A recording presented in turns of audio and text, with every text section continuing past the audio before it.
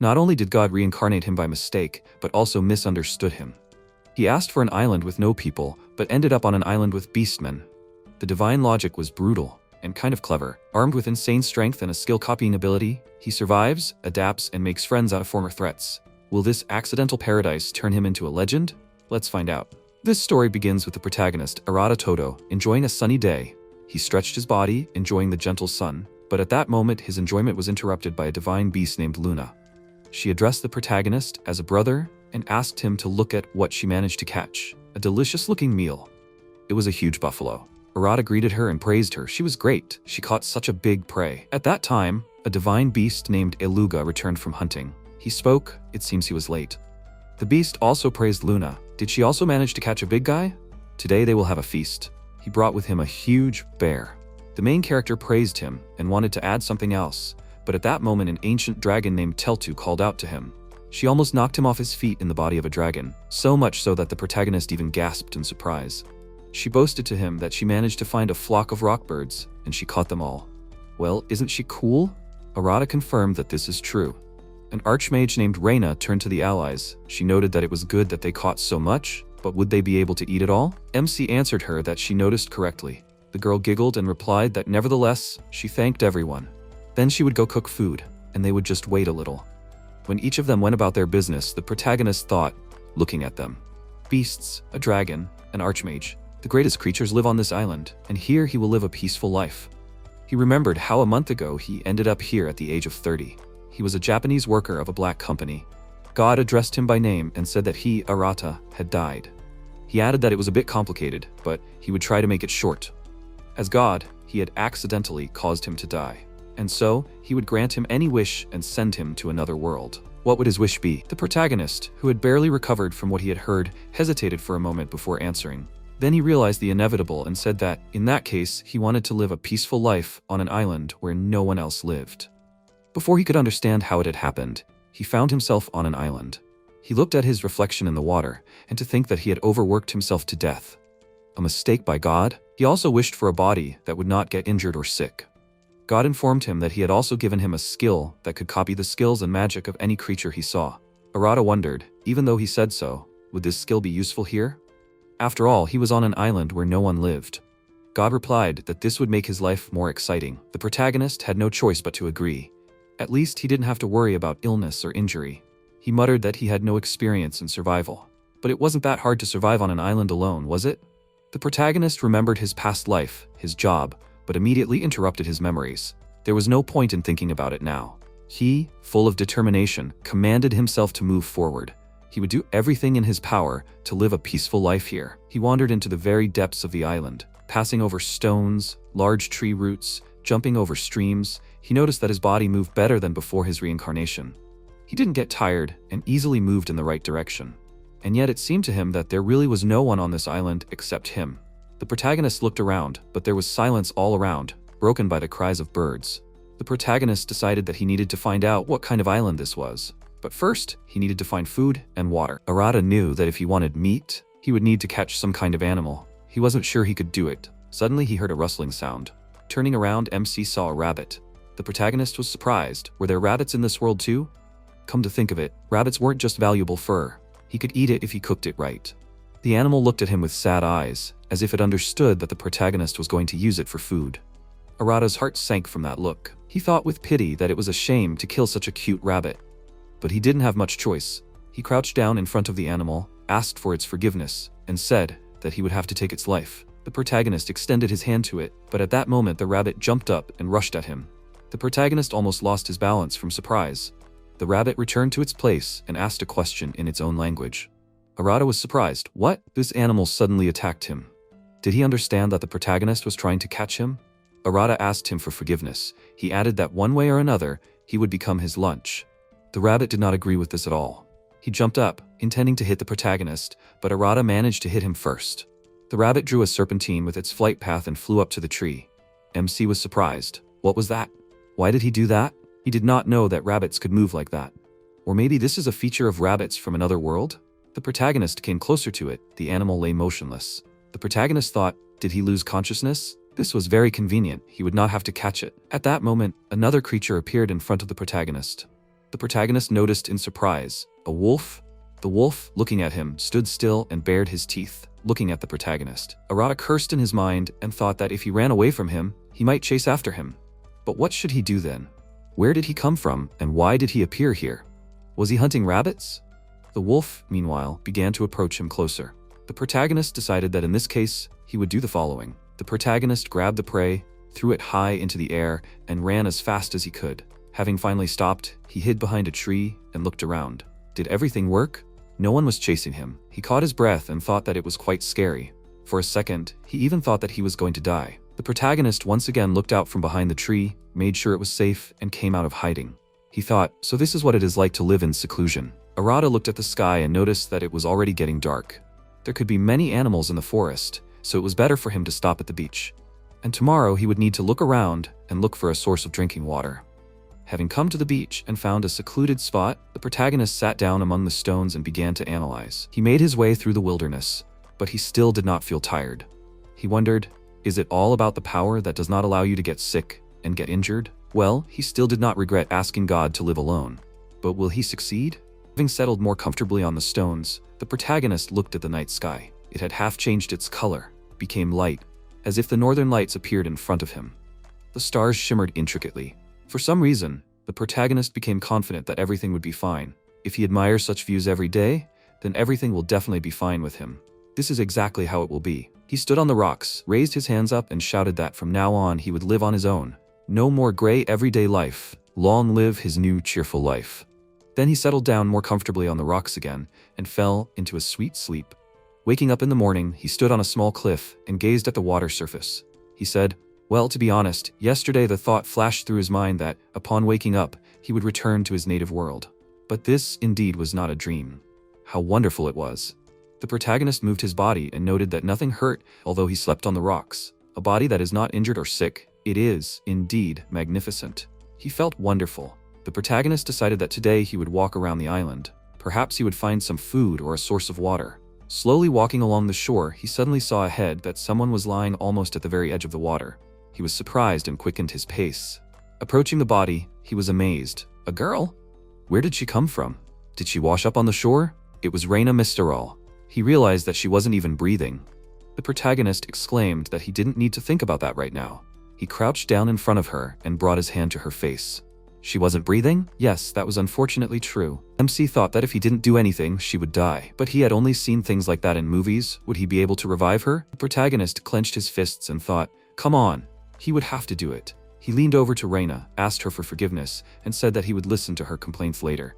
MC began artificial respiration. After a few manipulations, he realized that she had finally come to her senses.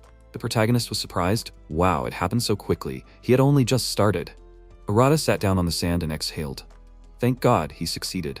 The protagonist looked at her face and noted that she didn't look so pale now. But if you look closely, you can see that she is a beauty. But there should be no other people on this island. So why was she here? She was breathing, but still did not open her eyes. The protagonist thought that he could not leave her like this. Raina could catch a cold from wet clothes, so he made a decision and began to take off her clothes. He reassured himself that he was doing this only to save her life. So he took off all her wet clothes, embarrassedly noting that her underwear was the same red color as her hair. He immediately pulled himself up for inappropriate thoughts. Carefully, the protagonist put his shirt on her. After examining his work, he noted that he was finally finished. Oh yeah, he needed to dry her clothes. He built something like a dryer and hung up all the girl's things. Looking at the things, he thought, looking at these clothes, he was once again convinced that he had ended up in a fantasy world. Such strange clothes are only worn there. At that moment, Raina sighed and opened her eyes. Looking at the protagonist, she asked him who he was. Arata responded by saying that it seemed like she had finally woken up and introduced himself to her. The girl said his name in surprise. He continued by saying that it seemed like she was in trouble, so he saved her. Raina said that she understood everything, although, judging by her appearance and stuttering voice, this was clearly not the case. She stood up and sat down on the sand. The protagonist anxiously asked her if it was okay for her to get up. Raina looked at herself in surprise. She noted that she was wearing completely different clothes. She wanted to say that she was wearing different clothes, as the protagonist interrupted her and asked her for forgiveness. He explained to her that her clothes were wet, so he changed her clothes so that she wouldn't catch a cold. He thought that the girl was annoyed by this. He thought that this was something that he really shouldn't have done, Suddenly, she asked him if his name was Arata. He told her that it was. That was his name. She suddenly smiled at him and expressed her gratitude to him for saving her. The protagonist stared at her in amazement, not believing that everything worked out. He told her that he was glad that she was okay. After some time, her clothes dried and Raina put them on. The protagonist noticed that she never told him her name. The girl realized that she had completely forgotten about it and introduced herself to him. Arata asked her why a girl like her was unconscious in the sea. Raina told him that she was ordered to go to an island, also known as the farthest island of all that existed. While they were sailing towards him, a strong storm hit them. She thought that they would all die. Raina asked him if he lived on this island. He told her that it was not quite so, and thought about it. What should he tell her now? That he died in another world, and that he was sent here by God? So he scratched the back of his head and told her that he just somehow ended up here. He himself did not know how. She was surprised. How could this be so? The protagonist laughed and told her that he himself did not understand anything. Raina noted his confusion and said that there are many people with different stories, but Arata saved her.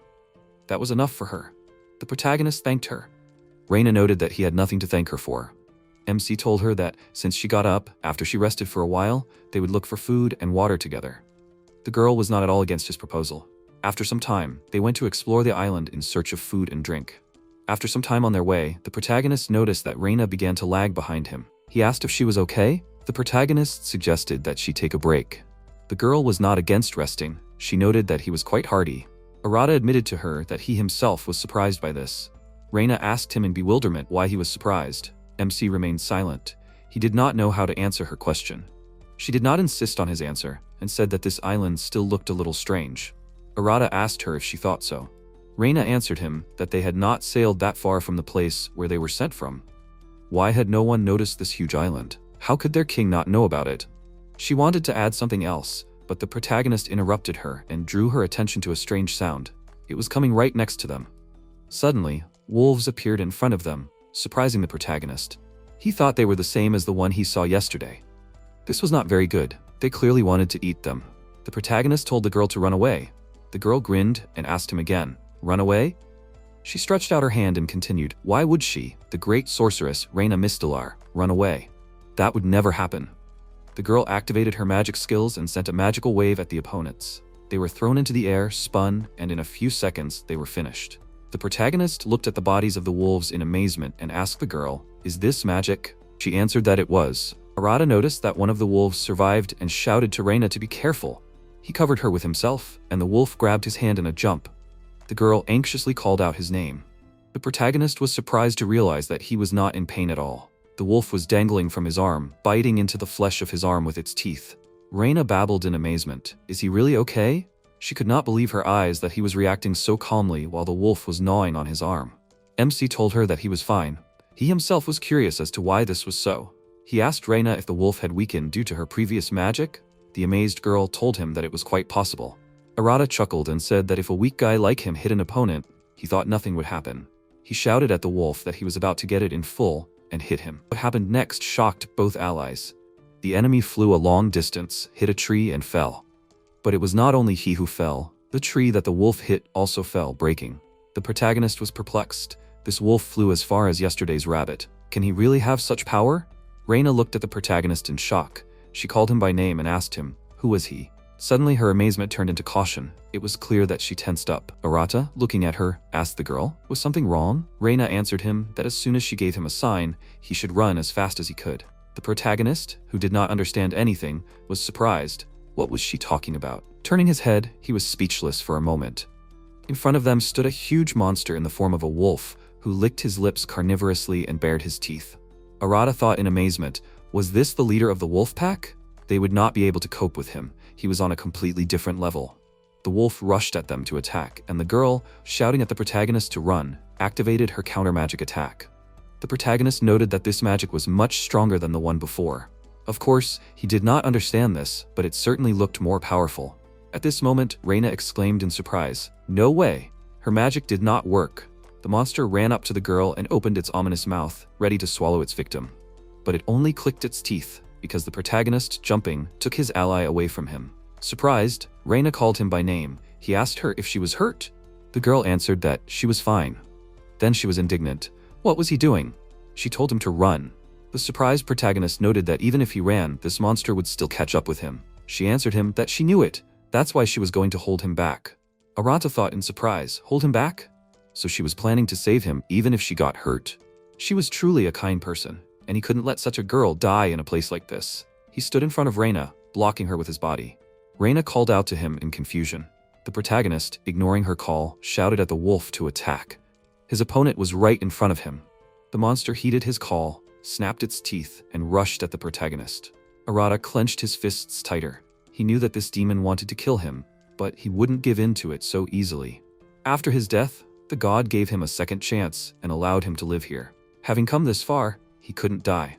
But even if he couldn't defeat him, he wouldn't let Raina be harmed. His ally screamed at him in horror to run. He decided that he would make a way for the girl to leave this place. He said out loud that the enemy should not underestimate people. He struck the wolf with all his strength. The enemy flew up from the blow and disappeared. Arata followed the trajectory of his flight in surprise and wondered, where did he disappear to? What is this? The gift of God, a body that does not get sick and does not get injured, also makes him much stronger than he was before. The protagonist wanted to explain this to the girl, but she looked at him with such a surprised look that MC thought, God. He thought that from this moment on, his life would become much more interesting. He and the girl looked at the sky again. The enemy was nowhere to be found. Shouldn't a god who sends people to another world have more common sense? The protagonist thought God accidentally killed him, and he reincarnated here, starting his new life. He was told that he could wish for whatever he wanted. He asked for a body that would not get injured or sick, and also the ability to copy someone's skill just by watching them use it. Thus, he began his peaceful life on an island where no one else lives. But unexpectedly, he met a brave ally on his way. The powers that God bestowed on him are too great. Raina called out his name and confessed to him that she had never seen a person throw a monster so far. She laughed and remarked, "This is a common thing for him, right?" He protested that it is not. Rather, it is some kind of magic. She smiled and told him that even using body reinforcement, she would not be able to repeat this trick of his anywhere near.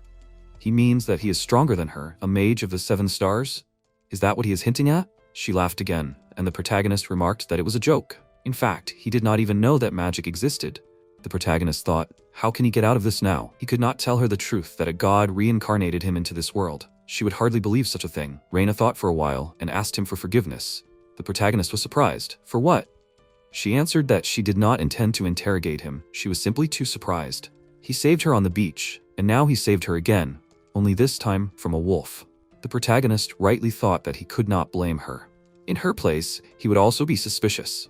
But it is clear that the young girl should not be sad, since he is older than her mentally, and he simply has to somehow raise her spirits. So he smiled at her and told her not to make such a sad face. He was not angry with her at all. She made a sad face and asked him, "Is it true? Did she imagine it, or did he talk to her like a child?" The protagonist answered her that she imagined it. The girl accepted his answer. MC was glad that she even cheered up a little. He addressed her, "So it is cool to be a mage of the 7 stars?" Raina asked him irritably, "What did he say?" Arata got worried. Did he ruin everything again? The girl meanwhile asked him, does he not know about the mages of the 7 stars? In what wilderness has he lived all this time? He had no choice but to answer her that he has memory lapses. She noted that this is a very convenient excuse, but if so, then she will tell him. Raina said that the Mage of the 7 Stars is a title given to the strongest mages in the country. They are so strong that they can even fight a dragon. Their fame thunders throughout the contingent. By the way, she is the youngest in the history of the 7 Stars. The protagonist noted that this is very cool, but the girl interrupted his delight, saying that even if she used the body strengthening at full strength, she would not have been able to repeat this blow. That is why she was so surprised. MC answered her that everything is clear to him. He thought at the same time that if he were on the mainland, they could try to kidnap him. Raina said that she had already rested. She suggested that he quickly find a source of water. Arata noted that she noticed correctly. He stood, listened to the sounds, and suggested that she go the way he chose. She was surprised this way. The protagonist expressed confidence that he heard the faint noise of running water there. After some time, after his long journey, the protagonist noticed that he had heard everything. There was a small stream in front of their eyes. Raina noted that he was right, and they had come a long way. He heard the sound of water from such a distance. The protagonist realized that he had screwed up again. The protagonist sat down near the stream and said that they only had to check if it was fit for drinking. MC scooped up some water in his palms and thought that since his body could not get sick, it was unlikely that something would happen to him if he drank dirty water. But Raina could have problems. Therefore, he had to taste it well. He sipped the water from his palm and noted how great it was. The water was so refreshing. It did not seem to be of bad quality. So he told the girl that she could drink this water without fear. He looked back because the girl ignored his offer. The protagonist was very surprised when he saw Raina standing at the table preparing food. The protagonist was amazed. He called out to the girl, but she was focused on cooking. Then she asked him what was going on.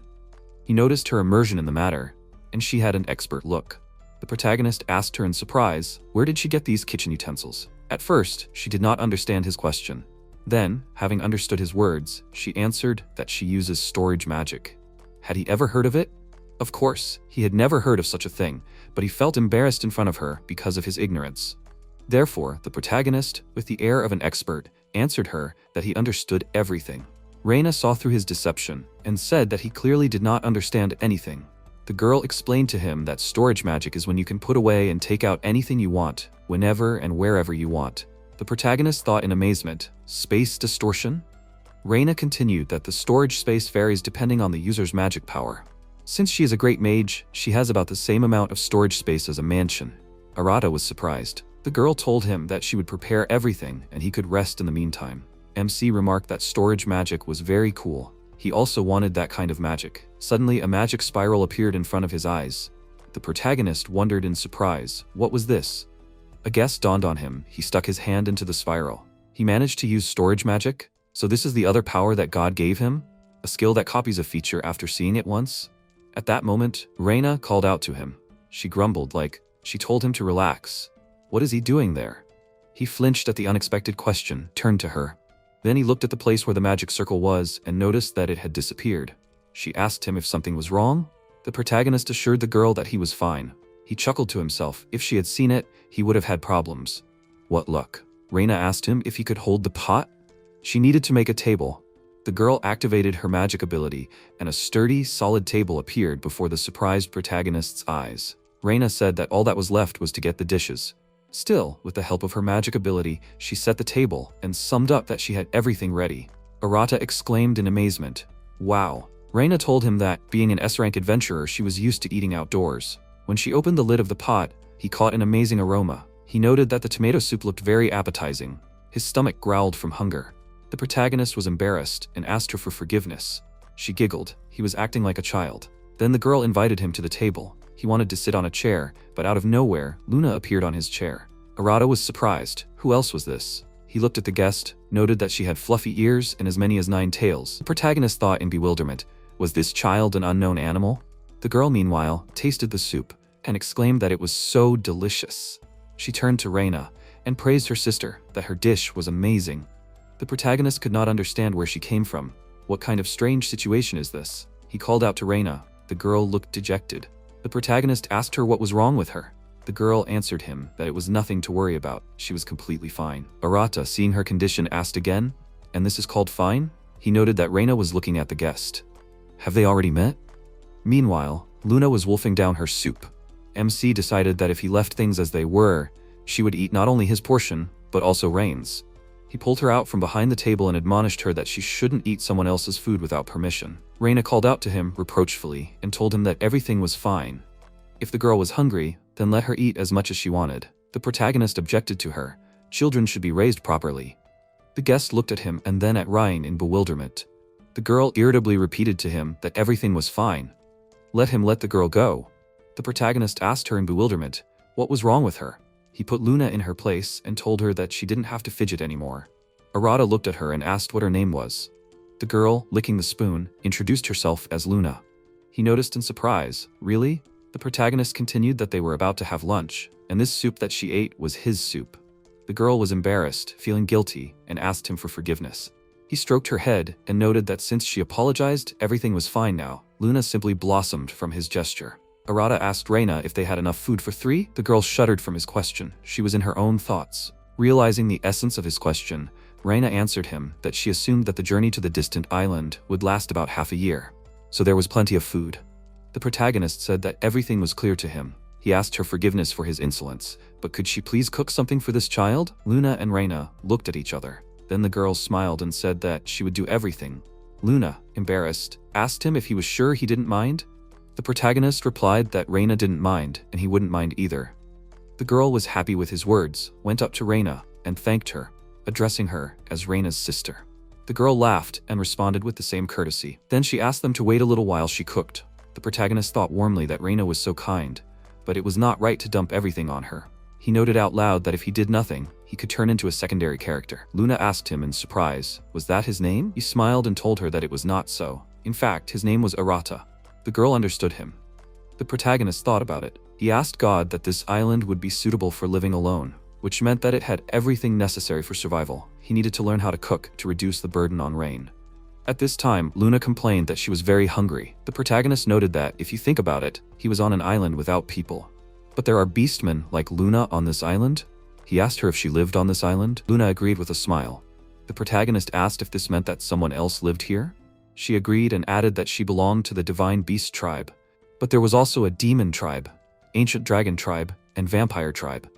There are many different tribes. The protagonist thought that there was no human tribe here. After some time, Raina put the pot on the table and they began to eat. After that, Luna left and the others said goodbye to her. When it was already dark, MC put up a large tent. The girl noted that it looked pretty good. Now this will be their base. Since she left, they needed to talk a little. They entered the tent, and Raina began to tell him. As she had said earlier, being one of the 7 stars, she went to the most isolated island. According to rumors, there is a medicine there that makes a person immortal. This was their goal. The protagonist asked, was this their goal? The girl immediately sank, agreed, and added that she had gone with several knights. But considering the situation, it was unlikely that they had survived. In any case, if Luna was telling the truth, this was most likely the island. The protagonist thought that all the tribes she had mentioned sounded quite menacing. He wondered, but Luna seemed like a normal child, didn't she? Raina explained that using magic, he would have understood everything right away. This child had many times more magical power than she did. MC wondered, so that's what it meant. The girl continued that, frankly speaking, Luna was a real monster. If she appeared on the mainland, it would cause worldwide destruction. The protagonist replied that she didn't seem like that. Raina agreed and said that she didn't think she would do something like that, but she was just telling him about her real power. The protagonist was surprised to note that they were divine beasts and demons. The girl said that for ordinary people, they were all nothing more than a myth, although they lived on the continent before humans appeared. There are also tales of dragons that destroyed entire cities, and no one believed in vampires for a long time. So, calling her a monster, they really did meet a monster. MC noted that, in short, this island was not ordinary. Raina wondered who knew what kind of strong monsters they would meet. Until they thoroughly explored this island, it was better not to run into them. No matter how strong they were only people. They needed to be careful until they figured out a way to get off the island. The protagonist asked in confusion, what about that elixir? Raina replied that everything was fine. First of all, they weren't even sure if this island really existed, and now the entire expedition team had been wiped out. To properly assess the situation on this island, they would need real knights. MC thought excitedly that he had already decided to live on this island, so he didn't want anyone else to come here. He replied that if they wanted to leave this island, they would need a boat. The girl agreed with a smile and said that he would have to work hard. The protagonist wondered in confusion, when did he become her personal slave? But in order to live a peaceful life on this island, he would need her help. This body would not let him die. He could use a skill that copies other skills at a glance, and he could ask Raina to train him. Still, he planned to live on this island for the rest of his life. But she had a different view on it. So, until the girl leaves this island, he will work together with her. He must try hard to at least slightly ease her burden. The next morning, the protagonist, lying in bed, thought that he did not expect that he would sleep in the same tent with a girl. All sorts of thoughts began to flash in his head. He could not fall asleep. After some time, Raina got up and wished him good morning. She looked at his appearance and asked if he was okay. He had dark circles under his eyes. The protagonist replied with a smile that everything was fine. He would go and wash himself on the shore. The girl replied with a smile that he should be careful. MC went outside and, breathing in the fresh air, noted with a smile that the weather was still as beautiful. A lot had happened yesterday, but he hoped that today would be calm. Suddenly, Luna came up to him and wished him good morning with a smile. The protagonist turned around and, seeing Eluga, asked who he was. He asked with a serious face. He was new to this island, right? The protagonist thought with a sad face, would today really be a quiet day? He could tell from his pose that this beastman was very strong. Eluga introduced himself and explained that he was a representative of the Divine Beast tribe. What was his name? MC waited for a while and then said his name. He asked with a serious face, what about the girl who was accumulating her magic power there? He would be only too happy to fight. but if not, she should stop. She didn't think she could do anything with that level of magic, did she? At that moment, Raina came out of the tent and began to look at them with an offended expression. The protagonist thought that she was a mage of the 7 stars, and she still looked as if she was ashamed. This guy must be incredibly strong. Suddenly, Luna called out to him with displeasure and noted that he promised that he wouldn't fight if she brought him here. Eluga answered with a serious face that he remembered, but they started it. She exclaimed that it was because he had a scary face. When she came, they treated her to delicious food. MC was perplexed, thought, so he is not their enemy? He called out to him and asked what the mister was doing here. Eluga answered displeasedly, let him call him by his name, without misters. In general, do they understand that they are on their territory? The protagonist apologized and explained that they did not come here on purpose and did not plan to stay here. Naturally, they do not know whose territory they are on. Eluga replied that everything is clear to him now. Indeed, people cannot come to Arcadia, the divine island, on purpose. MC wondered, is he talking about the most isolated island that Raina was talking about? The beastman continued, saying that they should be careful. Well, as long as they don't cut down the forest or do other bad things, he doesn't care too much. They, the beastman tribe, aren't very aggressive. But the demon tribe or the dragon tribe would be happy to give them a chase. The protagonist thought that, as he thought, there were hot-tempered races here too. He awkwardly asked if he could tell him more about this island. Eluga answered with a serious face that he wasn't his lackey, but he didn't want them to wander around the island. He would bring them the map. Just let them wait for a while. The beastman immediately headed towards the forest and started climbing through the trees. MC remarked to think that he was trying so hard to get a map for them. What a nice guy. Luna explained with a smile that Eluga always talks nonsense and acts tough, but still, he can be relied on, and he is kind. The protagonist replied that he thought so. Suddenly, Raina felt sick and began to lose her balance. The protagonist immediately excitedly picked her up and began to hold her. Luna asked in confusion what was wrong with her. The girl explained that everything was fine, she just felt a huge amount of concentrated magic. She can't do anything with her body. The protagonist, with a sad face, wondered if it was really that hard for magicians? Just think, she was in such a state just from talking to a resident of this island. Luna excitedly approached them and asked if it was her fault. Raina answered with a smile that it was not her fault, and, of course, Eluga was not to blame either. Her magic was too weak for them, so she was the only one to blame. Let her not look so sad. They better get ready for breakfast. MC, looking at her, thought that despite the fact that she is the owner of such strong magic, she does not blame anyone and takes responsibility for herself. Just think, and she is younger than him. After a while, Eluga returned and noticed that he found the map. At this time, everyone was sitting at the table and having breakfast. Luna, eating food, said with admiration that it was very tasty. The beastman irritatedly said that he spent an hour to prepare the map. So why the hell are they enjoying food? Raina came up to him and excitedly asked if he also wanted some. Eluga agreed, sat down at the table, and having tried the food, exclaimed with incredible admiration, "What is this? It's just amazing, very tasty." The protagonist, watching this, wondered, do all representatives of the beast tribes scream while eating? After a while, everyone ate and the beastman fell to the ground to rest after eating. The protagonist, while washing the dishes, wondered what kind of relationship they had. Luna looked like a fox, and Eluga looked like a wolf, so he didn't think they were related by blood, but they acted like brother and sister. Suddenly, after a long silence, Raina thanked him. The MC was confused, asking if it was because he washed the dishes, but she had cooked so much delicious food, and it was the least he could do. The girl answered with a smile that she didn't mean that. Earlier, when Eluga started threatening, he stood up to protect her. That's what she said thank you for. The protagonist thoughtfully noted, so that's what she meant. But ultimately, he didn't harbor any animosity towards them, so it was a small misunderstanding. Raina stood up and noted that it wasn't about that. She didn't think there would be a time when someone would protect her. That's why she was so touched. Okay, it's time for them to return to the tent. The girl turned around and started walking away from the river. MC agreed and added that they hadn't asked Eluga yet. After a while, the beastman laid out a map and said that it was a map of the divine island, Arcadia. This is the territory of the beastmen, and here live demons and dragons.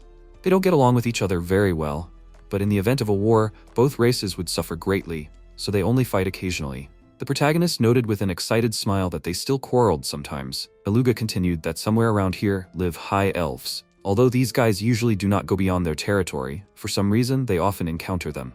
MC thoughtfully asked if this means that the species living on this island actually get along with each other. He replied that this is not entirely true. It's not that they have to get along with each other to survive. They have lived so long that they are simply not interested in fighting. The protagonist thought that at first he was afraid that he would have to fight a bunch of strong monsters. But fortunately, he feels like he can relax a little. He called out to him and told him that he wants to continue living on this island. Is there a good place to settle down? Eluga exclaimed in surprise. Is he serious now? Hearing his agreement, he explained that there is no place where the human race would be as weak as here. But he can certainly live if he wants. MC thought that with the strong body given to him by God, he thinks everything will be fine with him. But how can he explain this to Eluga? Suddenly, a strange sound was heard, and the protagonist, perplexed, asked what kind of noise it was. The beastman happily answered that it was the sound of the approaching Boar Emperor. Luna happily asked again, "The Boar Emperor? Hooray, the holiday is coming to them." The protagonist asked in confusion, "What kind of an emperor boar is this?" Eluga explained that, in short, it is a huge piece of meat, and a very tasty piece of meat too. Despite its mass, it usually lives underground, so it is very difficult to find. Raina called out to MC and said that she did not know if this was the one they were talking about, but there was a very strong monster called the Royal Boar. If it appeared in the city, the country would call on all the knights to fight against it. Suddenly, the huge boar itself appeared on the horizon, tearing all the trees under it to pieces. The protagonist was surprised to ask what kind of size it was. Luna noted that it looked quite tasty. Eluga happily called out to her and warned that she was still a child, so let her stand aside. She exclaimed in displeasure, saying no, they, adults, always say that, and then keep the best for themselves. He replied that only adults can appreciate this taste. Luna exclaimed in displeasure that she also wanted to eat delicious food. Eluga answered with a smile that this is how the world works. If she wants to eat the best pieces, then she will have to defeat him before he does. She also smiled and said that she will not give in to him. MC, watching what was happening, thought that they both seemed strong, so they should not lose. But will they really cope? The beastmen rushed towards the boar with wild cries. The protagonist became worried and thought that if they did not stop him, they would soon be in danger. They jumped on the boar, but it did not even stop, but continued to run at full speed. MC exclaimed in fear that it did not stop. Is it his imagination, or are they just riding it? Raina asked excitedly, what should they do? The protagonist thought that if nothing was done she could get hurt. In this case it was necessary to act. He stood in front of her, put his arms out to the sides, and prepared to collide with the boar. Raina asked in confusion what he was doing. They needed to run away, urgently. MC thought that he would believe in the power that God gave him when he reincarnated in this world. If they couldn't stop even that, they definitely wouldn't be able to live on this island. Suddenly, the boar crashed into him with incredible force, but the protagonist stopped it with both hands. Eluga asked in surprise, was he even a human? Luna happily noted that this was amazing. The protagonist said with a smile that since he had stopped it, the meat belonged to him. Let the boar forgive him. It was nothing personal. It was just the law of the jungle. He would become his dinner. MC dealt a powerful blow, sent the boar high into the air, and happily noted that the emperor boar belonged to him. A moment later, Eluga asked in confusion where the boar had gone. They all realized that the protagonist had overdone it and started screaming in horror. The protagonist felt very ashamed and started apologizing to them. Raina, watching all this, hopelessly noted that nothing could surprise her anymore. Eluga said that it was a rare delicacy. Luna noted that it was her food. The protagonist sheepishly asked them for forgiveness. Moving around the island, Eluga continued to be indignant. How dare the protagonist throw out the Boar Emperor? Luna irritably answered him that he was mean. Raina tried to calm the allies. The protagonist again asked his friends for forgiveness. Raina, as a truce, said that she would cook them something later, so let them forgive him. Eluga noted that they had no choice. Luna also agreed with the girl. Since she said so, then she also forgives Arata. MC thanked Rain for her help. Eluga suggested that since everything had settled down, they continue their conversation. He turned to the protagonist and told him that if he really wanted to settle on this island, he could live in this area. There were quite a few fields here, so he wouldn't have to look for food for long. The protagonist asked him in surprise, was that true? He thought that his ally wasn't very happy to see him. Eluga told him that it was because he thought the protagonist was a human. Arata was indignant, so he was a human. Eluga, crossing his arms over his chest, remarked, did he even understand? A human couldn't stop the Boar Emperor and send him flying with one blow. MC thought dejectedly that he really was a real human. His ally added that he was also very fun to be with, and it seemed that Luna liked him. So he could live here. The protagonist noted that he understood everything. He thanked the divine beast. Luna asked Rain, what about her? Raina told her that she couldn't go home now anyway, and she also thought that she couldn't survive on this island alone, so she would stay with Arata for a while. Luna was overjoyed, then they could continue playing together. Raina assured her that everything would be like that. The protagonist, watching their dialogue and listening to their laughter, thought that they were having fun. He liked this kind of atmosphere. Suddenly, he became wary and looked ahead. Raina, noticing his changed behavior, asked him if something was wrong. The protagonist turned to Luna and asked her what was that over there. The allies looked where the protagonist pointed. Eluga incredulously remarked, "Oh well, just don't let them tell him that it was a dragon." Raina confirmed that it was, indeed, a dragon.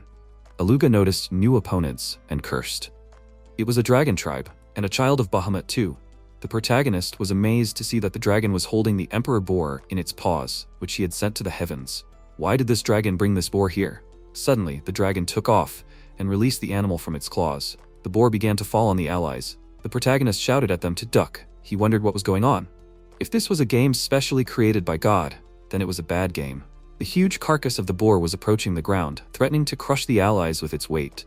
The protagonist raised his hands and held the carcass of the animal. He asked them, "Are they okay?" Raina answered that they were fine.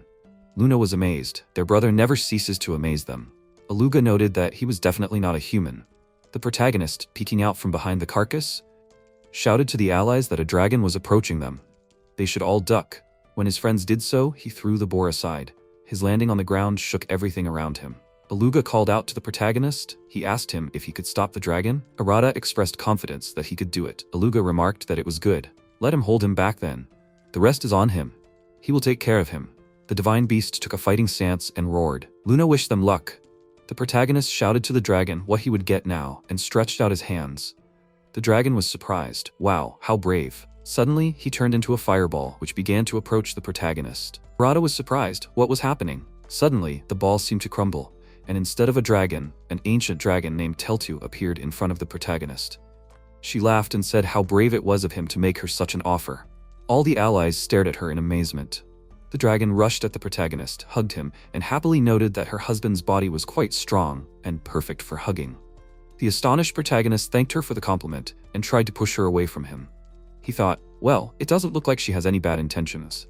And anyway, is this girl the dragon? What a problem. He turned to Raina and asked her what they should do about it. Raina suddenly weakened and fell to her knees. Arata called out to her anxiously and rushed to her. She replied that she was fine. She just felt a huge amount of magical power again. The protagonist objected. She was clearly not fine. He thought that the magical power of Eluga and this girl was probably too much for her. The protagonist picked her up and said that they needed to get out of here. Raina turned to the protagonist. She noted that they looked like she was a small child in his arms. Arata told her that she would complain later, and now they needed to get out of here as soon as possible.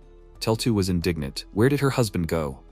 Meanwhile, the protagonist carried Raina to a distant tree, put her at its foot. He asked the girl if she was okay. The girl was very sick.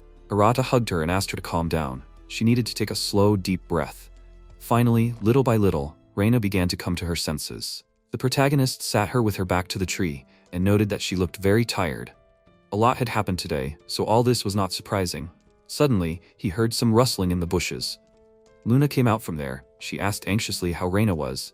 He told her to come closer, but slowly and carefully. The girl came up to Raina and sat down next to her. Her childish face was compassionate and worried about her adopted sister.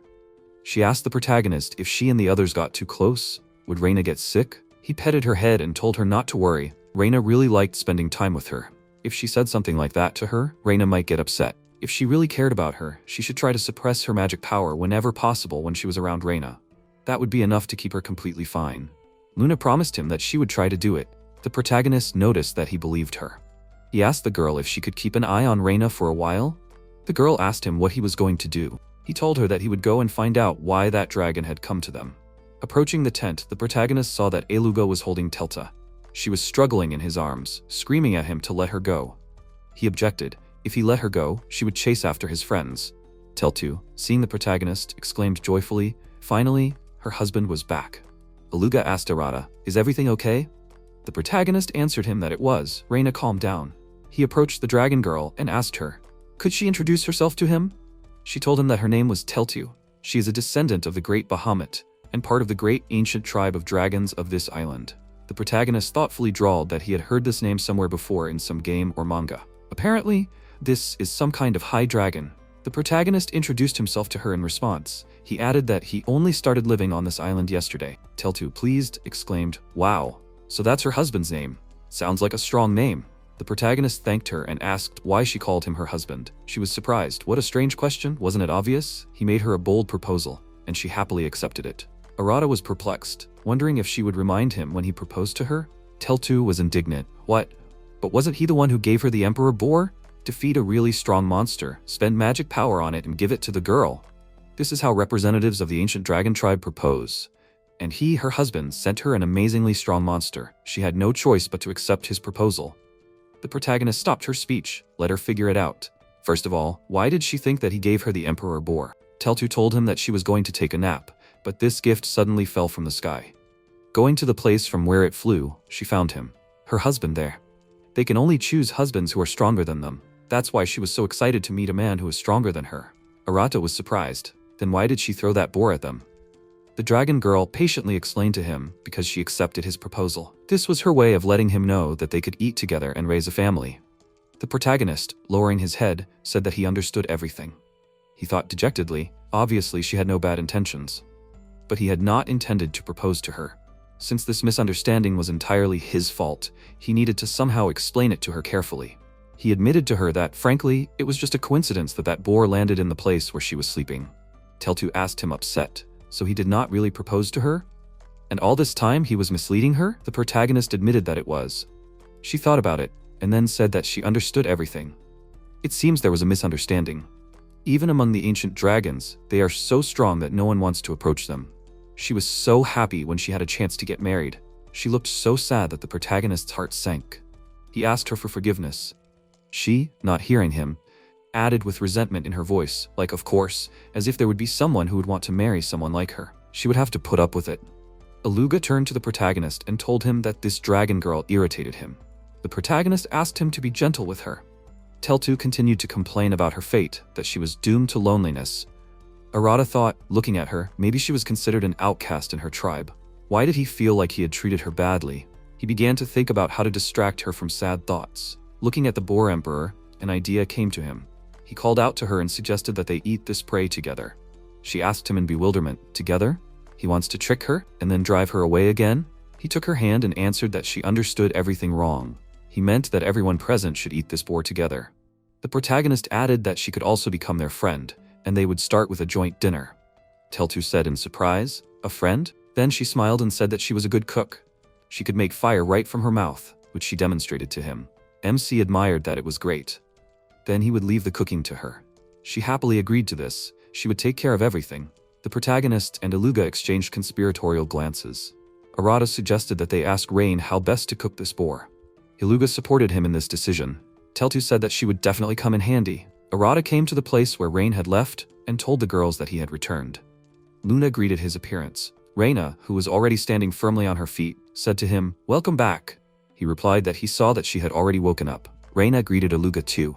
He apologetically told her that he had overdone it a bit by using his powers. She reassured him not to worry, everything was fine. They were just living their normal lives. It wasn't their fault. Eluga looked at her in surprise. Then he became embarrassed. He asked the protagonist, since he was so strong, then this young lady was strong too. Was he right? The protagonist answered him that it was true, she was cool.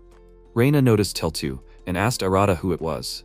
When he explained everything to her, she noticed that everything was clear to her now. Then she was already losing consciousness and did not see that the dragon had transformed into a humanoid form. Teltu told her her name. She added that she was one of the strongest dragons on this island. Raina was surprised. Really? The protagonist noticed that she was that dragon. Teltu rushed at him, hugged him, and added that she was also his wife. He was outraged by this. The protagonist noticed Rain's reaction and thought that she would now think that he was a bad person. So he asked her for permission to explain. Raina told him that she would listen to him. When Arata told her everything, she sadly said that she understood everything. Maybe he had a blessing from Loki? He asked her in surprise, who did she mean? The girl explained to him that Loki is a god who brings trouble to the people he blesses. The protagonist did not know what to answer her to this. Raina addressed the dragon girl as Miss. Teltu told her that she could just call her by her first name. After all, they were in love with the same person, so they should stick together. Raina was amazed. What did she say? The protagonist thought irritably that this little animal was just making fun of him. Raina turned to Teltu and explained to her that it had only been 2 days since they met Arata. They were just friends. There was no talk of love. Teltu objected. So what? He had just met his wife a couple of hours ago. Doesn't a girl's true nature require a strong guy who could protect her? Raina, at a loss for words, embarrassedly said that she and Arata were not a couple. The dragon girl thought, people have so many different problems. At that moment, Luna disappointedly asked Raina, is this true? She thought that they were at least dating. After all, he carried her in his arms. An awkward pause arose, which was interrupted by Eluga. He apologized for interrupting their sweet conversation, but it was getting boring here. Maybe they should return to the Boar Emperor already? Raina caught herself, and it was true.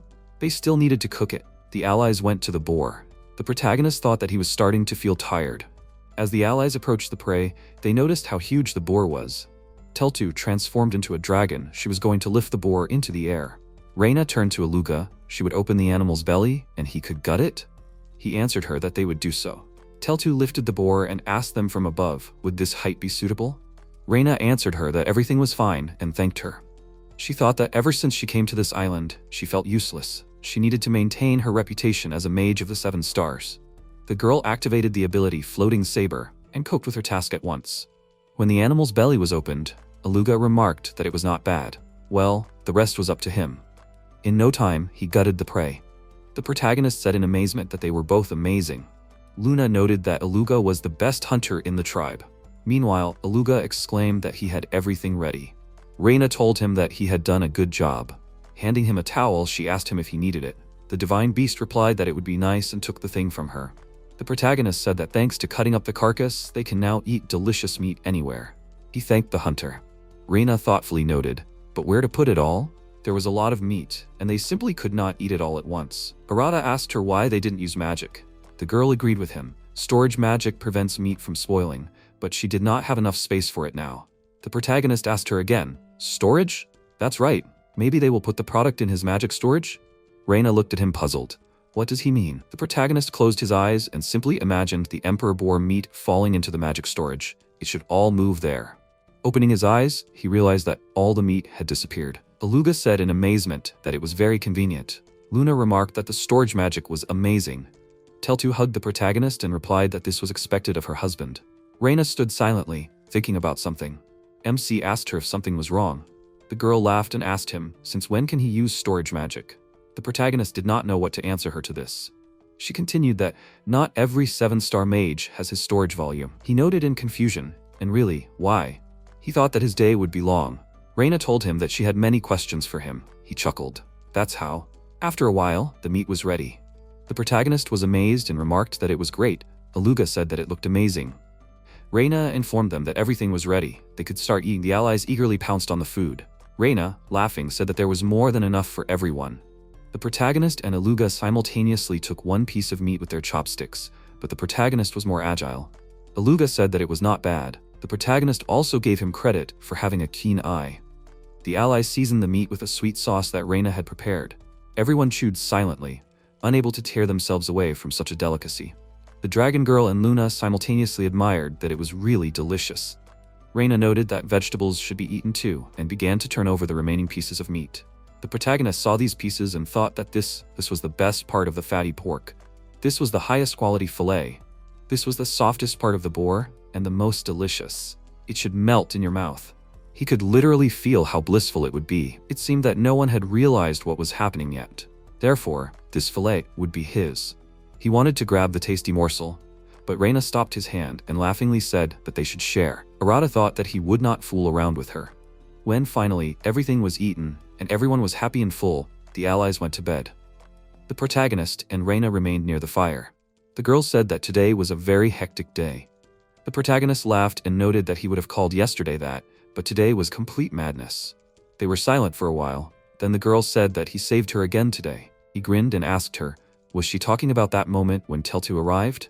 It was partly his fault that she had come to them, and anyway he should thank her, Raina, for everything she had done.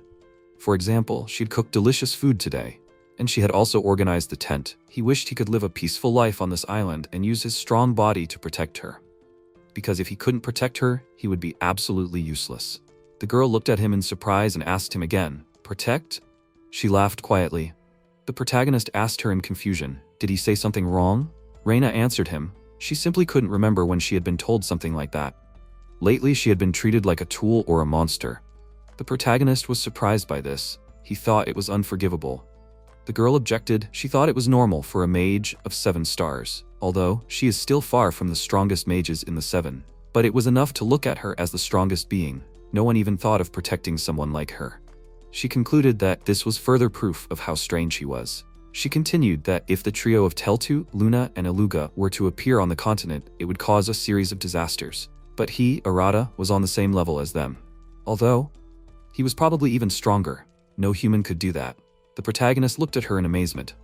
Raina said that she did not want to pry into his affairs, but she still wondered who he was. Arata lowered his head and thought. In fact, Raina was the first person he had met in this world. They had only known each other for 2 days, but he was almost certain that she was a reliable person. And yet, would it be wise to tell her about his reincarnation? She might think that he was crazy, or that this was a stupid joke. If she did not believe it, his trust in him would be greatly reduced. Although who cares? Even if she didn't believe him, he would just go back to being alone. Besides, he didn't want to lie to this girl. He gathered his courage and confessed to her that he was born in another world. She stared at him in amazement, not believing her ears. He continued that he once died in his home world. Then he met a god who brought him to this island. That's when he got this power. He fell silent and thought that he had told her everything as it was. Even if she wanted to leave because of this, he had to. Finally, she said that it made sense. The protagonist was surprised. What did she say? So she believed him? She had a good point. He wasn't lying to her, was he? Arata said that he was, but it was all so weird. She thought, God, reincarnation? Then she told him that it was hard to believe that he met a god. But ever since she ended up on this island, crazy things have been happening. She asked him. He understands that normal people can't throw huge monsters into the sky. Right? Looking at all this, she can believe that he is from another world. He noted with surprise, is that so? They fell silent, each thinking about something to everyone. Finally, Raina noted that she now understood the situation, and his efforts could not leave her indifferent. He looked at her in confusion. Suddenly, the girl laughed and said that she was looking forward to their adventures together. It was as if a stone had been lifted from Arata's soul. To tell the truth, he did not expect Raina to say something like that. He thought that if she believed it, then only partially. He mentally thanked her for understanding. Out loud, he also laughed and said that he was also looking forward to it with impatience. He was very glad that she was the first one he met. A week had passed since the protagonist came to this island, and it seemed that he was starting to get used to this life. There was no need to worry about survival anymore. Thanks to Raina, he can live comfortably in nature. Recently, she even taught him magic. Thanks to the copy skill, he has mastered various types of magic. Everything he tried, he invariably asked her, "Am I doing it right?" And each time she answered him that everything was too easy for him. One day, he woke up, left the tent, and a thought came to his mind. Was he relying too much on the girl? He wanted to make sure that he was not bothering her more than necessary. Suddenly, a sound was heard. The protagonist seemed to have heard this sound before. At that moment, he saw a rabbit. He thought that this baby was the same species as the rabbit he met when he found himself on the island. Then he used it as bait to save himself. He felt a little sorry for his fellow. The protagonist crouched down and began to call the long-eared baby to him. The rabbit approached him, jumped, and buried its nose in Arata's stomach. The protagonist was surprised by this. Then he stroked him and told him to calm down. Apparently, he likes hugs too. He hugged the rabbit. At that moment, Raina came out of the tent. She turned to the protagonist and noted that he got up early today. He greeted her. Seeing the rabbit in his arms, the girl was surprised. He asked her, "Is something wrong?" Raina said, "Rabbit?" He noted that it was very cute, isn't it? He asked the baby, "Does he want to hug Raina?" The rabbit did not want to go into the girl's arms. He began to kick, and then pretended to be asleep. The protagonist asked him in surprise, "What's wrong with him?" If he does not want to obey him, then he will punish him. The protagonist, lightly as it seemed to him, flicked the baby on the nose, and the rabbit really lost consciousness. Arata was scared. He did it very lightly. He needs to learn to control his strength. The protagonist turned to Raina and asked her what he should do. The girl asked him a question in return. Did he know anything about this creature? Arata answered that it seemed to be an ordinary rabbit.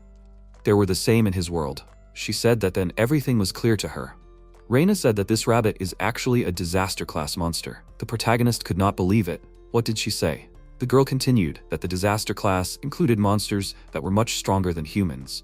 If such a rabbit ended up on the continent, then even one 7-star mage might not be enough. He would have to call the hero and the saint.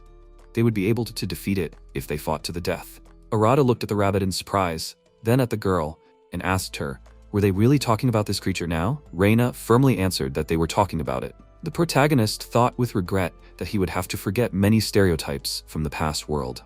Common sense did not work on this island. He answered the girl out loud that everything was clear to him. He wondered again, so that was why the rabbits were giving him such weird looks when their blows had no effect. He looked at the cute little thing again and mentally apologized to it for not being able to keep it as a pet. At that moment, Teltu called out to him. She shouted to him that his wife was here. She rushed to hug him and admiringly noted how amazing he was. He did not move at all, although she jumped on him hard. Raina also greeted her and asked her what she was going to do today. Teltu grinned and told her that she would like to play with her husband. The protagonist asked her in surprise, "Play?" He wondered, and what was she going to play with him? At that moment, the dragon girl saw a creature in his arms. She asked him, "Is it a rabbit?" He answered her that it is. Teltu exclaimed that it is very cool. Rabbits are so fast that it is difficult for them to catch them, and their size is small. If they escape, you will not find them, and they are also quite strong. The protagonist agreed with her on this. At that moment, Luna called out to him, and also rushed to him, hugging him and wishing him a good morning. The protagonist responded to her with a mutual wish and asked her if she was in a good mood. The girl answered him that he was right.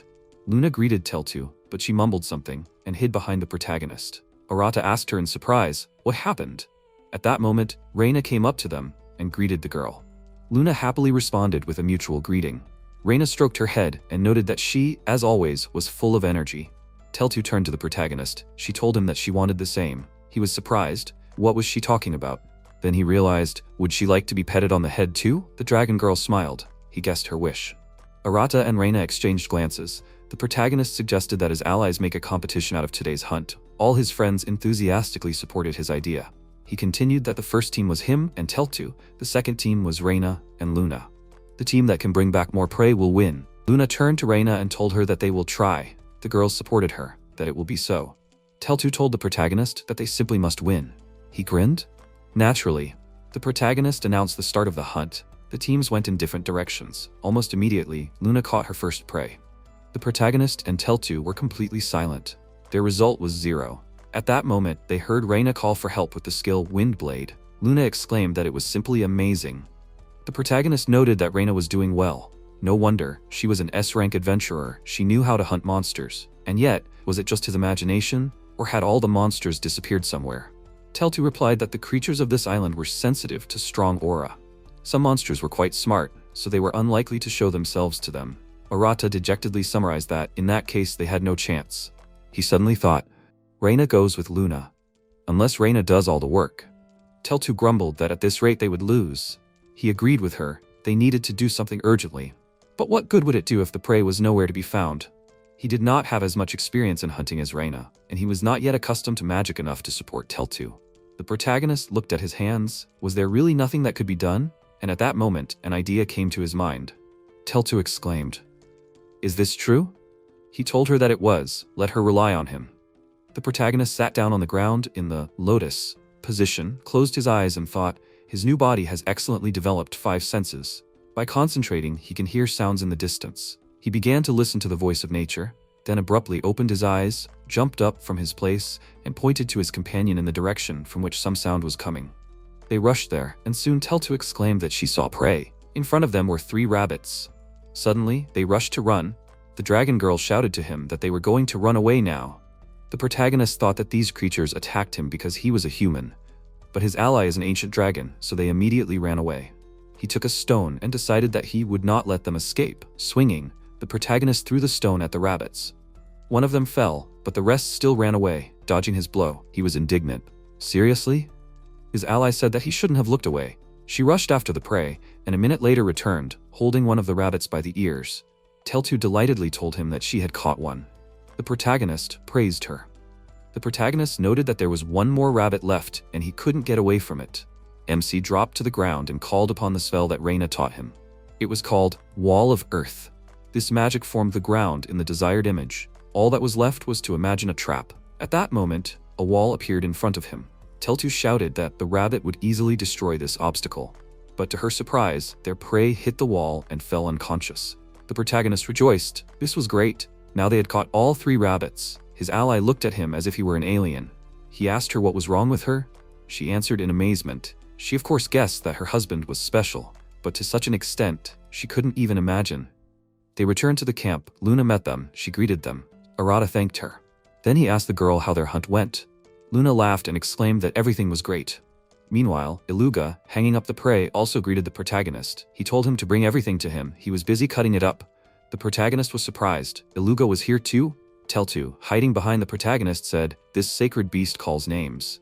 MC, who did not immediately understand what she was talking about, nevertheless guessed. Teltu talked to him and Raina without problems, but she clearly could not communicate with Luna and Eluga.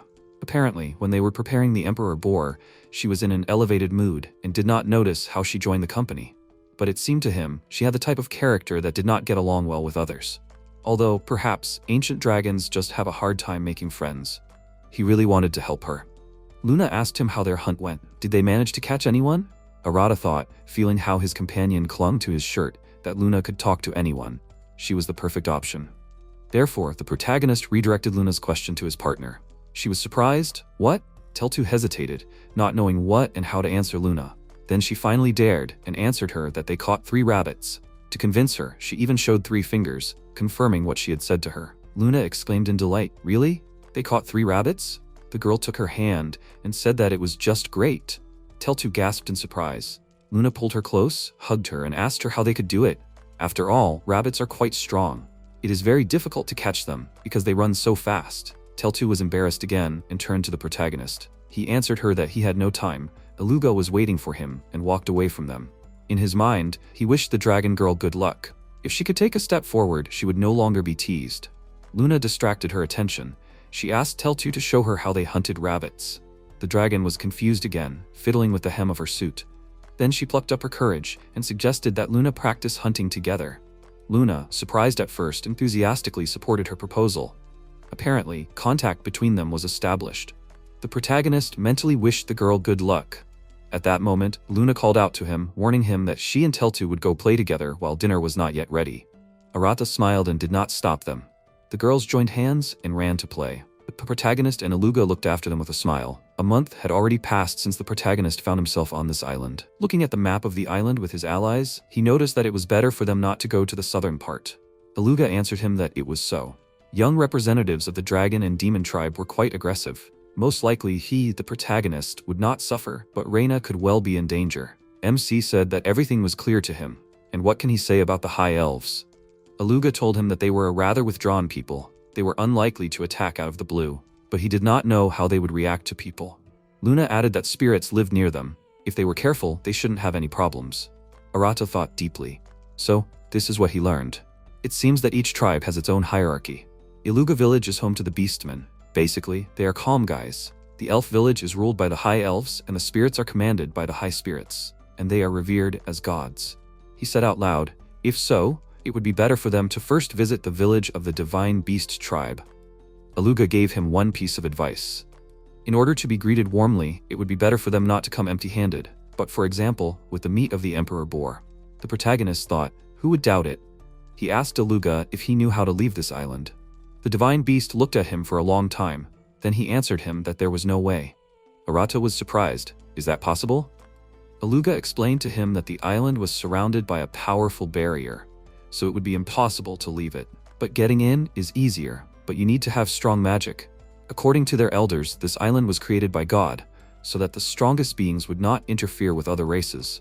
Well, he himself can see who lives here. All the strongest beings are gathered here. The protagonist thought, the divine island of Arcadia. Once here, no one will be able to get out of here. Eluga continued that as long as they are all here, people can live in peace. Arata told him that he understood everything. The protagonist thought again. Still, this should not apply to Raina. Having come here, he thought about exploring this island. But for her, this is not the best option. She constantly took care of him. So, he would like to help her leave this island. Thinking about it again, he was determined. He will enjoy a peaceful life on this island for the rest of his days, and he will try to make sure that Raina can safely return home. To do this, he will try his best. Night fell. In the tent, the protagonist and Raina were talking. The protagonist summarized that, first, they needed to talk to the divine beasts to get permission to live. The girl thoughtfully asked him if he was sure they needed that. He told her that since they had already settled here, they should get official permission from the locals. Raina giggled. Only he could say something like that. The protagonist patted his head in surprise. Really? Continued that, in any case, since they lived nearby, it would be better to visit them. The girl agreed with him and said that she would go with him. The protagonist noted that since they had already sorted that out, Which of them would go to the bathhouse first? Raina asked him if she could go first. She had a pretty hard day today. The protagonist was not against it. She went to the bathhouse and he stayed near the building. Sitting down on the ground, Arata thought, of course, there are no bandits on this island, but some monsters can be pretty annoying. Raina would certainly be able to handle them herself, if it wasn't a monster on the level of the Boar Emperor. Still, it seemed to him that it was better to be on the safe side. He closed his eyes and listened to himself. Thanks to his amazing body, he could sense the approach of any monster by concentrating. Suddenly, he felt something. Was it his imagination? He felt something strange in the sky. Listening more closely, he made sure that it was true, and that something was moving right here. Someone's silhouette became clearly visible in the moonlight. Flying closer, Wilhelmina said, "How interesting." So she understands that he is new to this island? The protagonist stared at her in amazement. She approached him and noticed that the source of the delicious smell was found. Arata noted that she was looking down on him. Who was she? That predatory look of hers somehow reminded him of Eluga and Teltu. Was this alien also one of those at the top of the food chain? She came down to him on the ground and spoke. Since she was the first to speak, she would be the first to introduce herself to him. Her name was Wilhelmina Walmaron Uoheim. She was a vampire, so she had been living on this island for quite some time. The protagonist told her his name and added that he didn't know how, but somehow he had ended up on this island. Wilhelmina looked at him in surprise at first, then laughed and remarked that something unusual had finally appeared in this boring hole. With his permission, she would like to try a new, exquisite taste. The vampire girl threw some crystal into the air, and it rushed straight to the bathhouse. The protagonist was indignantly worried. What was she doing? In 2 jumps, he found himself next to the bathhouse, stood in front of the door, barely managing to knock the crystal away. The vampire girl stared at him in amazement. He asked her indignantly, was she crazy? She arrogantly answered the question with a question. What kind of rude tone? And where did he get such speed? How could he, a pathetic little human, catch up with her attack? The protagonist answered her that it would not pass. She noted that for a human, he was really strong. She smiled slyly and summoned many sharp crystals. How will he cope with this? If he is so fast, let him try to stop them.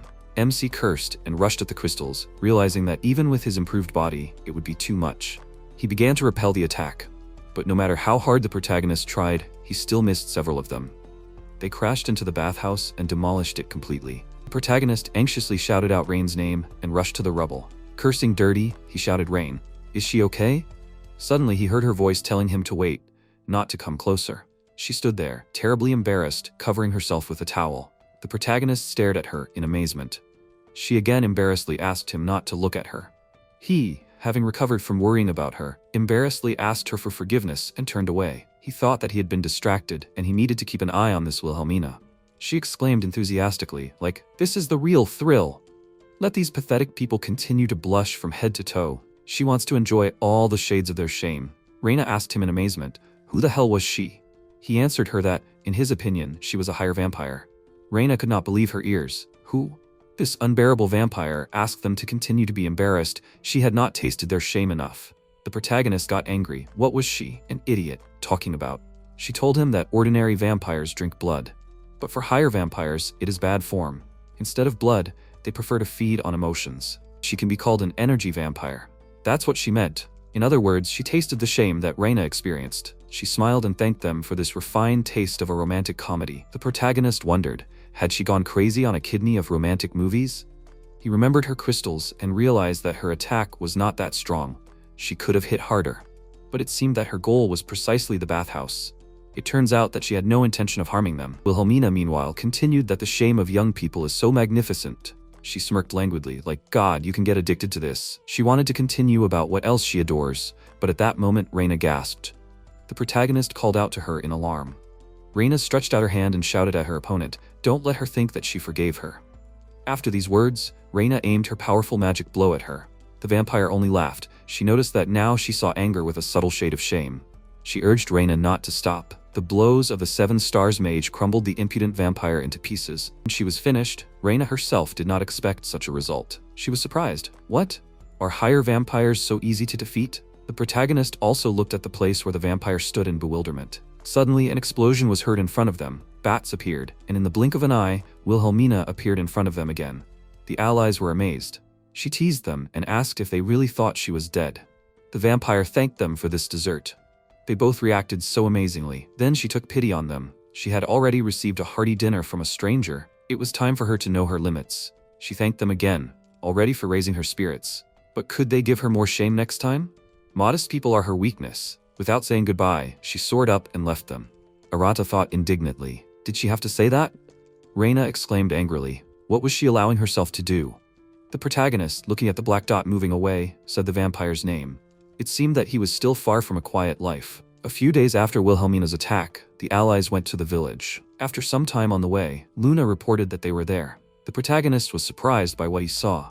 In front of them was a well-kept settlement with neat houses and well-kept gardens. But higher up, on the hill, there were also houses but different ones. Thus, the village was divided into two parts. He thought, so this is what the village of the Divine Beast tribe looks like. He imagined a more fantastic landscape, but it turned out to be an ordinary village. Eluga and Livia came out to meet them. He greeted the protagonist. The girl standing next to him was also glad to see them. The protagonist thanked them and asked the Divine Beast, who was with him. Eluga hesitated with an answer, and then said that it was his wife. MC and Rain were surprised. Arata asked him again, wife? Livia smiled, introduced herself to them. She added that she was indeed Eluga's wife. She was very pleased to meet them. Just like her husband, she is a divine beast.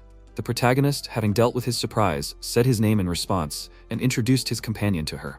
Then he approached Eluga, and ironically asked him, so he was married. It turns out, the guy was embarrassed, and said something like that.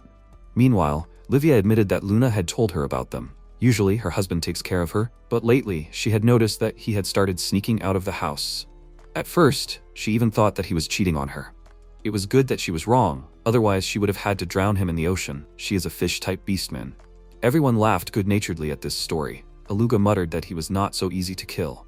Then he asked his wife if perhaps their guests should first be shown the village. Livia replied that he was right about that. The protagonist and Raina jokingly noted that they were a sweet couple. Eluga invited them to follow him. As they walked through the village, the protagonist and Raina caught surprised glances from the villagers. Arata told Eluga that he thought these villagers did not have their powers. Eluga replied that it was true. They, the divine beasts, inherited the power of the great ancestors who lived long ago, and they are very proud of it. And the inhabitants are ordinary beastmen. They no longer have that power. The protagonist replied that he understood everything. So, creatures of different strengths live here? Eluga said that this was not so. He would have said it differently. Beastmen live in this village, and divine beasts live up there on the top of the hill. Raina said that they are like nobles to them. Eluga noted that it is not that they ask to be worshipped. The inhabitants themselves constantly call them gods. They hunt in the forest, getting meat, and the beastmen grow vegetables and rice. They just have different roles. Luna confirmed his words. Everyone here is busy with their own business. Everyone works. Eluga noted that she said everything correctly. The protagonist thought about it. He understood the beastmen. Since they have no strength, the only way for them to survive is to hide under the wing of the divine beasts. Living on this island is very dangerous. Anyone would do the same in their place. Finally, Eluga said that they had arrived. Arata stared at the large building in surprise. He wondered in surprise, was this their home? The protagonist asked Eluga what kind of large building this was. The divine beasts told him that it was Elder Phoenix's mansion. They, the divine beasts, were born with the strength of the divine beasts of the past. The elder still remembers those times. Luna noticed that Granny is strong. They cannot defeat her, even if all the divine beasts gather together. Eluga said that Phoenix asked to be brought to the mansion. Maybe they should go already? When the allies entered the house, Eluga turned to the elder, saying that they had arrived. Phoenix, with a pipe in her mouth, greeted her visitors. So they are the strangers Eluga spoke of? They seem to be funny guys. The protagonist and Raina were amazed.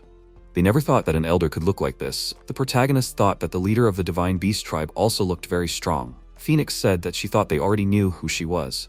Still, it would be rude not to introduce herself to them. The elder told them her name.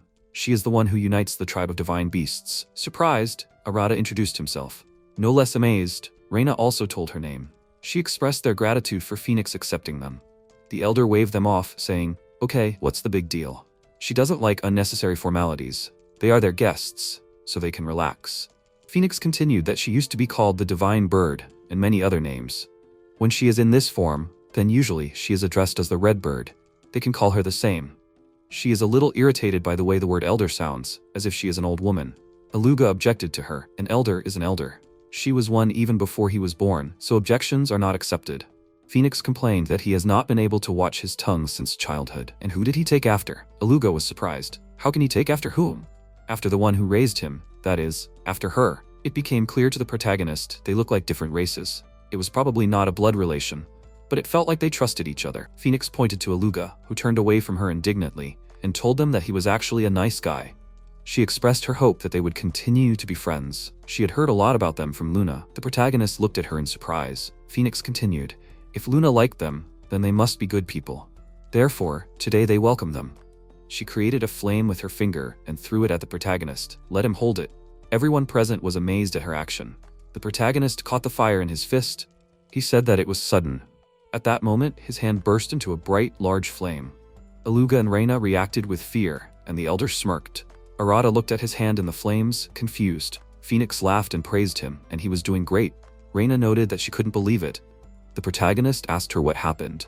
The girl explained to him that there was several times more magic in this fire than in her mana reserve. She believed that there were even tens of times more. And Phoenix released it so casually, but she was especially amazed by how calmly he accepted it. Arata smiled and answered her. He didn't think that this little ball was so amazing. The girl said regretfully that this was not a toy for him. Eluga was indignant at how the elder was treating the guests. Phoenix, not paying attention to him, told MC that she liked him. She hadn't warmed up for a long time. The protagonist swallowed convulsively. The elder's expression at these words was not the kindest. Then she chuckled and told him that she had a bunch of noisy children here, so she would leave them for now. As she was leaving, the elder turned to Eluga, saying that she was relying on him. He could show the guests around the village, and in the evening, they would have a party. Eluga apologized to the protagonist for the elder. The protagonist noted with a smile that he had gotten used to such things lately, although he was a little surprised. After that, Eluga led the allies around the village, showing them how they lived. In the evening, all the residents gathered in the main square of the settlement. Phoenix, raising her mug, called on the residents to have fun. Today, the great warrior of the Divine Beast tribe Eluga brought them new friends. One of them is a monster who was not even harmed by her fire. Let them give them a warm welcome. The residents happily began to greet them. The protagonist noted that he even felt a little uncomfortable. Raina agreed with him on this. That moment, Luna came up to them and told Raina to look at what she brought them. It was worth trying. Raina thanked her. Taking the dish of food from Luna, she remarked that it looked delicious. The protagonist, looking at them with a smile, thought he was worried that Raina might get sick. Eluga must have asked the divine beasts to suppress their magic in advance. Then he also tasted the delicacy that Luna brought. Arata also admitted that it was delicious. After that, he took out a package, put it on the table, and told everyone that these were Emperor Boar cutlet sandwiches. Raina made them as a gift. Phoenix was surprised. Wow, this must be delicious. Raina offered them to the elder to try. Phoenix sniffed the sandwich and remarked that Emperor Boars rarely come to the surface, so she hasn't eaten them for a long time. After taking a bite, the elder almost squealed with delight. She asked her allies, "Is this really it? It tastes even better than the Emperor Boar's meat that she's ever tried." Phoenix hugged Rain and told her that she'd heard of her cooking skills, but she didn't think she was that skilled. Rain was embarrassed by such praise. She thanked the elder. The rest of their meal went more or less calmly. Suddenly, the protagonist noticed that it was getting noisy there. Not far from them, the divine beasts were having fun. The protagonist was surprised. They were flying. Rain sadly replied that it was true. They were flying. Phoenix began to justify her tribe, saying that the youth were just making a bit of noise. They shouldn't worry about it. The protagonist told her that it wasn't about worrying. It's just that they were already very close. One of the divine beasts, the largest one, was inexorably approaching them. The elder saw him and told them that it was Gaius. He is the fiercest of their tribe, whose ancestor was the divine beast hippopotamus. Gaius landed in front of them and loudly asked them who made this thing. In his huge hand was a sandwich. The giant turned to Raina. Did she make this? The protagonist thought, by this thing, he meant the sandwich made by Raina. The girl frightenedly answered the giant that yes, it was. She did it. He noted, like, that's how. He pointed his finger at her and told her that she would be his bride. Raina asked him in amazement, what did he say? The protagonist got angry at him and stood in front of the girl, shielding her with his body. She called him by name, not wanting him to endanger himself. Gaius fiercely asked him what he wanted. The protagonist was indignant. He comes suddenly and says such things. Who would like that? The giant showed him the sandwich and told him that this thing tastes delicious. His companion did this, didn't he? He turned to her again and growled at her to become his wife and cook for him for the rest of his life. Raina felt unwell. Luna asked her anxiously if she was okay. The protagonist understood everything.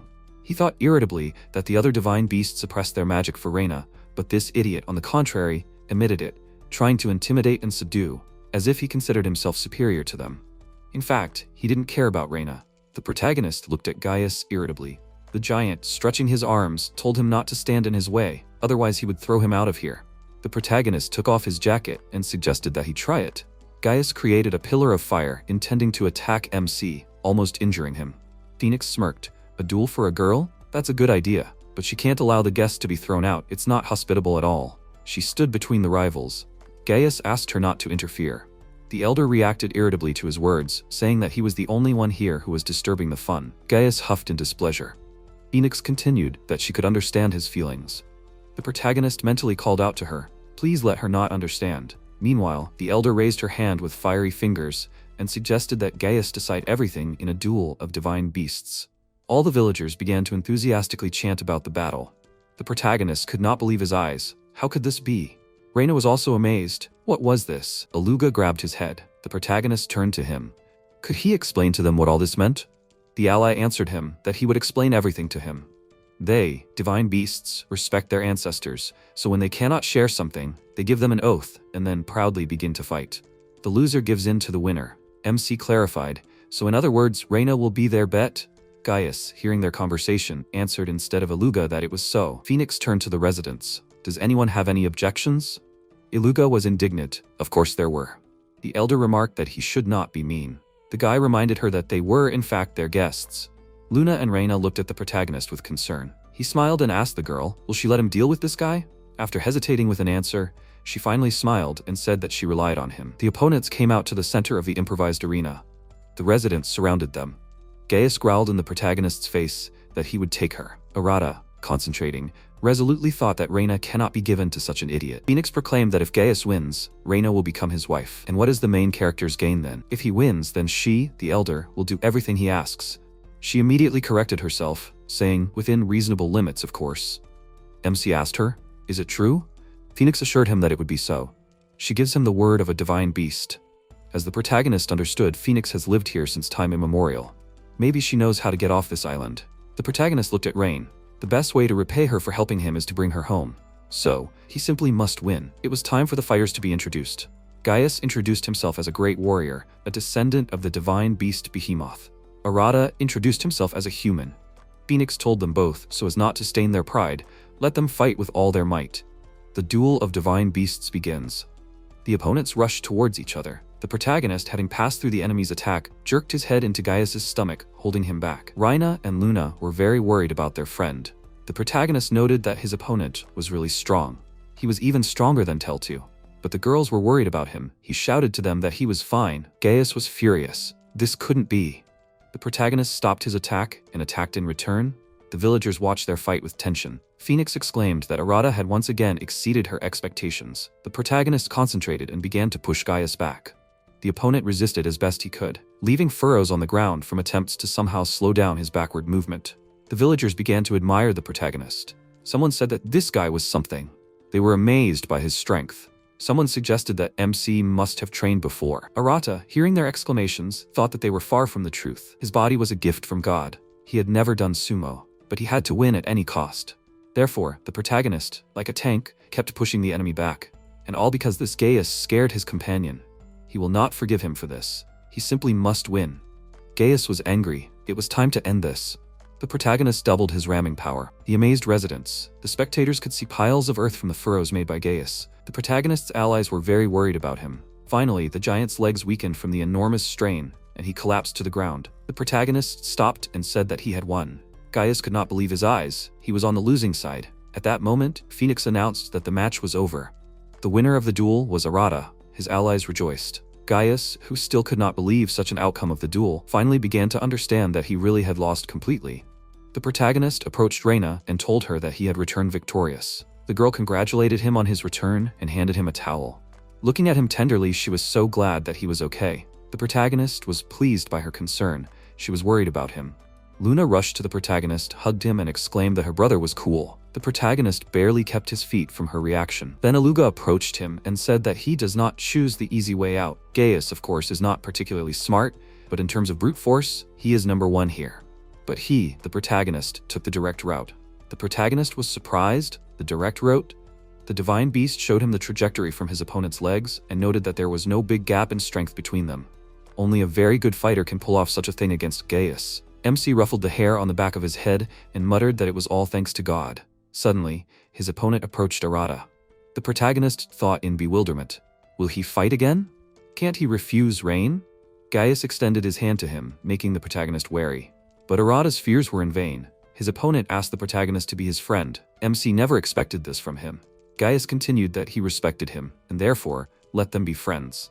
The protagonist smiled and shook the giant's hand, agreeing to his offer of friendship.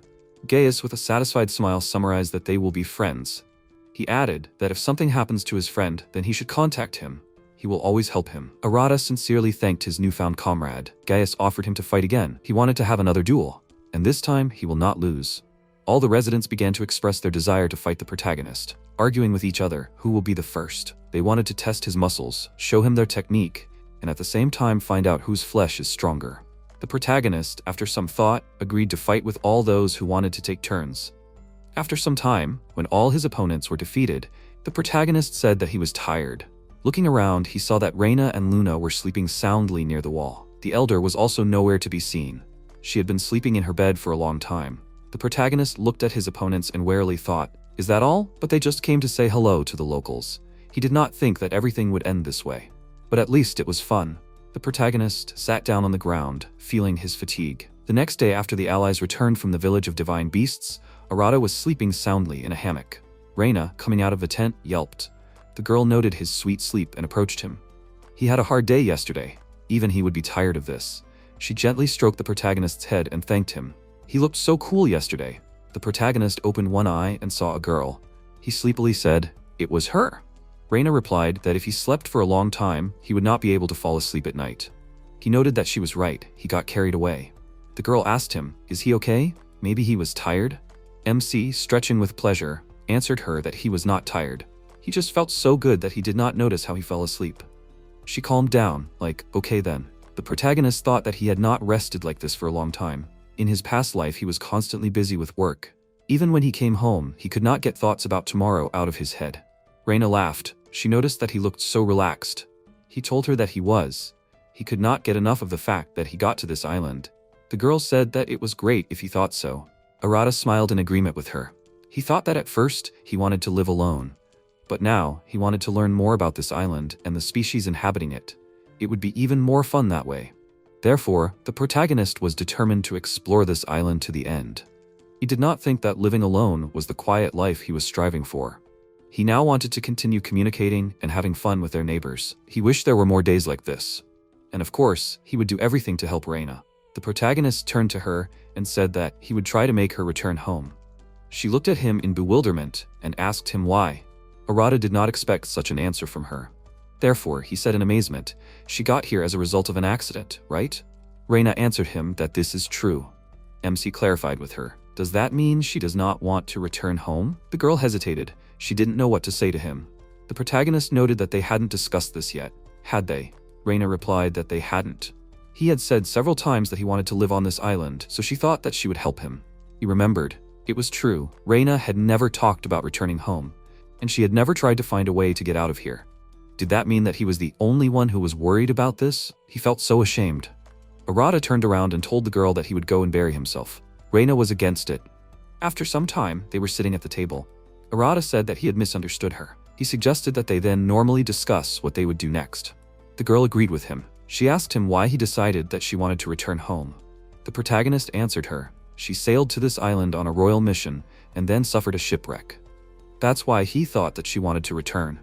She fell silent, then timidly said that, at first it was like that. Come to think of it, she hadn't told him about the circumstances surrounding it. The protagonist was surprised. Had something bad happened before she came here? Raina fell silent, collecting her thoughts. Then the girl told him that she was an orphan until her teacher, the first archmage among the star of the 7 magicians, took her in, making her his apprentice. After that, it was very hard for her. She was abandoned in the wild, where dangerous monsters lived. Who didn't she meet there? To survive in this place, she had to use magic until she passed out from exhaustion.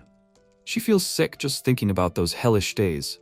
That's how she became one of the 7 archmages. Raina fell silent. She thought her face was very sad. The protagonist asked her, what happened? She continued, once, she told him that she came to this island by order of the king in search of the elixir of immortality. But she did not tell him the most important thing. She was trapped. The protagonist asked in surprise, how is that? The girl said that soon after she reached the rank of archmage, the duke of their kingdom asked her to become his court sorceress. Raina clenched her hands. It was obvious how difficult it was for her to tell this story. She continued, however, one of the strongest mages on the continent could not serve a nobleman, so she refused. But as it turned out, the Duke did not see her as a sorceress. He wanted to make her his woman. After her refusal, he began to pursue her, using all his power. Her native kingdom began to put pressure on her. They even wanted to touch the orphanage where she grew up.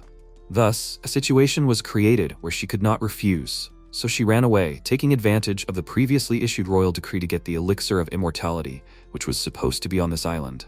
The protagonist said that now everything was clear to him. The girl noted that after the shipwreck, they should decide that she died and finally leave the orphanage alone. In addition, she was a little tired. The protagonist looked at her sympathetically. He thought, since early childhood, she devoted all her time to magical practice, until one day she entered the ranks of the strongest wizards. But despite her success, they did not see anything in her except that she was a woman. It was probably hard for her to accept this. In addition, no one on the island knows how difficult it is to achieve such a title. There is no one to reward her for all the hard work she has done. He turned to her and said that she had worked so hard to become an archmage, but that she had no future in it here. Raina admitted to him that she had never really wanted to become a sorceress. The sisters at the orphanage were so kind, she would have rather become one of them. Remembering this, the girl smiled. But her teacher had told her that as a sorceress, she would be much more useful to the orphanage. That was why she had tried so hard. The protagonist said that he understood her. So, she did not want to return to the continent and preferred to stay on this island? The girl confirmed that this was true. She was quite comfortable here. He did not need to worry about it. Luna and Teltu were very nice, and she had become friends with Eluga and the others. So instead of returning home, she would like to live a second life here. The protagonist smiled. He was glad of her decision. He noted that then they would live as before. The allies shook hands. Arata, looking into her eyes, thought that it hardly had any hidden meaning. A simple handshake to confirm that they remained equal friends. But he thought, continuing to hold her hand in his, that it was very important. He was sure that they both thought so. A few days later, in the morning, after waking up, the protagonist stretched sweetly and told Raina that he was going to take a walk.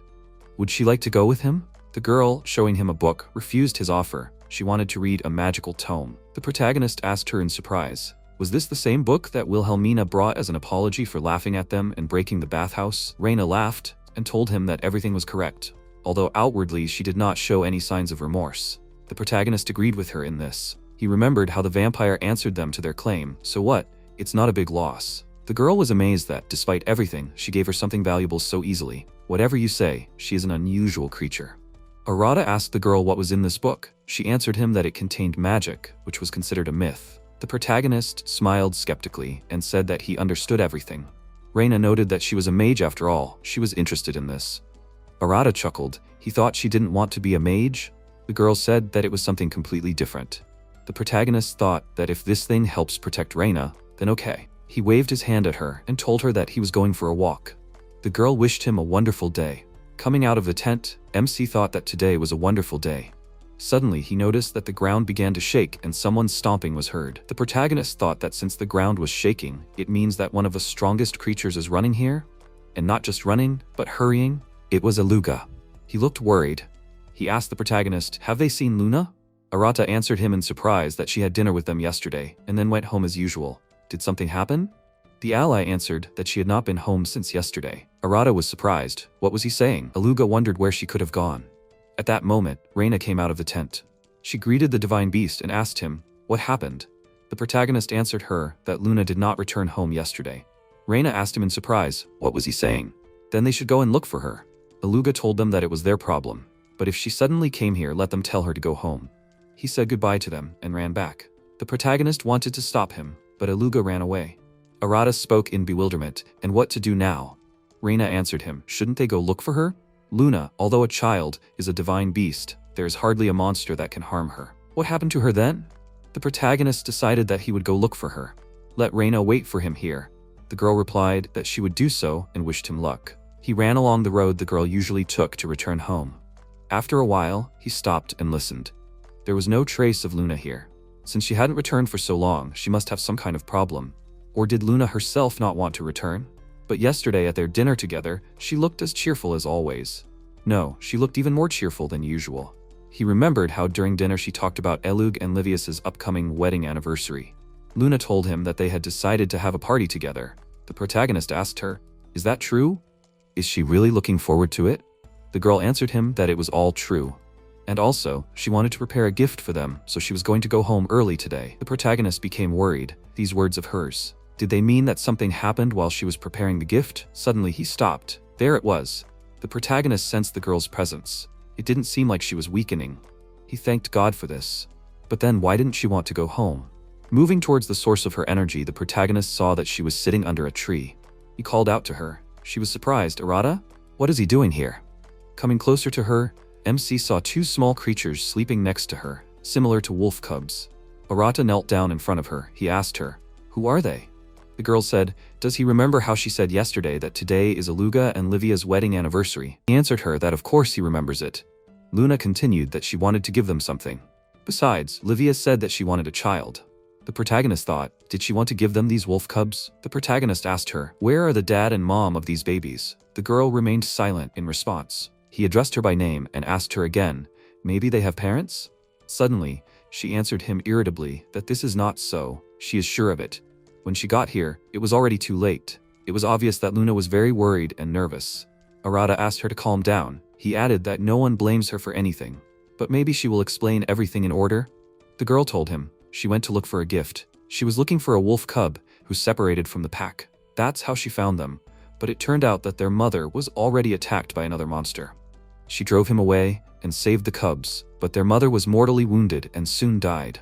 The protagonist, listening to her attentively, said that now everything was clear to him. Luna continued. She thought that if she did nothing, other monsters would attack the cubs. At first she wanted to take them with her, but the wolf cubs did not want to leave. She told them that their mother had died, but they did not understand this.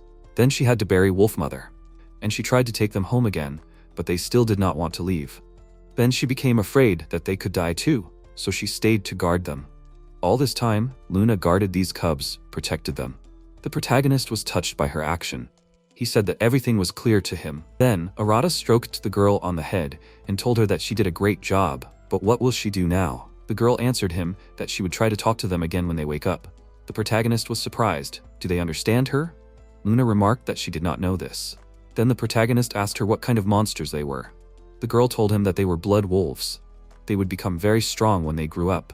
He said, well, an alarming thought appeared in his head.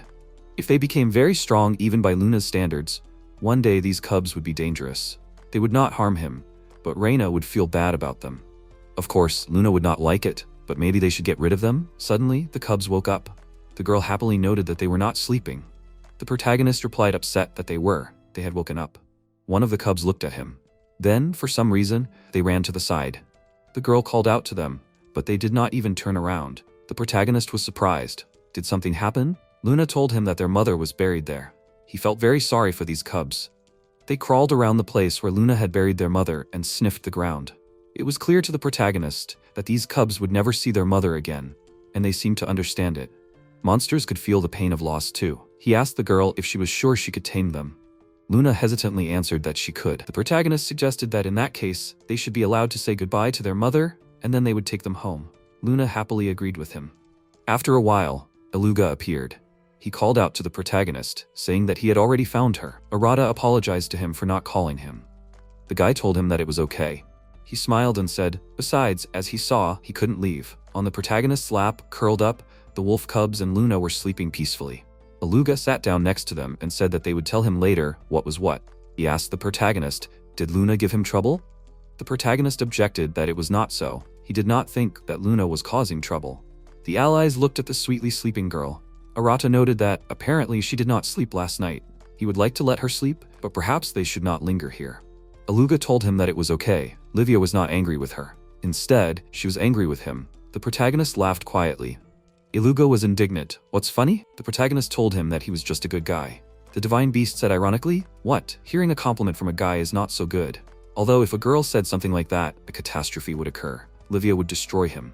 The protagonist asked him, is Livia jealous? Eluga kindly advised him to shut his mouth. At that moment, Luna woke up. Eluga noticed that their sleepy head had opened her eyes. The girl, half asleep, stretched out her arms to the guy, and he, sighing as if to say, nothing can be done, lifted her onto his back. The protagonist picked up the wolf cubs. The divine beast suggested that he go home, otherwise it would soon get dark. Arata agreed with him. This time, the allies did not rush through the forest at great speed, but walked with careful steps so as not to wake their load. A week had passed since Luna had taken the two blood wolf cubs. They were named Cruel and Gruel because they made different sounds. The protagonist and Raina began to communicate more often with divine beasts and ordinary beastmen. Lately, they offered them many things that made life easier. Thanks to this, the life of the protagonist and the girl began to become more civilized. One day, the protagonist offered her to build a house.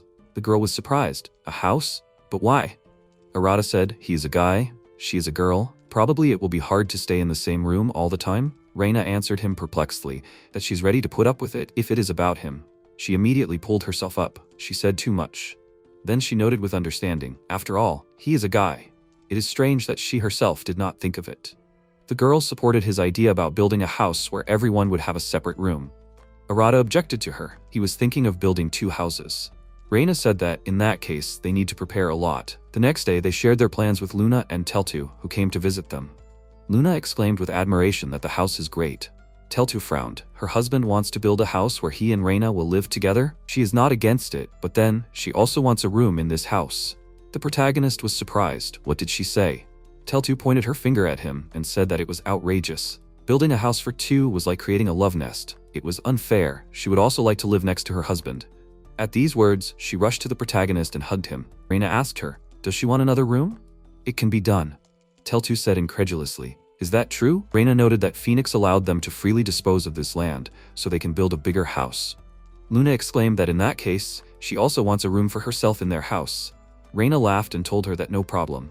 Teltu set a condition, that her room should have a high ceiling. Luna said that she wanted to put a soft bed in her room. The protagonist, listening to their whims, answered them that he would do everything in his power.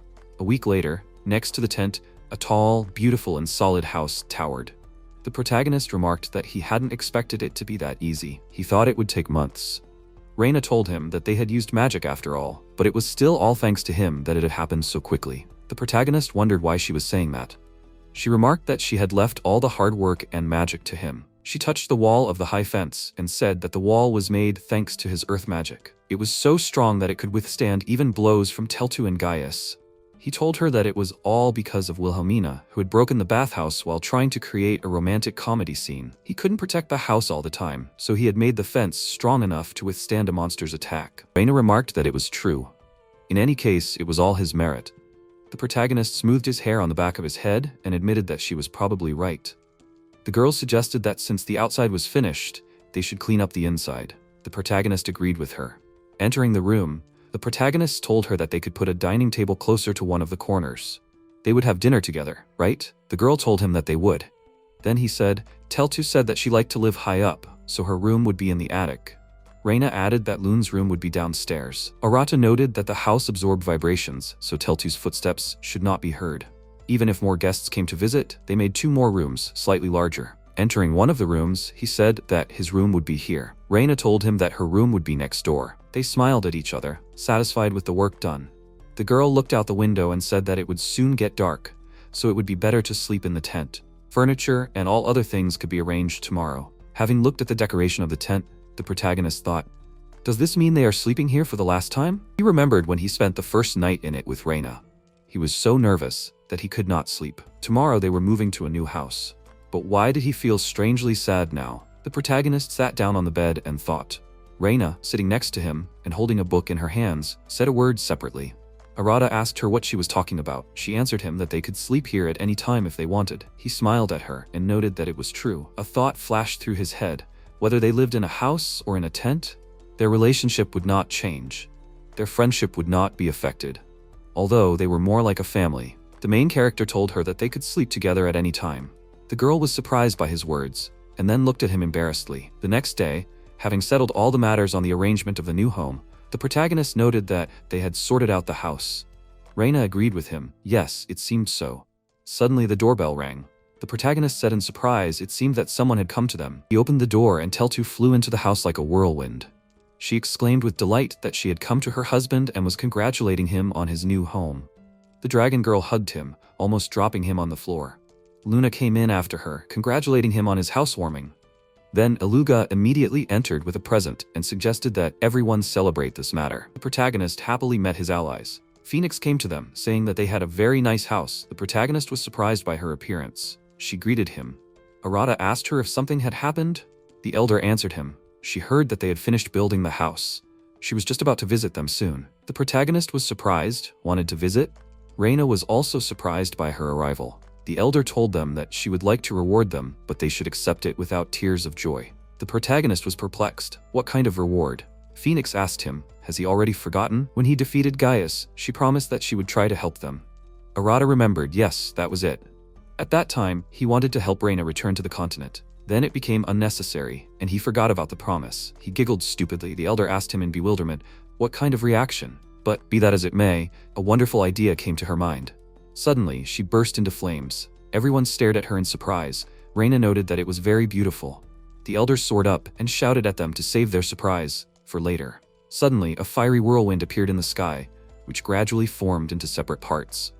And at that moment, a real firebird appeared in front of the amazed allies. The protagonist said with admiration that it was Phoenix. No less surprised, Raina noted, such an unusual power. Arata thought that this was different from everything they had seen before.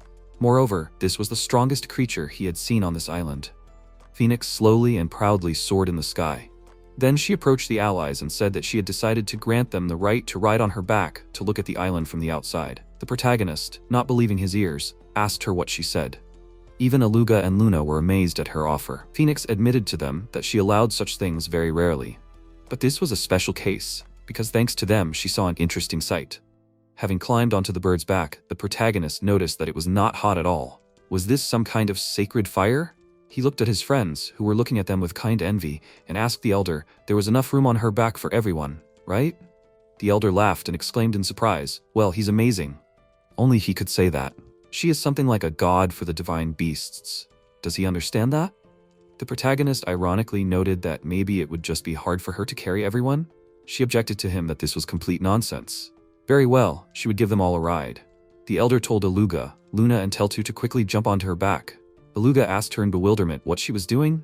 The bird answered him that she promised the protagonist that she would do everything she could for him. Luna, not believing her luck, easily jumped onto Phoenix's back. Eluga said that he was about to go crazy. Teltu asked in a trembling voice if she could do it too. Finally, when everyone had gathered on the back of the amazing bird, she asked them if they were ready. Then they would take off. Having risen into the sky, the protagonist and Rain were almost swept away by the airflow. He asked her if she was okay. The girl assured him that she was fine. Phoenix shouted to them that they could relax and enjoy the flight. The protagonist was amazed by what he saw. Raina remarked that it was very cool. The bird asked them, well, how did they like it? The protagonist answered her with admiration that it was simply amazing.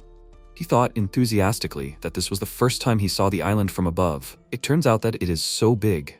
There are so many cultures and races here, and a lot of unknown places. He looked at the happy Eluga, Luna, and Telta, as well as Raina. He was very happy that he was reincarnated in this world. MC called out to Raina and expressed his confidence that there were still many happy days ahead of them.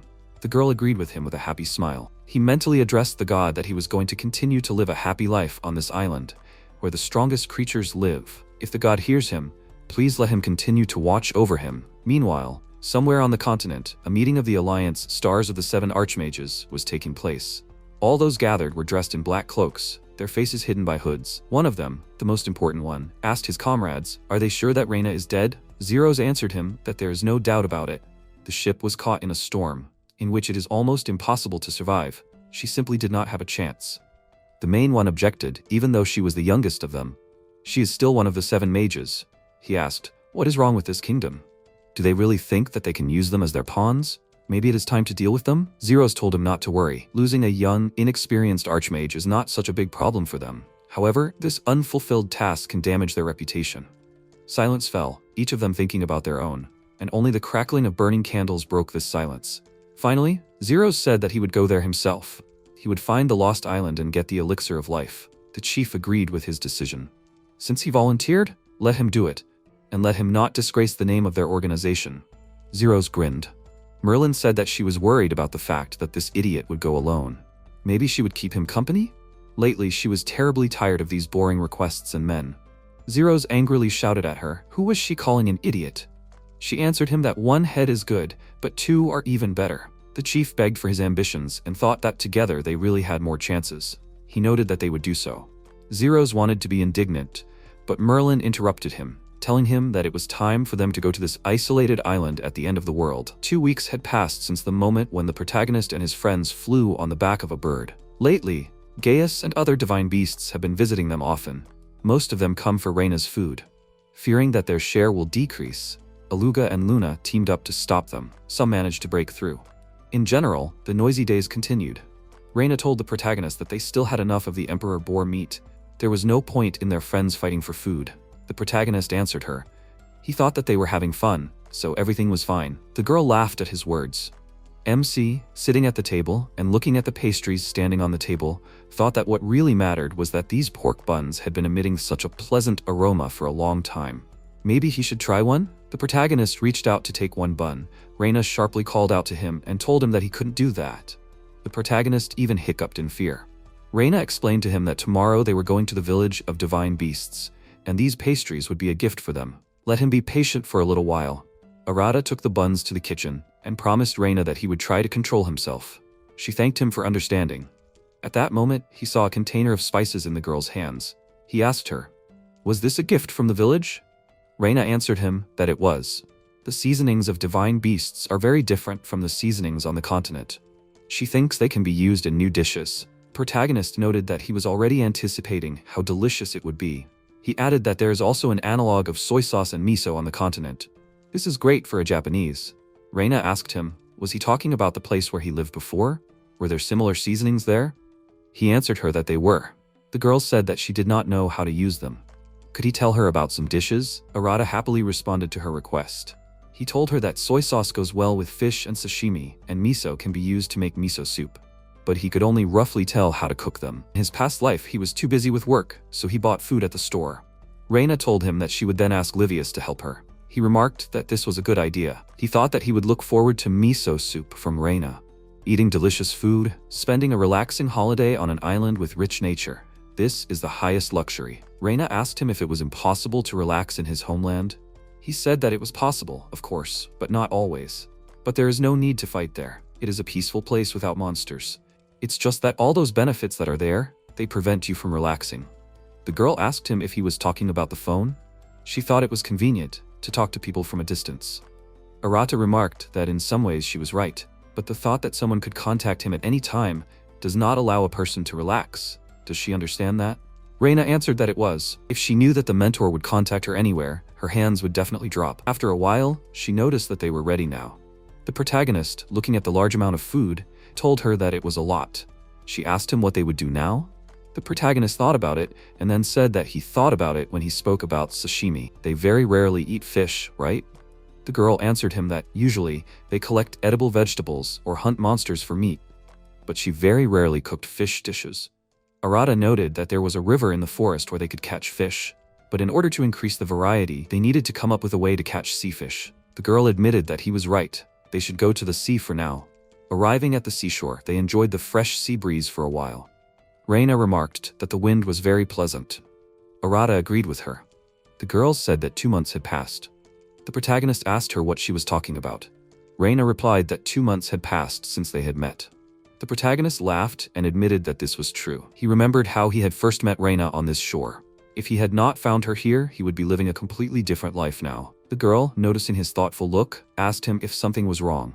He answered that everything was fine. He just thought that his way of thinking had changed a lot in these 2 months. Raina asked him in bewilderment, was he talking about his idea that he should live alone in the wilderness? The protagonist was surprised. How did she guess that? Raina giggled and noted that they spent every day together, so she began to understand him better and better. He said her name with affection. The girl distracted him with a question. Will they think about how to catch fish? The protagonist exclaimed that he had almost forgotten about it. The first thing they need to do is make a fishing rod. Suddenly, he asked the girl, what is this? Are there some people lying on the shore? The protagonist rushed to them, asking them if they are okay. Running up to the people, he exclaimed that they are not breathing. MC turned to the girl, saying that he will help Zeros and let her take care of Merlin. Noticing that the girl froze in place, he called out to her again. She seemed to wake up and answered him that she will take care of the girl. Arata began to give the guy artificial respiration, and after a short time he started coughing, came to his senses. The protagonist noted that this is good, so he is already okay. MC asked the girl how she is doing. Raina used a discharge of magical lightning on Merlin. The protagonist looked at her actions in bewilderment. Raina noted that this would not be enough. Then she would give her another discharge. She was going to use her ability again, but the protagonist stopped her. What was she doing? She was surprised. What do you mean? This is a regular reanimation. Arata was indignant. This is not reanimation. She will finish her off now. Raina irritably answered him not to meddle in what he does not understand. It is natural for wizards to revive each other in this way. Of course, the probability of success is small, but this is the norm. The protagonist, having calmed down, noted that he understood everything. Raina used magical reanimation again, but Merlin showed no signs of life. Arata again stopped his companion like, "That's enough already." Raina obediently stepped aside and stood next to him. The main character said, "Rest in peace." His ally objected that the girl was alive.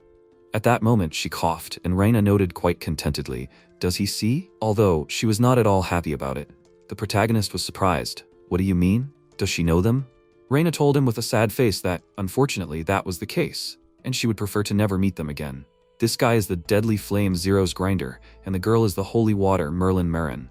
They are the 6th and 5th seats of the Star of the 7 Archmages. They are both higher in rank than her. The allies brought the injured to their house. Arata said that it was good that they made a guest room in advance. Raina told him sadly that he was right. As he had already understood, these two are also part of her organization, and they are of a higher rank than her. Unlike her, who recently became an archmage, these two have been an archmage for over 20 years. They are definitely better than her. MC was surprised. 20 years? But they don't look that old. She explained to him that an archmage can remain young through magic control. Now they are both in their 50s. The protagonist exclaimed in amazement, "What? Magic is such an amazing thing." They looked like they were in their early 20s. Raina added that she came there as a newbie, so they were all older than her, and she was not very warmly welcomed at the Star of the 7 Archmages. Although, in principle, there is no particular sense of camaraderie there. Everyone only thinks about how to increase their rank, therefore she does not feel affection for them. The protagonist noted that he understood everything. Raina continued, "If she were stronger, she would not have to worry about this." The protagonist looked at her in surprise and asked the girl, "Does it not matter now?" She asked him in bewilderment. What was he talking about? Arata answered her that no one on this island knows about the Star of the 7 Archmages. To the locals, she is just Raina. She looked at him in surprise. He misunderstood her concern. The girl wanted to tell him something, but at that time he noticed that it seemed that their guests had woken up. She said dejectedly, "It seemed so." He knocked on the door, warned them that he was coming, and entered the room. The protagonist asked them how they were feeling. Zeros and Merlin looked at him warily. The protagonist thought that in their place, he would probably be wary too. At that moment, Zeros exclaimed, "What, Raina?" Merlin asked her in amazement, "So she was alive?" Raina calmly answered them, addressing them by name, that they had not seen each other for a long time. After a while, the 4 of them were sitting at the table. The protagonist told them that he heard about them from Raina, and yet, maybe they should introduce themselves to each other normally? Merlin told him that he was right, but first she wanted to know, were they the ones who saved them? She bowed her head and thanked them. Zeros irritably called out to his ally, the protagonist, and Raina looked at him in confusion. He realized that he had made a mistake and also bowed his head, thanking them. The protagonist replied that their gratitude was accepted. He thought, looking at them, were these two really as bad as Raina said? Zeros noted that now it was time for them to introduce themselves. He is the Deadly Flame Zero's grinder. He ranks 6th in the Star of the 7 Archmages. The girl introduced herself to him as Holy Water. Merlin Marine, she is the 5th in the Star of the 7 Archmages. The protagonist told them his name and noted that it was nice to meet them. He explained to them that he had appeared on this island about 2 months ago and had been living here ever since. The protagonist asked them if he thought Raina needed no introduction. Zeros answered that she did, although he thought that she was already dead. Merlin asked MC, "What kind of island is this?" He thought, even if he told them everything as it is unlikely that they will believe him. Suddenly, he felt a change in the aura. The protagonist thought that it was not stopping. Arata apologized to Raina and asked her if she could explain to their guests what kind of island this was. The girl told him that she would do it without any problems. He apologized to the guests and added that he needed to leave for a while. Zeros answered him in bewilderment that they understood everything. The protagonist left them and went out of the house. Noticing a dragon in the sky, he muttered, he knew it. It was Teltu flying. She addressed him as her husband, hugged him, and said, "Here she is." The protagonist again barely kept his feet from her pressure. He, laughing, noted that she was full of energy as always. She exclaimed, continuing to hug him, that it was so, and why not?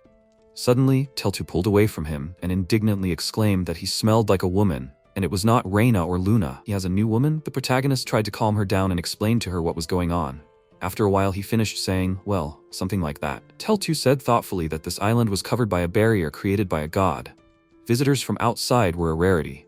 Even the appearance of him, her husband, was considered an unprecedented event. In addition, for the first time in the long history of the island, so many people had appeared here. Perhaps something was happening to the barrier of this place. The protagonist noted that he had already been told about this.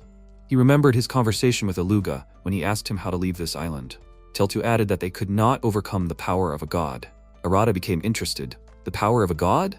Judging by what Eluga had told him, this was not the god who had reincarnated him. Even creatures of the rank of a vampire were securely locked here. This was a very powerful barrier. If a flaw appeared in such a barrier, no one could fix it except the local god. Protagonist turned to the interlocutor and asked her, even if the barrier stopped working properly, is it really that bad? Teltu, after thinking for a while, said that, in principle, if you think about it, maybe everything is not so bad. She is not interested in the outside world, and she does not think that there are many creatures on the island who would want to go there. The protagonist noted that, well, of course, there are bound to be violent creatures here who want to be naughty. He will try to stop them if the situation gets out of control. Arata noted that now anyway, there is no point in racking his brains over the barrier. It is time for him to return home. Arata asked the dragon girl, would she like to have dinner with them? She threw herself on his neck, exclaiming that she agreed. She really wanted meat. The protagonist chuckled, sat her on his back, and said, they will ask Rain to cook them meat. Approaching his house, he saw Merlin and Zeros at the threshold. MC asked them in surprise, are they done yet? Zeros, ruffling the hair on the back of his head, answered him that it was so. You could say so. Teltu asked the protagonist in amazement, are these those people? Zeros and Merlin immediately reacted negatively to the dragon girl and took a fighting stance. The protagonist asked them, what's the matter? Zeros asked him in bewilderment, what kind of monster is this? The Hellfire dragon that the three of them defeated, compared to her, looks like a baby. She has an incredible amount of magic power. They are in bad shape. At first, Arata did not understand what they were talking about. Then, guessing that they meant Teltu, he said, that's it. They can calm down, she's not a bad girl. Suddenly, the protagonist felt Teltu use her terrifying magic power. Merlin cursed, what an ominous power. Zeros was surprised. How much energy does this monster have? The protagonist reproachfully asked Teltu what she was doing. She laughed and told him that she was just having fun. Finally, the ancient dragon began to be feared and respected. She simply began to mock the visitors, showing them all the horrors of her demonic energy. Finally, the protagonist told her that he can't stand girls who behave like that. Teltu was surprised. What did he say? In the blink of an eye, she turned into the very personification of politeness, ran up to Zeros and Merlin, and apologized to the dear guests. She shook their hands and noted that she was glad they visited their modest island. She welcomed them with all her heart. The guests wondered what was going on. Was she staying here? Teltu, turning to Arata, told him that he saw that they got along well. MC reminded her that these two were Rain's acquaintances. Let her try to befriend them. Teltu assured him that she would do so. He called her to him and stroked her head. Merlin spoke in bewilderment. What a sight! Zeros was surprised. Is the protagonist also a monster? At that moment, Raina came out to them and turned to her acquaintances. As they can see, she told them about it. The protagonist called her by name.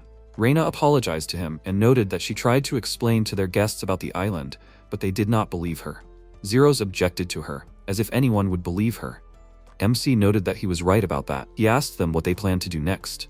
Zeros told him that they wanted to create a base and gradually explore everything, but if this island was really like that, they should be more careful. Arata thought about it. He asked Raina if they could somehow help them. The girl reproachfully answered him that he was too kind. Then she turned to her acquaintances and told them that she had a small tent. She could give it to them, and she would also give them a week's supply of food. After that, they would be left to their own devices. Merlin thanked her for her concern. Zeros apologized to her. Raina answered them with embarrassment that she simply could not sleep, knowing that somewhere under the open sky, one of her acquaintances could die. Nothing more. The protagonist thought with a smile that his ally was kinder than she seemed. After some time, the protagonist noticed that it seemed that the two had decided to settle a little away from them. He thought they would settle closer. Raina assumed that they were probably upset that she showed mercy to them, although she was lower in rank. The protagonist peacefully noted that having ended up on an island, cut off from the outside world, why not throw all this away and think more carefree? Raina looked at him in bewilderment. He asked her if something was wrong. The girl answered him resignedly that he was the only one on this island who could afford to think like that. Arata was surprised. Really? But it looks like they have new neighbors. It's so exciting. Raina smirked skeptically, saying that only Arata could treat archmages like that. The protagonist, looking at her with a smile, said, "After all, no one on this island knows about their star. Here, she is just Raina." She thought for a moment, and then noted with a smile that he was right. The title of one of the 7 archmages on this island means nothing. The protagonist was pleased with her answer. Teltu suggested that they go hunting before dinner. Arata was not against her offer. Raina asked them to bring them good ingredients so that she could cook something delicious. Teltu enthusiastically answered her that they would not let her down. The protagonist promised her that they would catch something big. After saying goodbye to the girl, they went hunting. Raina wished them luck. After seeing her allies off, she decided to start preparing for dinner. That night, the protagonist and Raina were sitting on the porch of their house. They thought about how great it was to watch the night sky while relaxing in the yard and enjoying snacks. The protagonist noticed that while hunting with Teltu in the forest, he didn't feel Zeros and Merlin anywhere. He wondered where they had gone. Raina answered him. After she gave them the tents, they headed to the river. Arata was surprised. To the river? But why did they go there? They could get flooded if it rained. She said so herself, didn't she, when they were choosing a place for the tent? Will they be okay? Raina remarked. What would happen to them? Merlin is there, after all. The protagonist wondered if she was that good. The girl confirmed that she was. A great sorceress, ranked 5th in the star of the 7 archmages. She is undoubtedly the best water mage on the continent. She thought that they were well aware of the dangers of this island. Considering Merlin's specialization, she chose a rather convenient place. She, Raina, knows only one mage who could defeat her on the riverbank. She was silent for a while, and repeated again that she knows only one mage who could defeat Merlin. The protagonist, noticing her emotions, asked her what kind of look was that. The girl said that his power was beyond common sense. He thought ironically to himself that he was such a peculiar outcast of the human race. Raina sighed, making it clear that the conversation was over. She was going to take a bath. The protagonist approved of her idea and thought about it. Still, he considered Raina an amazing sorceress. But she says that Merlin is stronger and Zeros is about the same level. He could only guess what would happen next. But he hoped that they would get along after all. At that moment, he noticed a silhouette in the night sky. Wilhelmina, descending towards him, remarked that it seemed like they were having fun again.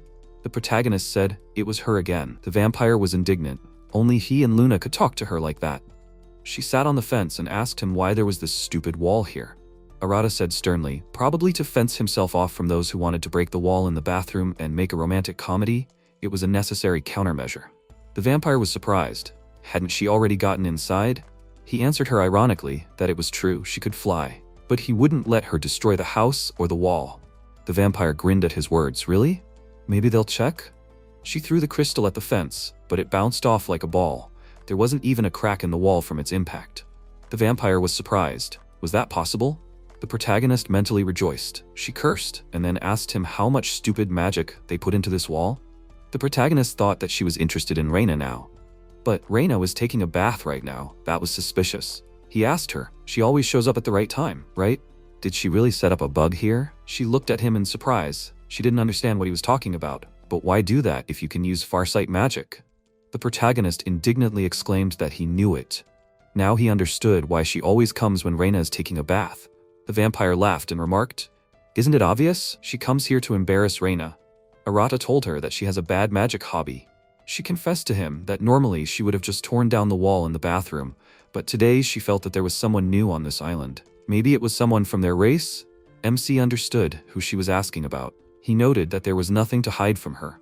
The vampire chuckled and told him that before they appeared here, something strange was happening with the barrier. She had felt the same thing recently, so she decided to go to them. The protagonist said that he understood. He thought that maybe she was worried about them in her own way. Wilhelmina continued. Besides, there was probably something comedic in the story. Let him tell her quickly. Arata thought with irony that he was taking back his words about her worry. He told her about what happened. After his story, she noted, "So people have entered here again? So she has new toys?" The protagonist was indignant. Was she planning something strange again? She answered negatively, but she would have to come up with something interesting. The protagonist muttered that he could actually hear her. He asked her not to cause trouble for anyone. She laughed and said that she had no intention of doing so. Arata realized that the vampire thought that there was nothing wrong with embarrassing people. Her feelings seemed to be very different from theirs. He said out loud that this was part of her personality. The vampire chuckled again. Did he think that he understood her? The protagonist believed that he did. They were all different, although they might seem similar. True vampires, divine beasts, demons, great spirits, each race had their own way of life. She noted that it was a mistake to think that they could understand each other. He noted that she was right. The protagonist understood that even one species on one planet could not live in peace. Everyone had different values. Moreover, the creatures living on this island were especially selfish due to their strength. The protagonist exclaimed that it didn't mean they couldn't get along. The vampire looked at him in surprise and noted that it was true. They spoke the same language, they could think about each other, sympathize, and even accept each other. They were able to be friends, even if they belonged to different species. He was touched by the girl's speech. She immediately made a sly face and asked him if Raina should not have gotten out of the bath already. The protagonist thought dejectedly that he had begun to forget who he was talking to. She turned any topic into a romantic comedy. He answered her that he didn't know. Wilhelmina was surprised. Was he serious? He didn't need to pretend. He could easily feel what was happening in the bath. He just needed to concentrate. He could see her getting dressed as if it were happening in real life. Wasn't that a normal male reaction? The protagonist was indignant. He wouldn't do that. She smirked. Really? So he doesn't deny that he can do it? At that moment, he heard Rain's voice behind him. She asked him in amazement, could he really do something like that? He began to justify himself to her in a panic. He was capable, but he wasn't going to do it. The vampire asked him ironically, really? But would a normal, healthy guy be able to reason rationally when there was a beautiful girl next to him? The protagonist irritably asked her to shut her mouth. She laughed. How nervous he was. Did she really guess? With that, she left them alone and flew away. Arata was beside himself with anger. This vampire was not just a thorn, but a real aspen stake in a certain place. Rain, laughing, told him that she would like to continue the conversation. The protagonist sighed dejectedly. It looks like this night will be long. But he didn't do anything. The next day, he apologized to Rain for yesterday. She told him that it was okay. He had told her everything honestly. And if he was going to do something like that, he would have done it already, right? He hesitated with an answer. She continued so that he would not worry about it anymore. Arata thought that he was glad that she trusted him, but he thought that she should be more careful. He remembered how they slept in the same tent, how she told him about the house. He was a guy, after all.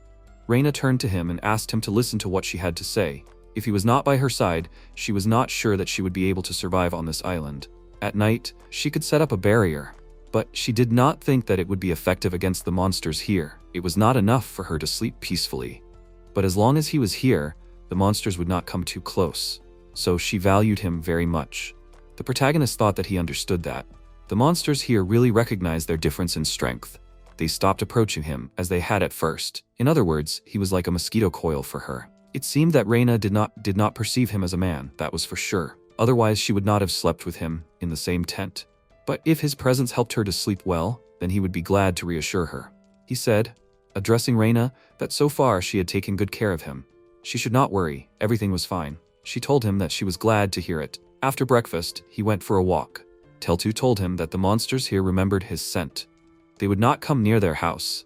He would walk through the forest to show them that this was his territory. By the way, how are Zeros and Merlin? Raina said that they were camped by the river. They had only arrived here yesterday. He needed to check on them. He looked around and noticed that the forest was not so dense here. They were probably somewhere nearby. Having found them, he stopped dead in his tracks in surprise. The guests stood in a fighting stance, and a water dragon raged next to them. He asked them what they were doing. At that moment, Luna called out to him. The protagonist was surprised to see Eluga and Luna. But what were they doing here? Luna told him that they came to play. The protagonist asked them what that meant. He turned to Eluga and asked him what was going on here. Eluga explained to him that they were going to visit them as usual. Luna smelled an unfamiliar smell and suddenly ran away. So they found themselves in this situation. It became clear to the protagonist. Did their guests think that his friends had attacked them? He asked his allies, did they do anything to Zeros and Merlin? Luna told him that they had not touched them. Eluga confirmed that they had not done anything. He turned to the guests and told them to calm down. Those two would not do anything to them. Zeros objected to him. They don't believe at all that they are not threatened when such monstrous magical power emanates from them. MC thought, what to do?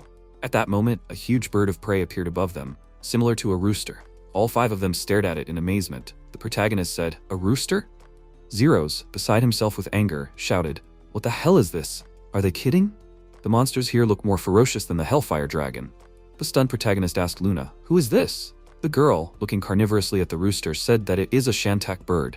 MC noticed, judging by her reaction, this bird has tasty meat. Meanwhile, the bird was scanning them.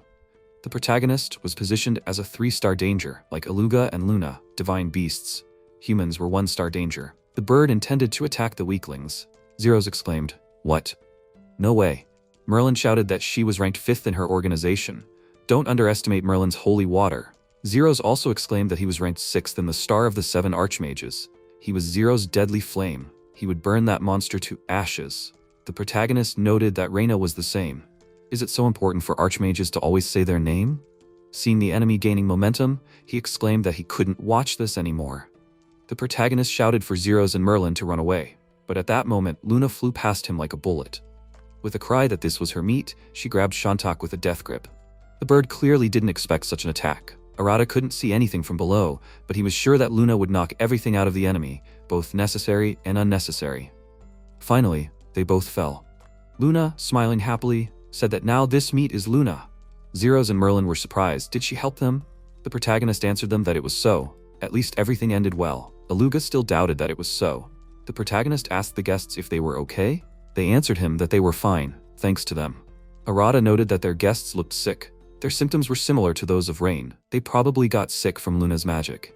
He told them that he would monitor the surroundings, and they both could rest in the tent for now. The Archmages thanked him for the care he showed them and went to their tents. Eluga asked the protagonist in surprise if they were okay. The protagonist answered him that Raina had already gotten used to their magical power. He hoped that they would get used to it too. Eluga said that they would try to be careful. But if they were so weak, maybe they should think about protecting them. Protagonist noted that he would talk to Raina about it. In fact, Eluga did not care what would happen to them. But if they decided to take responsibility for them, they would help them. The protagonist smiled and thanked him for his responsiveness. He asked him, since they were at the river, would they like to go fishing while their guests were relaxing? The divine beasts happily responded to his offer. Arata enjoyed fishing. He noticed the trees swaying in the wind, the sound of the river, how nice it was to be in nature. This was the ultimate pleasure. Eluga grumbled that there were no bites here at all. Luna also said disappointedly that she had not caught anything either. The protagonist answered them that the essence of fishing is not only in catching fish. Let them just relax and enjoy themselves like he did. Luna objected that this game was too boring. He chuckled and decided to help his allies. There was nothing he could do.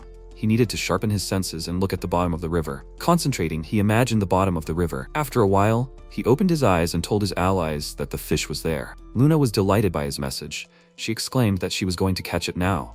Eluga also said that he was going there. The protagonist thought that he would just wait for them here while they fished. Suddenly, he realized that he was also getting a bite. Apparently, it was a big fish. In that case, he would never let it go. The protagonist began to pull the fishing rod towards himself, and something big flew past him and plopped down on the ground. He thought in surprise, a fugu fish? They should not be in the river. Coming closer to the catch, he thought in bewilderment that it was indeed big, but it was not a fish. He caught something that looked like an elf. After a while, Raina, laughing, asked if she could ask him something. The protagonist, looking guilty, answered her that she could do it. The girl noted that he had simply gone for a walk in the forest. Then why were they having new problems? In the guest room, Katima, whom he had caught with a fishing rod, was lying on the bed.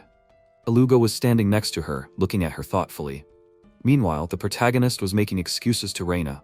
He was resting and leisurely fishing, and then he had caught her. Raina sighed and said that he was a fun person. Okay, she would think about her later. Now she had to cook dinner. The protagonist, exhaling that everything had worked out, told Raina that they just happened to have a fresh chicken. At that moment, Luna pounced on him and objected to giving the bird for dinner. She hadn't shown her catch to Teltu yet, so this bird couldn't be eaten. The protagonist apologized to her with a sigh. Luna continued that they would show the catch to Teltu and then eat it all together. Raina smiled and noted that they had caught a lot of fish today, so today she would focus on fish dishes. The protagonist was not against it. Luna, looking at the tubs of fish, turned to Raina with pity. The girl asked her what was wrong. Luna asked her, would they eat the fish she had caught? Raina answered her that it was so, that was why she was here. Luna sadly said that she understood. They would eat it. The protagonist understood the girl's emotions. She had become attached to the fish she had caught. But he thought that it was normal. She was still young. For her, it was a chance to realize the value of life. But the girl at that moment looked at the catch in such a way that the protagonist thought he was taking his words back. The protagonist entered the room where Katima was lying.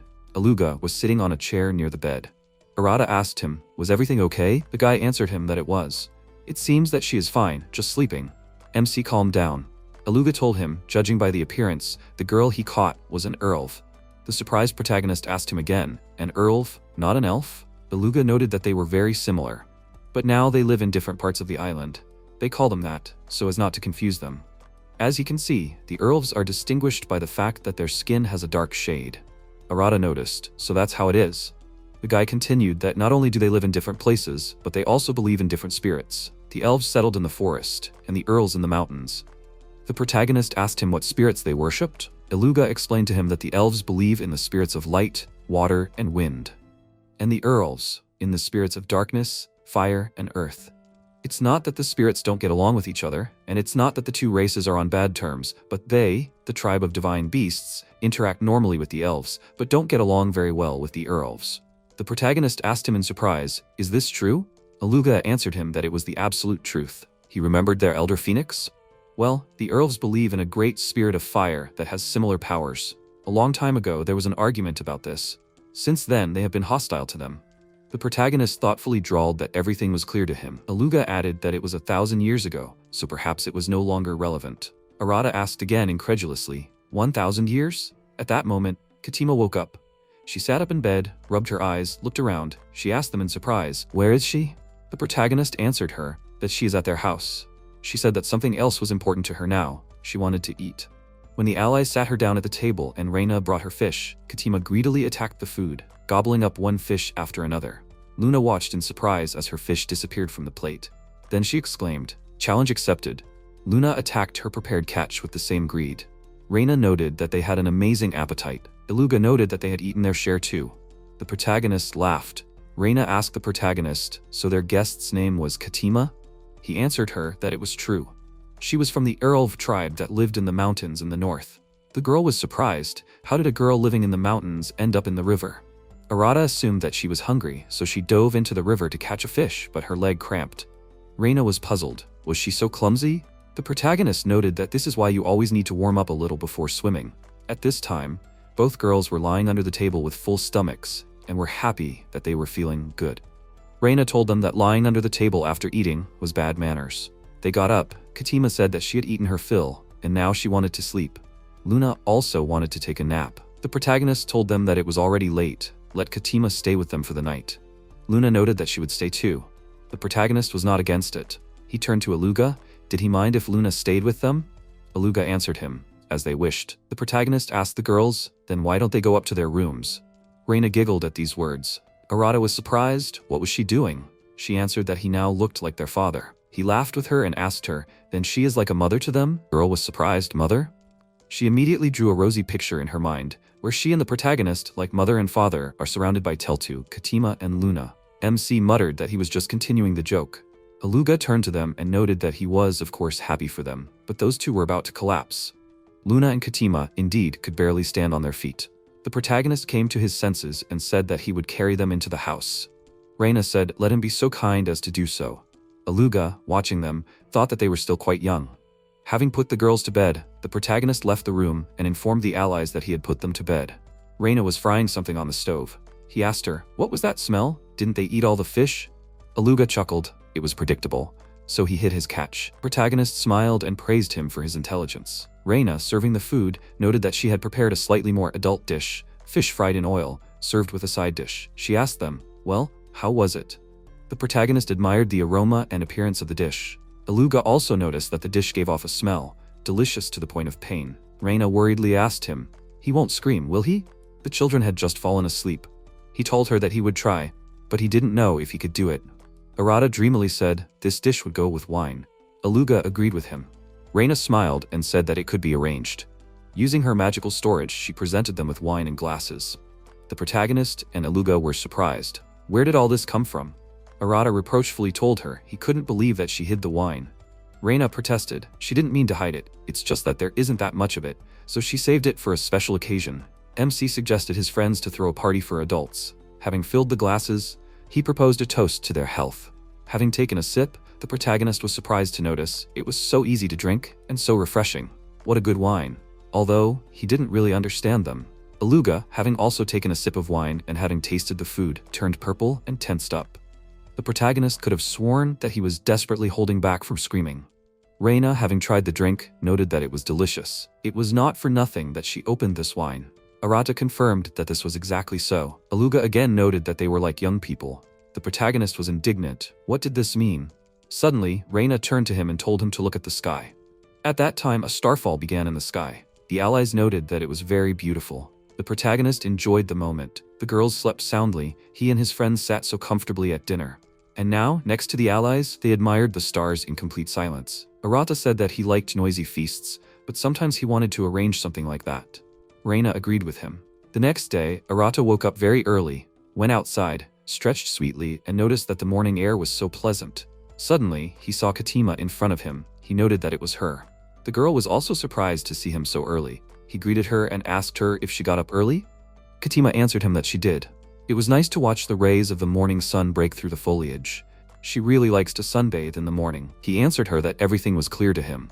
She apologized to him for yesterday. The protagonist was surprised. What was she talking about? Was she talking about him saving her life? He told her not to worry about it. The girl objected. No, the earls don't forget such things. And she ate so much yesterday, although it was their fish.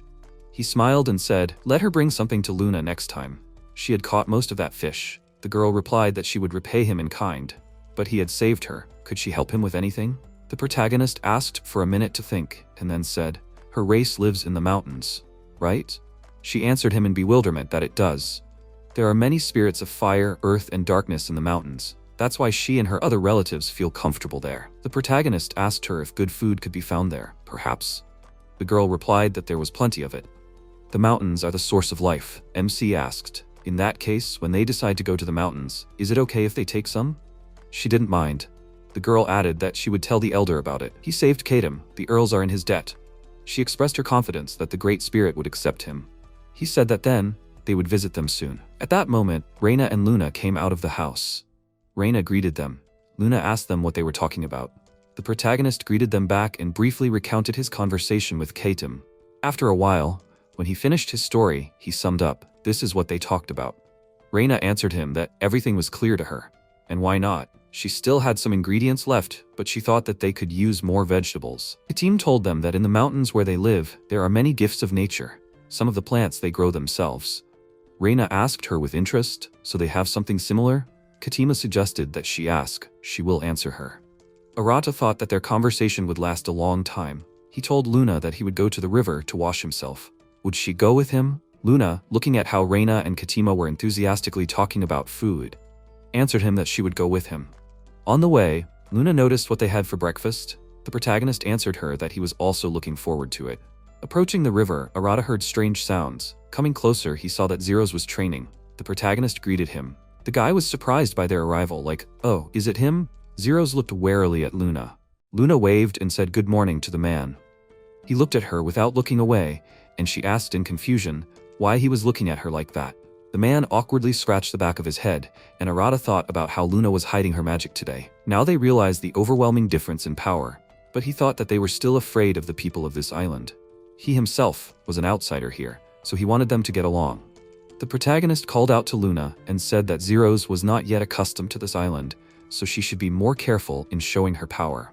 Luna sarcastically said that she knew about it. Zeros apologized to Arata for making him worry. The protagonist smiled and added that it was okay, he would not get used to it right away. He just wanted them to see her as more than just the owner of monstrous power. Zeros said that he understood everything, and the protagonist thought that it seemed like he and Merlin looked even more cautious than Raina, but he didn't want them to be afraid of Luna and Eluga forever. If a situation like yesterday were to happen again and again, Zeros and Merlin might get a mental breakdown. Even though they had just met recently, he didn't want it to end like this. Arata asked Zeros if he was too busy today. He looked at him in surprise and said that he wasn't too busy. The protagonist smiled and asked if he wanted to join them for breakfast then. After a while, the protagonist and Luna happily entered the house and alerted Raina of their return. She greeted them, and Arata asked if they had already hung out with Katima. Raina said that they seemed to have a lot of different vegetables, so she couldn't wait to go there. She looked at Zeros and Merlin and slammed her book shut and asked why they were here. The protagonist told her everything and added that he thought it would be great to have breakfast together. Raina sighed heavily and said that she understood everything. Arata thought about how she said that she had a bad relationship with the other archmages, but she did not say that they were enemies. So he decided that everything could be settled, but perhaps this decision was too naive. The protagonist became sad, and Raina noticed this and asked him not to make such a face. If he wanted this, then she did not mind. Arata smiled happily and called out to her. Raina added that nevertheless, this did not mean that she had forgotten everything. Arata awkwardly said that they lived on the same island and there was no escape from this, so he wanted them to get along with each other. Raina was surprised and said that he was right.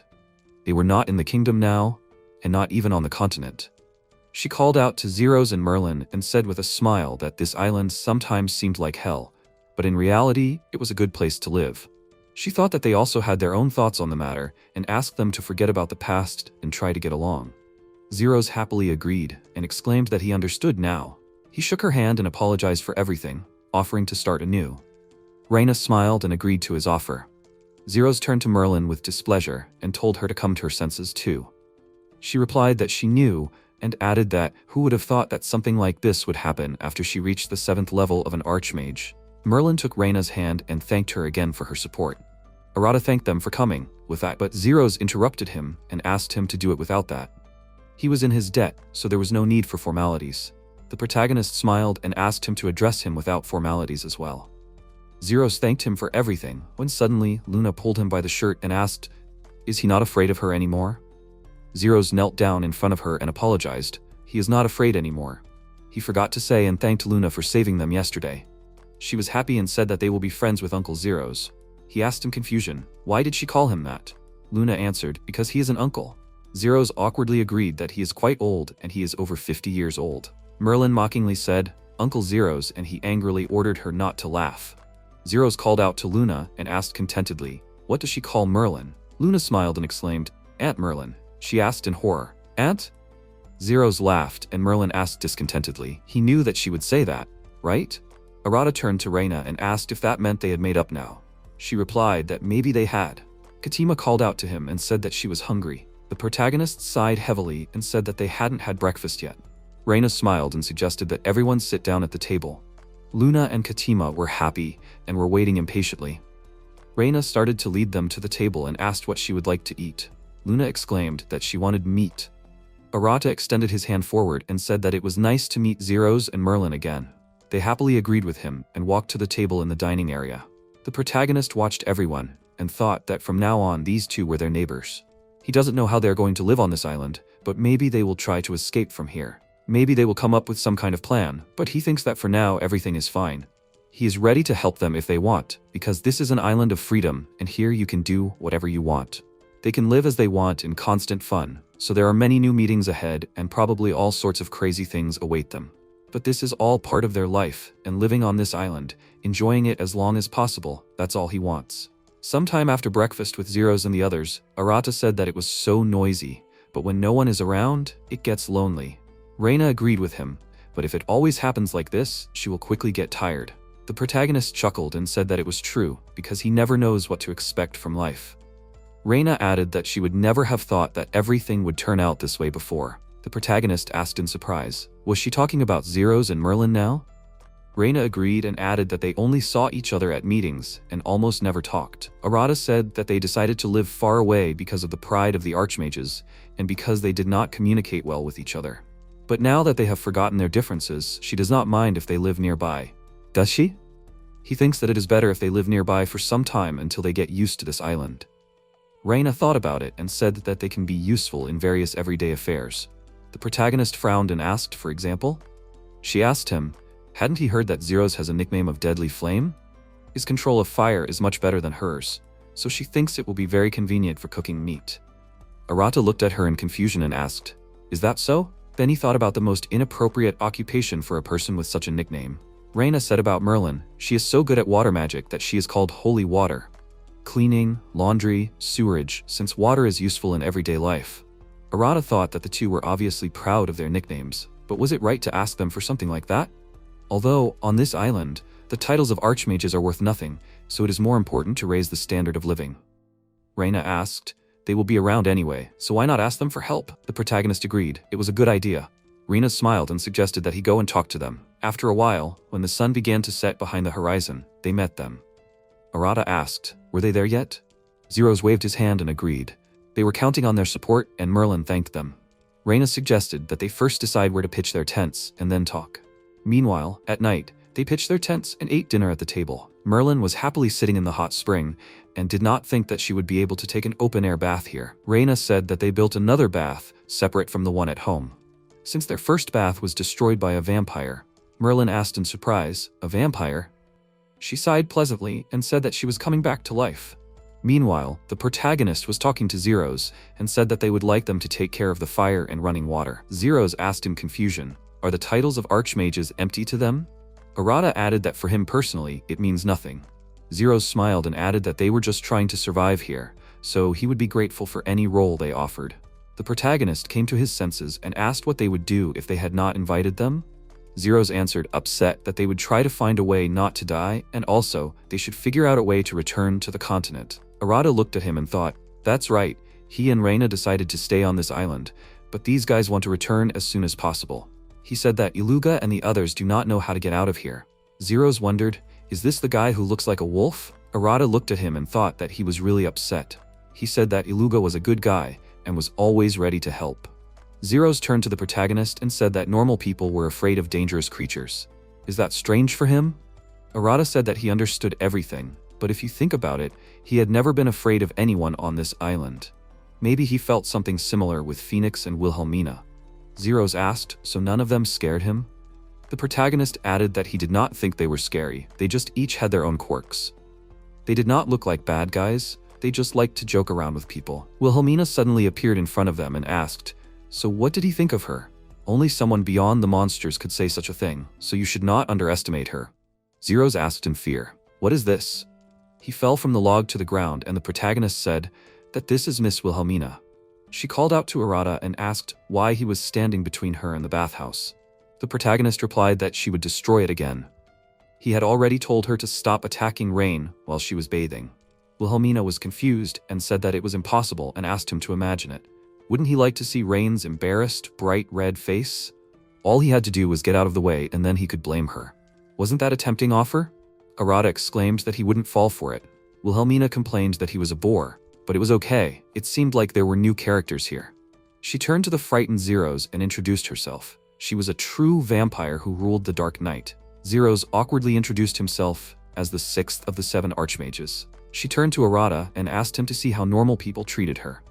The protagonist replied that he was not afraid of her anyway. Sometimes she was a little annoying, but he considered her a friend to talk to. Wilhelmina was surprised and said that sometimes it was nice to have someone to talk to.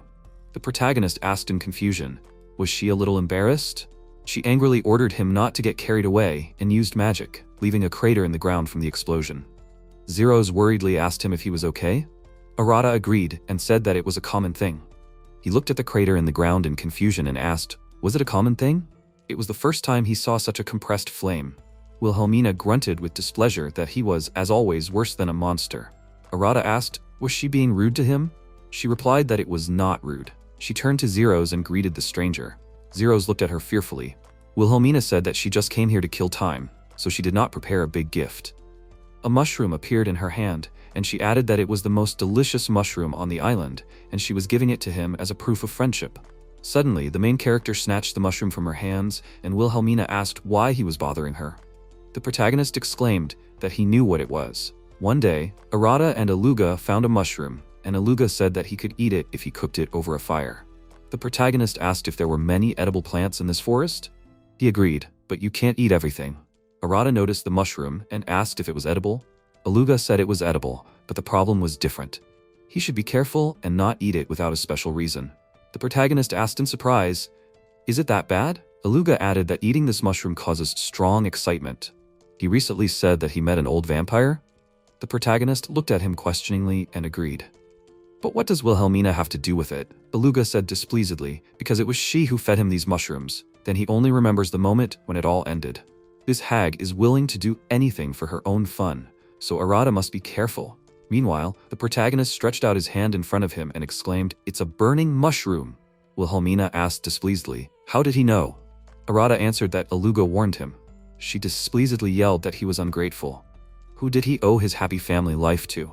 The protagonist added that he was angry because she made him skip all the steps to happiness and turned him into an animal. Although Eluga said that for a long time he could not understand that Livia was in love with him, so he can't say that he did not have problems. Wilhelmina made a sarcastic remark to him, and he asked what she was talking about. She answered, about him and Raina, of course. Suddenly, Wilhelmina's head flew to the side, and Zeros looked at it in fear. Raina stepped onto the ground and asked her with displeasure why she always came here at such a time, and tried to say strange things. Merlin looked at Wilhelmina with fear and asked if this was a new threat. She smiled and said that watching her get embarrassed was the greatest pleasure. Raina pointed at her and exclaimed that she would cook her something really tasty, but she had to stop doing this. Wilhelmina added that her food certainly looked delicious, but this was much better and she simply could not stop. She turned into a bat and said her last words that she would come to her again under the cover of night, so she could wait impatiently. They watched her go, and Zeros called out to the protagonist and asked if someone like her often appeared on this island. He agreed and said that it seemed like she was a special type, although he didn't know how many of them were there. Zeros looked up at the sky and said that he wasn't sure if he could survive if he left them. The protagonist thought that it wasn't very nice to hear that from a grown man. A week had passed since Zeros and Merlin had moved in nearby.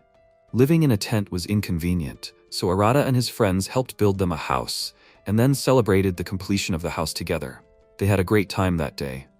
Meanwhile, in the evening, Raina and the protagonist were sitting on the couch and discussing something. Arata said that now that the house was finished, they might want to settle down. Thanks to Zeros and Merlin, their standard of living had improved significantly. Raina chuckled and agreed with him. Arata thought about it and asked if Zeros was called the Deadly Flame and Merlin was called the Holy Water, then maybe she had a nickname too? Raina said she was called the Thousand Spells. The protagonist was surprised and said that it sounded cool. She replied that it was nothing special because she didn't have any special talents like those two, and the skills that she had were useful only in everyday life. The protagonist replied that it was not true, because on this island you can defeat an enemy not only by force. Magic that enriches life is more important, isn't it? Zeros said that they can't use storage magic. She has different types of magic. That's why they call her the Thousand Spells. That's why she is amazing. Raina looked at him questioningly and, embarrassed, looked away and thanked him. Arata grinned looking at her and thought that without her, he would not have lived such a life, because thanks to Raina, they have a good time. He came to his senses and asked, "It seems they haven't seen Telta for a long time?" Raina replied that she didn't come again today. It's so strange. In addition, Wilhelmina also stopped flying to them every evening, and she hasn't seen her since that day. The protagonist looked down sadly and thought those two used to come almost every day, but now they stopped. However, Teltu was probably fine, but Wilhelmina's absence looked suspicious. Raina wondered if they were planning something strange together. Arata was surprised and asked if she thought Teltu had teamed up with Wilhelmina. Did they know each other? Maybe they were just worrying for nothing. The next day, Wilhelmina was standing at the doorstep. She greeted the boys with a smile and said that today was such a beautiful day. They looked at her suspiciously, and Raina asked him if he could throw her somewhere far away. Arata sighed heavily and answered that he could, but she would come back as if nothing had happened. Wilhelmina irritably said that she could hear everything and that it sounded rude. After all, they came all this way to play with them. The protagonist asked contemptuously, "That already sounds suspicious, and what do you mean they?" She rarely appears during the day. Wilhelmina asked where Luna and the others were. Arata replied that they hadn't arrived yet. She put on a satisfied smile and said that it was even better that way. The protagonist asked in confusion what she was talking about. She thought that it would be too much for children. Suddenly, Raina and Arata felt something was wrong. He picked her up and exclaimed that they had better get out of here. They jumped out into the street and Raina noticed a dragon figure in the sky. She was surprised and said that it didn't look like Telta. She was falling down at full speed, trying to attack them. The protagonist agreed and added that she seemed a little out of her mind. Raina wondered if Wilhelmina had done something wrong again. The protagonist put her down and asked her to step aside so he could stop her. Raina excitedly said that she knew nothing would happen to him and asked him to try to avoid getting hurt, and then she ran into the forest. Arata spread his arms to the side and happily said that he didn't know what was going on, but she needed to calm down. Teltu suddenly transformed and fell into the protagonist's arms. He stroked her head contentedly and thought that she didn't have any killing intent, so he knew she just wanted to play. Still, it was good that they left the house. The protagonist stroked her chin and thought that she was acting like normal. Raina approached them and asked if everything was okay. The protagonist replied that everything was fine. Teltu was just acting a little weird. Wilhelmina probably knows the reason, so they should ask her. After a while, they returned home and Arata asked Teltu to get off him, since they had already arrived. They noticed Wilhelmina at the table and said that they finished faster than she thought. He asked what she was doing here. Wilhelmina chuckled and said that they were always entertaining her, so she decided to thank them with her signature dish. She asked them not to worry, since there was nothing harmful to their body. Raina, the protagonist, and Teltu looked at her suspiciously. Wilhelmina asked displeasedly what was wrong with them. They wouldn't refuse to eat something she cooked herself, would they? The protagonist asked first to tell what she did to Teltu. She smiled and gritted her teeth. She just helped her be a little more honest with herself with her devilish eyes. Arata looked at her questioningly and said, "No effect." Wilhelmina rolled her eyes and muttered, "He was so boring." The protagonist asked, in other words, she could control others? She said that there were different types of devil eyes, and the one she used stimulated instincts.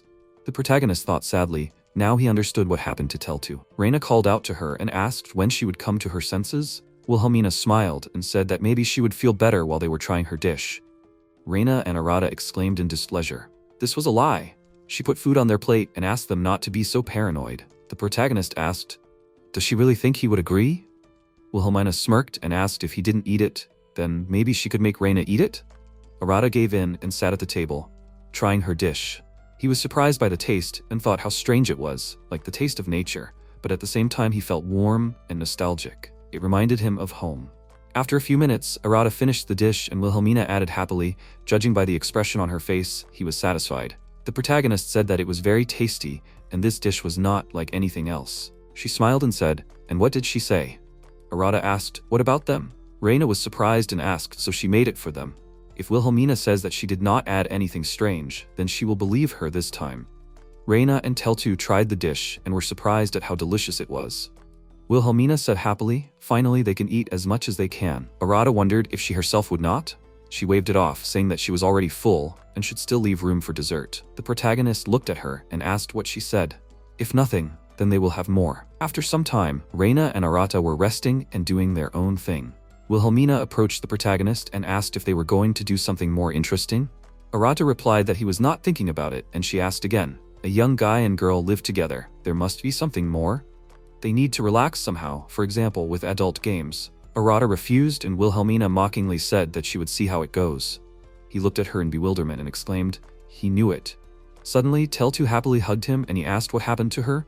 Her voice changed a lot. She looked drunk and the protagonist exhaled heavily and said, she only got worse. What did she do? Wilhelmina chuckled and asked, is he talking about her dishes? Arata wanted to ask her, when suddenly, Raina pressed herself against his body and giggled playfully. He called out to her in confusion, but she continued to whisper his name. The protagonist came to his senses and asked discontentedly, what did she do? Wilhelmina smiled and took out a bottle and said, she just fed them and said that there was nothing special in it. Arata looked at the bottle and asked, is this wine? She said that she just added alcohol to it, which is usually used in cooking. Does that mean it doesn't affect him either? Arata wondered, does she mean that this is an ordinary drink? Wilhelmina winked and said that it is blood wine filled with her magic. The protagonist asked discontentedly, does she think this is normal and what will happen if you drink it? She added that with a good dose, the mind drops to the level of ancestral instincts, but if you use a small amount for cooking, most people just feel better. Raina said contentedly that his body was so warm and asked him to stroke her head. Teltu growled happily and Arata asked, her too? The main character resigned himself and petted their heads, thinking about how cute they were. Although Teltu usually acts like this, unlike Raina, who is more of a cold beauty type, but this version of her is too cute. Raina gently whispered his name. Raina whispered his name softly, and Arata, barely holding back, called out to Wilhelmina. He asked her to make sure that the two of them were not in danger, and just to look after them. He broke away from their embrace and ran outside the territory. Wilhelmina thought contentedly that it was okay if he ran away, she had seen enough. She watched Raina and Teltu, thanking them for the treat, as it was a great dessert. A few minutes after, Arata ran away from Raina and Teltu, who went crazy after drinking Wilhelmina's soup. He sat down on a rock and sighed heavily, saying, just a little more. He knew he shouldn't trust her, and yet it felt so good.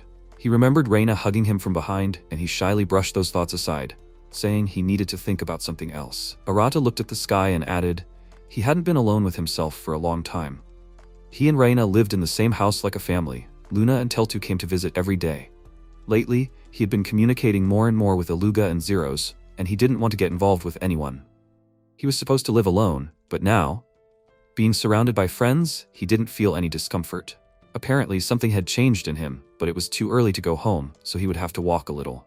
Suddenly, a magic circle appeared under his feet, which blinded him with a bright glow. He wondered what kind of glow was that. Arata opened his eyes and looked around in surprise, seeing destroyed buildings. Ark saw the protagonist and asked who this guy was. He turned around and asked in confusion what was going on here. Suddenly, a dragon appeared behind Arata. Magic began to thicken in its mouth and Ark shouted for him to run away quickly, because the dragon was starting to attack. The protagonist looked at it questioningly and thought, "Is this a red dragon? It looks quite strong, but it looks harmless against the background of Suzaku or Wilhelmina, perhaps even a little weaker than the Emperor's Boar." Celis knelt before him and asked for forgiveness. It was her fault that he ended up in this hell. The divine sacrament, the magic that opens the door to the other world and summons the most powerful divine beast, failed. Ark called out to her and asked, "Can a saint behave like this?" She apologized again and added that it was the only way to defeat Walpurga, the Doomsday Dragon. Ellie called out to them and exclaimed, "Now is not the time for such talk. Besides, if she had more power, she is not worthy of the title of the Witch of Doom." Celis ordered her not to say that. Arata sighed and thought, it seems that these people are Ark, Celis, and Ellie. The Doomsday Dragon? The lizard that is growling at him? Does it look like he is afraid, or is it just his imagination? Ark clenched his teeth angrily and exclaimed, "The curse of Walpurga looks so scary." Celis added, "It is the Doomsday Dragon. It is mentioned in the scriptures as the personification of great evil that will lead the world to destruction."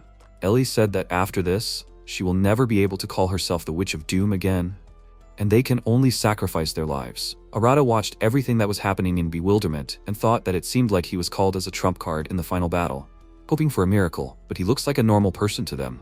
Ark said that they will cover him, so he should run as fast as he can and not look back, even if he hears screams. Celis asked for God to help this otherworldly person, who ended up in all this because of her fault. Ellie added that she does not know who he is, but they have a real disaster here, so they will buy some time, so he should live. Arata smiled and thought that he cannot abandon them, since they are good people, but he will think about it later. He turned around and headed towards the dragon. Ark asked in confusion, "It is dangerous there. Where is he going?" The protagonist approached the monster, when suddenly it released a huge stream of magic at him. They were surprised and Celis said that it was her fault. Ark interrupted her and said that it was his fault, because he could not help. Ellie asked in fear, "Are these idiots going to blame themselves forever? Now we need to focus on the enemy." After the dust cleared from the attack, Arata was still alive. The dragon and the others were surprised and the protagonist, flexing his fists, asked, "Is it his turn now?" The monster shook its head from side to side, and Arata thought, did it turn its head? It must have seemed so, he can't understand it. He hit the enemy with all his might, and the dragon flew into the sky, leaving surprise on the others' faces. The dragon fell to the ground and Arata said contentedly that everything was ready. He asked, he killed the dragon, so could she bring him home? Celis looked at him in surprise and began to stumble over his words, when suddenly a glow appeared under the protagonist. He looked at it questioningly and asked, "Is that glow again?" Celis asked, "Is he the Lord God?" Arata smiled and added, "He's just a man and it looks like he is already returning home." Celis asked him to wait, and asked if he could at least say his name. The protagonist thought and said, "Why not? His name is Arata." Celis smiled and exclaimed, "She will remember. He can be sure that she will definitely tell the church about this. Future generations must know about his feat." Arata asked in confusion, "A feat? He just killed a dragon." Celis admired and asked to leave it to her. She will tell about the messenger of God and tell the story of Lord Arata of God. They are immensely grateful to their savior. A few seconds later, the protagonist found himself in the forest and thought that this is the same place, so he came back. He wonders what it was, or maybe he dreamed it. Raina and Teltu should have come to their senses by now, so it's time for him to go back. After a while, Arata entered the house and said that he returned. Raina embarrassedly wanted to say something, and the protagonist thought, does she really remember everything? Wilhelmina greeted him happily and the main character asked with displeasure, "It looked like she's having fun?" Although she really looked after them, so he expressed his gratitude to her for this. Teltu came down the stairs and happily hugged him. Arata called out to Raina and said with a smile that he was home. She smiled and said, "Welcome back." The protagonist thought that everything was fine, and Raina was smiling again. Was it a sigh of relief? He exhaled easily. It seemed that he was more worried about her than he thought. Wilhelmina called out to Teltu and said that it was time for them to go home. She grabbed the protagonist's jacket and exclaimed that she would sleep with her husband tonight. She discontentedly said that it would not be fun at all. Wilhelmina summoned a monster that grabbed Teltu. She discontentedly asked what she was doing. Wilhelmina wished them a fun night and headed for the exit. After they left, Raina and Arata were left alone. He awkwardly scratched the back of his head and thought it had been a long time since they were alone, but it felt a little awkward. She turned to him and asked him to listen to her about what happened during the day. The protagonist interrupted her and said a lot had happened today, so they would just rest. No one would remember it tomorrow, right? He thought about how now was not the right time to make any progress. Raina smiled and agreed with him, but still, tomorrow had not yet come. Would he mind if today was different from usual? Arata looked at her in surprise and asked what she meant. Raina snuggled up to him and said that it was not just because of the drinks during lunch. Tomorrow she would be a normal girl. Could he at least spoil her today? Arata hugged her and thought about those quiet words that were so unexpected that they destroyed all his arguments. He touched her like a jewel, slowly and gently. At that moment, he knew that this was his place. Meanwhile, in the cathedral, the priest asked, being a saint recognized by the church, what was she thinking when she summoned the devil? Celis asked to wait, but he interrupted her and exclaimed, enough of excuses. She is no longer a saint because she is possessed by the devil, the witch of deadly sins. Celis asked, why did he think that? Lord Arata is an experienced man and must have been sent by God. The priest ordered her to be silent. Someone who defeated Walpurga, the Doomsday Dragon, with one blow cannot be a human. The entire church already knows very well what really happened. The saint sold her soul to the devil. Enough of this nonsense. Their lives are already at risk. Ellie watched with displeasure and thought that this was a setup because Saint Celis is very useful to the church. But if her light shines too brightly, the shadows that surround the saint become deeper. In the internal factional strife of the church, such a bright light as Celis distracts attention. Considering the speed with which rumors spread, there is no doubt that this was a premeditated move. It turns out that having reached here, they can no longer do anything. It seems they have already been written off. Black magic formed around Ellie's body and Celis asked in fear, is this destruction magic? Ark tried to stop her and added that if she uses this power, she will die. Ellie said contentedly that she does not care, since she is willing to do this to protect her friends. Celis asked God, she does not care what happens to her, just to help stop this fight. She cannot allow anyone else to get hurt. Ellie was surprised and exclaimed, this is the light from the summoning, just like then. Wilhelmina spoke. Her wish was heard, and she appeared right in front of them. Celis looked at her in confusion, and she said that she hadn't felt the power of a god for a long time. It seems that something interesting is happening here. She didn't expect to ever get out of that island. Is it because of the connection with Arata? Celis was surprised and asked, does she know him? Who is she? She smiled and said, okay, she will introduce herself to them. Her name is Wilhelmina. The man asked in fear, is this the same name from the myth that is more than 10,000 years old? She grinned and exclaimed, so they still remember that she is the queen of demons, who kills gods, when suddenly they were transported to the place where the dragon attacked, and she said, as she asked, none of her friends were hurt. Celis thanked her and wanted to ask, but Wilhelmina got ahead of her, and said she was just killing time. It seems that there is some divine magic left, as well as some amount of Arata's insane power. Celis was surprised, so he sent her here? Wilhelmina lied and said that was exactly it. She thought happily that it looked like she could have a good time with these guys. Wilhelmina stepped onto the ground and said that the summoning spell was about to wear off, so she was going home. Celis said sadly, but she did not have time to thank her properly. Wilhelmina answered that they were already connected, and if they wanted to see Arata, they would surely find their way to the divine island of Arcadia. Wilhelmina disappeared, and Ark told Celis that they could not stay here any longer. Ellie added that from now on, they were wanted for life. Celis sadly said that it was time to go to the divine island of Arcadia. According to the hero, this is how the journey of the saint, the hero, and the witch of doom continued. Meanwhile, in Arata's house, he sat at the table and thought about how many things had happened, but their days had been especially busy lately. They built a house and made friends with the divine beasts, so life on the island became more comfortable. But now he wants even more comfort. Arata suggested that Raina build a road to the village of the divine beasts, and she asked, and in what sense? The protagonist added that the other day when he went to the village to look for Luna, he thought the road was too wild. Raina thought about it and said, consider it not there at all. The protagonist said, besides, Zeros and Merlin said that this route is too difficult for them. After all, they still haven't met anyone except Luna and Eluga, so they need to make the route easier, and he thinks it will improve their interaction quite well. Raina agreed and added that the idea is not bad, but their territory originally belonged to the race of divine beasts, and they were simply lent it. It's not a fact that they will be happy about them clearing the road. Arata looked at her questioningly, and after a while he told Eluga about what they had planned. He said that he didn't mind, and the protagonist asked if he didn't mind. Eluga said that they divine beasts don't need such roads, but ordinary beastmen don't know when a monster might appear. Monsters won't approach the road where the protagonist's scent is hanging around, so it will add safety.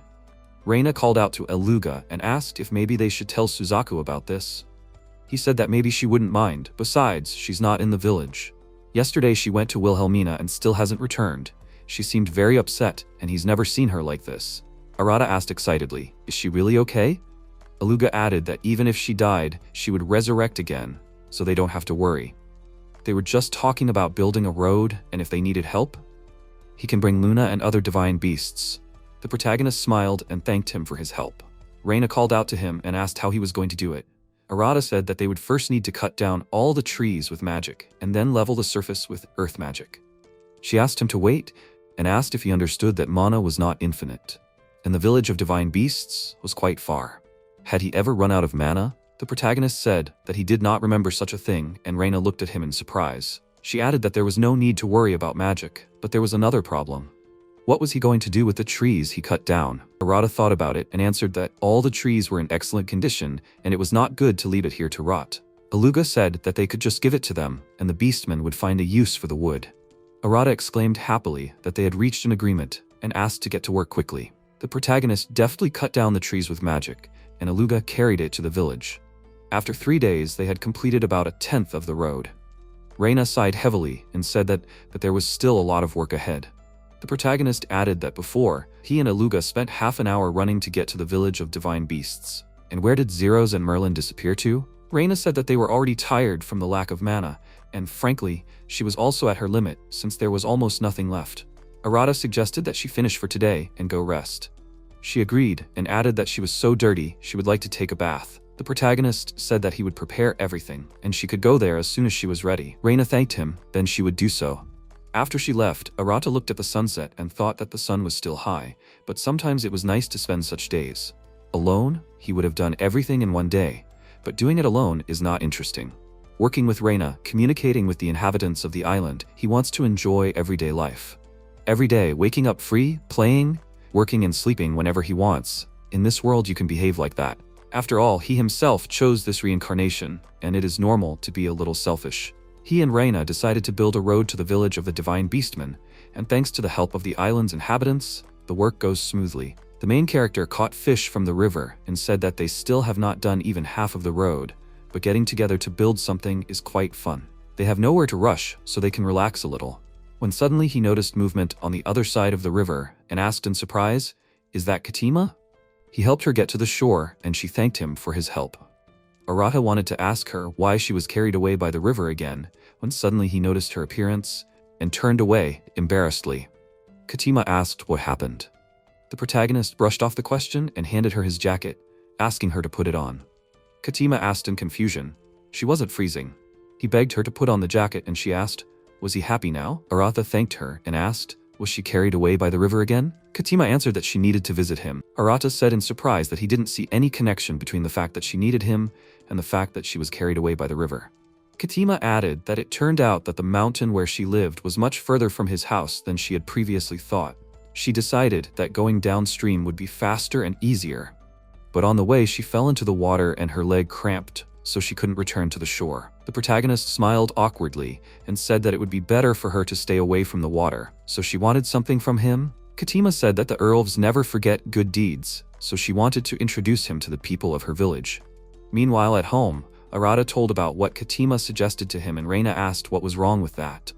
She wanted to see how the elves were living, but they were already busy building a road. The protagonist said that was true, and he did not want to postpone the construction because they were doing well now. Katima appeared in front of them and said that they did not need to worry about it. When they were free, she would contact the village so that they would be ready to accept them. The elves were leisurely. She thought they would not be offended even if she stayed for 50 years. Arata wondered what she would do while she waited. Katima replied that there was nothing to do at home anyway, so she would stay with them. The protagonist sighed heavily and looked at Raina. Katima said contentedly that she was a wonderful girl and would be useful in any endeavor. Arata agreed. A wonderful girl who was pulled out of the river twice, so they got a new neighbor. A week later, she was helping with the construction of the road. With one swing, she cut down several trees, and Raina and Arata watched her in surprise. Katima asked if they were convinced of her skills. The protagonist agreed. She really was wonderful. Katima happily added that she could even hunt the Emperor Boar. Raina sighed heavily and said that this was expected of the inhabitants of this island. After a while, they watched the construction, and Arata said, thanks to Katima, Everything happens very quickly. He will go and lift the big trees and asked if Raina could clear the road. She agreed, and Katima asked what she should do. The protagonist told her to continue in the same spirit, and asked Raina to tell him if she gets tired. She clenched her hand into a fist and resolutely said that now she wants to continue working. You cannot relax, so as not to ruin the reputation of the 7 archmages. Katima shouted for the guys to quickly catch up with her. Arata turned to Raina and asked her to at least try not to lose to Katima. She agreed and added that her strength would most likely run out halfway through the journey, so all the work would fall on him. A few hours later, Katima asked tiredly, there was nothing to eat, what should they do? Arata sadly agreed with her and thought, usually Raina knew her limits, but today Katima worked very hard, so because of this, the pace was lost and Raina ran out of magic. He turned to her and added, now that Raina was tired, there were only them left. It would be good to eat after work, besides, they had meat left from the hunt. Only Raina was not with them, and he did not know how to cook like her, so they should choose between 2 options, grill or boil. Katima asked, so which of them? Arata noted that there was little choice, so he would leave it to Katima. She thought for a moment and then decisively exclaimed that she chose the first option. The protagonist agreed to cook food on the grill. All that was left was to choose the meat, when suddenly he came to his senses and asked, is dragon meat tasty? Katima said that it was the best meat and that a steak from a strong dragon could satisfy not only her, but all her friends as well. Why did he suddenly start talking about dragon meat? Does he really have it? Arata added that a lot had happened during all this time and simply remembered that he had recently seen a dragon named Walpurgia. It had a round belly that looked very appetizing, but it was a pity that he could not take it with him. Katima turned back and pointed her finger at Teltu, asking, does this dragon have even more powerful strength? Is she right? Arata looked at the frightened Teltu in surprise and she asked, is her husband going to eat her? Was he going to do this from the very beginning? Teltu began to run away towards the forest in fear, and he tried to call out to her. Katima noticed. She realized that they were having a family squabble. The protagonist exclaimed that this was not so, and that he needed to catch up with her. After a while, Arata ran after Teltu and shouted. She had misunderstood. Teltu exclaimed in fear that there could be no mistake and that she had heard everything with her own ears. They wanted to eat the dragon and pointed at her. The protagonist almost caught up with her, when suddenly she transformed into a dragon and flew up into the sky. She exclaimed, now he would not be able to catch her. Arata stopped and looked sadly after her, thinking that if she managed to escape, she would most likely cry alone. When he appeared on this island, the inhabitants of this island were so kind to him, including Teltu. That's why he couldn't leave her like this. Arata jumped into the air and appeared next to her. She was surprised and asked why her husband was flying. The protagonist said that he watched Wilhelmina do it. Teltu exclaimed that such a spell is not so easy to remember. Now she understands why everyone says that, as expected from Arata. Suddenly, he began to fall down and said that this magic is difficult to control, and he cannot fly normally. The protagonist called out to Teltu. He asked if she was worried about him. Did she really forgive him? She awkwardly said that this is nonsense and she knows that her husband would not eat her. Arata thought, judging by her voice, she is no longer angry, but he can't keep up with her. Then he will try the wind magic that Raina used. The protagonist activated the tornado skill and began to move quickly through the air. Teltu was surprised and asked where he went. Arata said that he did not think of a way to stop. Then he used magic in the opposite direction. He turned back and, frightened, noticed the dragon and asked why this dragon was flying right here. Teltu called out to him and exclaimed that this dragon would make an amazing steak, so he cannot miss it. The protagonist came to his senses and shouted, he needs to hit carefully. He used the wind scythe and released a stream of powerful energy at the dragon, tearing its body in half. Arata looked at the falling dragon, when suddenly Teltu flew up to him and asked with displeasure why he overtook her. The protagonist apologized and said that he is still not very good at control. He sighed heavily and asked if he was going to take this dragon and cook it at home. Arata agreed and awkwardly asked if she didn't feel disgusted by dragon meat. Teltu was surprised and asked why. It was very tasty, and what did he mean?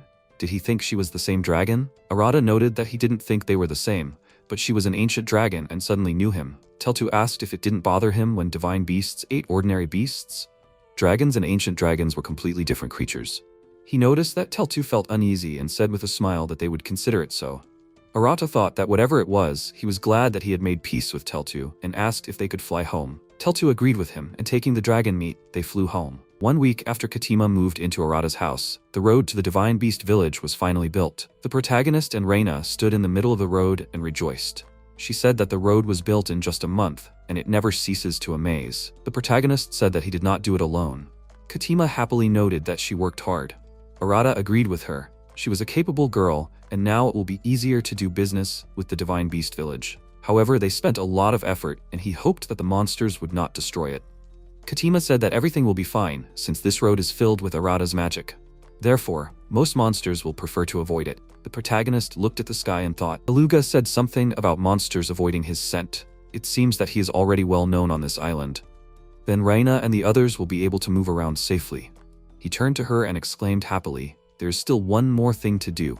Meanwhile, in the evening, the islanders held a feast and Arata gave a speech. Now they will celebrate the opening of the road between their home and the village of divine beasts. The crowd of people suddenly raised their glasses of drinks and began to drink. Suddenly, Phoenix came up from behind the protagonist and greeted him. She just wanted to thank him for inviting them today. Arata noted that Eluga said that she had been away for a while, so she returned. Phoenix said happily, "It seems that the barrier of this island sometimes weakens, and she detained a suspicious vampire. But she says that she did nothing? Although at some point, she definitely disappeared from this island." The protagonist awkwardly asked, "Are you sure everything is okay?" She put her hand on his shoulder and said that she is unlikely to have anything bad in mind, so he can relax. Besides, she likes to play with them. Arata tiredly replied that they are not happy about it. Phoenix said that she is hungry and headed towards the crowd of people. He smiled and approached Raina and said that her food was still held in high esteem. They watched contentedly as the villagers were having fun and calling out to Raina. Arata asked if she thought it was a beautiful sight. Raina agreed and continued to happily watch everyone. The protagonist said that by building a road to the village of divine beasts, he felt that his heart had become closer. Therefore, he would like to get along with other races, because ancient dragons, higher demons, spirits, and elves live on this island. There are still many races that they are not familiar with. Raina wondered, but it is unclear whether they will be friendly like Eluga and the others. Arata noted contentedly that, in any case, they will not know until they meet in person. Eluga was wary of them at first, but then they began to talk, had lunch together, and gradually became friends. He looked at the cheerful inhabitants of the island and thought that having found himself on this island, he did not have any specific purpose. He needed a chance to enjoy his new life. But now he has found something that can be called a dream here. Not only for him, but for everyone else too. He wants to see how all the tribes on this island think about each other and get along with each other. Arata threw his hand up in the air with determination and exclaimed, he wants to throw a feast where all the races on this island will participate. Raina looked at him and laughed. The protagonist asked her not to laugh with displeasure, and she said that he looks so serious when it comes to parties. The protagonist said sadly that he was not joking, and Raina apologized to him. It would actually be great to see that. Arata looked at her with surprise, and she called out to him, trying to bring him back from his thoughts. He awkwardly turned away and noted that it was nothing. They should try hard because it will be even more fun after that. Raina agreed and added that they will do their best. Suddenly Teltu came up to them and Arata asked, "She looks happy. What happened?" She happily held the food in her hands and exclaimed that she was having so much fun. The protagonist noted that he saw her fight with Gaius and it was amazing. Raina smiled and said that she had become so popular. Teltu added that she was from the race of great dragons, so it was natural. Suddenly, she became sad and said that it was all very fun, but this was the first time she had dinner with such a large group. In the clan of ancient dragons, she was always alone. Arata looked at her with regret and thought about what Eluga had said about this. She was one of the strongest ancient dragons, but among the younger generation, she was considered an outcast. Looking at their relationship, it must be hard for her to remember the ancient dragons, and organizing a banquet with the participation of all the races on this island may have been more difficult than he thought. Katima approached them and asked in confusion what was with the gloomy atmosphere. They were having a fun party here, so she thought they should have more fun. Raina hugged Telta and Arata asked, "Don't the Erlva and the divine beasts have conflicts with each other?" Katima agreed, and the protagonist asked suspiciously, "Then why are they eating and drinking together?" She looked at him questioningly and asked, "What is he talking about?" "It's different. Even if they have a strained relationship, they have a great time drinking and eating." Raina and the protagonist looked at her in surprise, and Katima asked, she doesn't understand why they are so surprised. Is it bad to have fun? She took a bite of meat and added, although Katima thinks that interspecies issues do not matter. Arata smiled and thought, it's true. Now the other ancient dragons ignore Telta.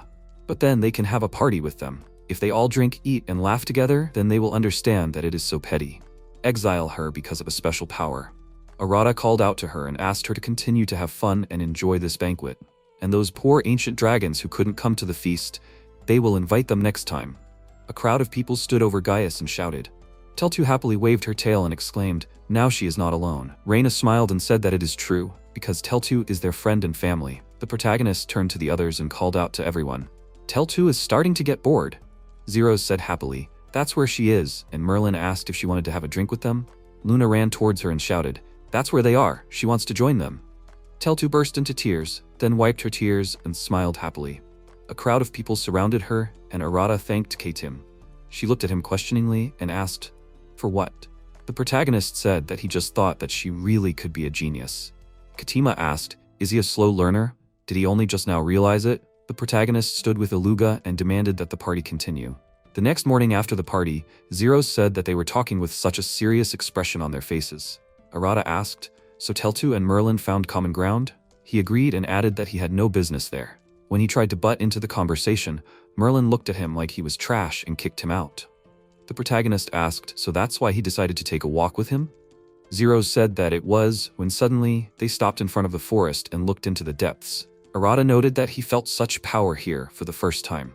Zeros asked in confusion, what kind of monsters were these? The protagonist cautiously said that their power was too rough, and if nothing was done, they could harm them. He asked him to look what was there. They came out onto flat ground, and saw a crowd of ancient dragons and higher demons. The ancient dragon man angrily exclaimed that it was time to beat these demons. Geese exclaimed that these flying ones had completely lost their minds, and it was time to show them what a strong race they were. The crowd of dragons and demons merged into a fight, and Zeros said, what a mess they made. What problematic neighbors. Arata thought that these guys looked like Telta. Apparently, they were from the tribe of ancient dragons. And those have dark red skin. They fight ancient dragons, so they are higher demons? He said that he saw them for the first time since he came here. They are much stronger than monsters. Zeros asked him discontentedly, not to be so calm. If they continue to fight like this, then nothing will remain of these lands. Suddenly there was an explosion and the demon's body was immobilized. The protagonist was surprised and Zeros asked, is this serious? It can't be. This blow was enough to destroy some fort. Arata smiled and asked him not to forget what island they were on. Zeros asked, so what will they do? The protagonist calmly said, it seems that they are not hostile to them and will just watch for now. Then suddenly he noticed a dragon in the sky and asked in surprise, is it Telta? She was watching everything that was happening and Zeros asked, does she really want to join them? But they fight as if nothing happened. Although both of them noticed her presence, it seems they are deliberately ignoring her. Arata said with displeasure that this is true, and Teltu began to attract attention to herself. He began to shout encouraging words, and Zeros noted that nothing will change if the first step is not taken. The protagonist looked at Teltu with disappointment and thought, it seems that this is not a problem that can be solved with outside help, and they can only support her. Arata clenched his hand into a fist and mentally expressed support to her. Teltu decided to attack them and Zeros exclaimed happily. She decided to act. He shouted at her to make them accept her into their company. Teltu released a stream of magic from her mouth straight into the crowd. Zeros grabbed his head and asked in confusion, what is she doing to her comrades? Arata tiredly said that this will not do. Graham pointed at her and angrily asked, is she doing this again? He ordered her not to dare to joke about her fellow tribesmen, and the demon exclaimed that she always uses what is stronger than them. Teltu exclaimed upset that this is not true and everything is wrong. Graham wished death on her, and the crowd rushed straight at her to attack. Teltu began to attack them in response, releasing a stream of fire. Zeros said that if this happens all the time, then it is understandable why she has no friends. Arata said that it is unlikely that she does this on purpose. He thought, it does not work very well, but maybe this is a way to attract them to her group? Teltu asked in confusion, why are they so angry? She just wants them to let her in. MC watched her and thought, one day everything can get out of control and both races will be destroyed. He is not obliged to help either one, but his goal is to arrange a banquet with the participation of all races. In the current circumstances, this is impossible. He said, moreover, he does not like to see Teltu in such a state. Zeros agreed with the protagonist, and he warned that he will step away for a while. Arata went out to the battlefield and said that he is the only person in the world who can intervene in this mini-apocalypse. But this is not true. He must not forget where they are. The protagonist went out into the middle and ordered them to stop. Graham looked at him questioningly, and Guys asked, who is this? Teltu transformed into a human and ran up to the protagonist asking, her husband? Arata patted her head and asked if everything was okay. She wasn't trying to bully the weak, was she? Teltu sadly hung her head down, when suddenly Graham angrily asked who he was calling weaklings. Geis asked displeasedly, suddenly appeared out of nowhere and dared to say such a thing. The man swung his hand and muttered, even if he knew her, that was no reason to talk nonsense. He hit him in the face and asked contentedly, "Couldn't he parry? I knew he was just a small fry." Arata took a step back and remained unharmed. Graham was surprised and asked, "But how is this possible? This is nothing compared to Gaius's strength." Gaius abruptly pushed Graham away and exclaimed, "Let him try to withstand a real blow now." MC looked at him fearlessly, and he was surprised. Was he serious? Arata smiled and asked, "Well, are they happy?" Teltu called out to him, and he asked her why she attacked them. She looked at him sadly and said that these guys always rejected her, and she wouldn't mind fighting too. Arata said that she just wanted them to let her join in. He remembered Graham and Gaius's words and thought that, judging by what was said, for ancient dragons and higher demons, the situation when Teltu interferes in the fight is not considered something unusual. But for what reason are they ignoring only her? He asked about it later, after which he called out to the guys and asked if they don't think that's enough for today. Graham angrily asked why they should listen to a guy who appeared out of nowhere. Gaius added that he didn't want to agree with him, but they had no idea who he was, and he had no right to interfere in their squabbles. The protagonist indignantly asked, "So they don't want to do it in a good way?" Teltu approached Graham and said that it was better to listen to her husband before he gets angry. He exclaimed in displeasure, "Who would talk? It was all because of her, so she should not interfere." Teltu added in frustration, because she was also from the ancient dragon clan, and Gaius replied that she was different, and in case of a mortal threat, they would have to fight to the death. Arata understood and thought, the ancient dragon clan and the higher demons, although they do not get along with each other, but it seems that they drew a certain line. And Teltu's very existence is beyond this line. But this line, drawn from a very narrow point of view. The protagonist exclaimed, "They are simply weaklings." Graham angrily asked, "What did he say there? Is he kidding?" Magical energy thickened around Arata's body, and he asked in displeasure, "They do not want to fight with someone stronger than them. What else can you call it?" They looked at him in surprise, and he added that in that case, if someone even stronger appears, will they allow Teltu to join? Arata thought that she panicked and attacked the ancient dragons and higher demons, which was wrong. But that was because she was desperately thinking about how to join them, and their job as adults is to accept it. That's why he wants to reward Telta for her hard work. MC spread his arms out to the sides and asked them to play happily. Gaius exclaimed in surprise that he was too dangerous, and they should attack together. The dragons and demons rushed at him to attack, trying to hit him. But he was faster, and dealt with the demons with one swing. Arata appeared behind Gaius and said that he seemed to be the strongest of the higher demons, although he did not see much difference. After a few seconds, he dealt with him, and added that now it was the turn of the ancient dragons. Graham angrily clenched his teeth and ordered not to compare them with these demonic bastards. He released a clot of fire from his mouth at the protagonist, and he said that he felt a little hot. The enemy looked at him questioningly, and Arata asked, "Is that all he can do?" They are no different from the higher demons, which means it's time for them to come down to earth. Arata lowered his hand down, and Graham fell to the ground with all his might. After a while, the dragons and demons were kneeling, and Graham and Gaius were lying on the ground without strength. Graham said with heaviness that they have not lost yet. The protagonist looked at them and thought, judging by their strength, these two really are their leaders, and Eluga is about the same level. He called out to Teltu and asked if she knew their names. She said that this is the leader of the young generation of ancient dragons, Graham, and this is the leader of the young generation of higher demons, Gaius. The protagonist wondered, so why are the two tribes feuding? Teltu added that the older generation of ancient dragons and higher demons told the youth to fight in order to become stronger. Arata calmly asked, so what, by starting a fight, they have already really ruined their relationship? Teltu agreed with him, and Graham called out to her, exclaiming that this was betrayal. She was surprised and exclaimed they did not allow her to join. Graham angrily asked, "Is this a joke? She herself knows who her ancestor is, so she should not interfere." Arata called out to her and asked what he meant. Teltu said that he was talking about Bahamut, who was the founding ancestor of the ancient dragon race. Her husband has heard of this, right? The protagonist agreed with her. She talked about it. Most of her friends are adults, but those whose powers have not yet awakened do not know the name of their ancestor. But it is true. Eluga and Gaius named their ancestors, and Luna did not talk about her ancestor because she does not know about him yet. Teltu added that the ancient dragon tribe and the high demon tribe especially value strength, and they constantly fight to become stronger, inheriting the name of the ancestors. Graham exclaimed displeasedly, that's why she quickly awakened among the younger generation and bears the name of the founder. She should not participate in their fights, otherwise everything will turn into absurdity. Gaius exclaimed that they do not have a game here, and they are not doing this for fun. Arata thought and approached them and asked, because the two of them have long known the name of their ancestors? The dragons and demons looked at him questioningly, and he thought that this is exactly how it seemed to him. During the fight, only these two demonstrated different abilities. MC said that he does not know why they do this, but they think that this is normal. Teltu called out to him and he apologized to her. Protagonist hugged Graham and Geis, saying that he is going to talk to them, so she can wait for him here. After a while, they were sitting nearby, and Arata asked, so they saw that their friends were avoiding the awakened Telta and began to fear that they would also be exiled, and then they would not be able to fight. So they did not talk about awakening, but simply continued to fight as before, suppressing their strength. Graham and Geis thoughtfully remained silent. The protagonist continued to speak. Of course, it was none of his business, but continuing to lie. Weren't they afraid that one day they would forget their true identity? Graham said that they understood everything, and Geis noted that he was right, and this could not continue forever. Arata came up with an idea and said that they would do it like this.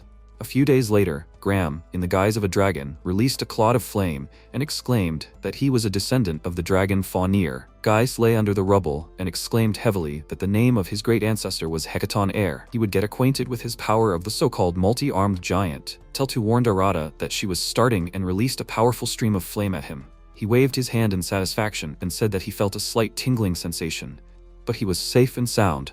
A few seconds later, he defeated Graham, Geis, and Teltu, who were lying on the ground. Geis didn't think it would be this hard. Arata asked in surprise, what was wrong? Were they already exhausted? Graham asked him to give them a short break for an urgent meeting.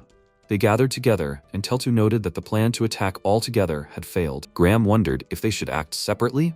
Geis added that next time they would try attacking in a checkerboard pattern. Arata looked at the happy Teltu and thought that everything went surprisingly well. He jumped up from the rock and said that they would fight him, and in the process, they would allegedly awaken. It would seem natural enough.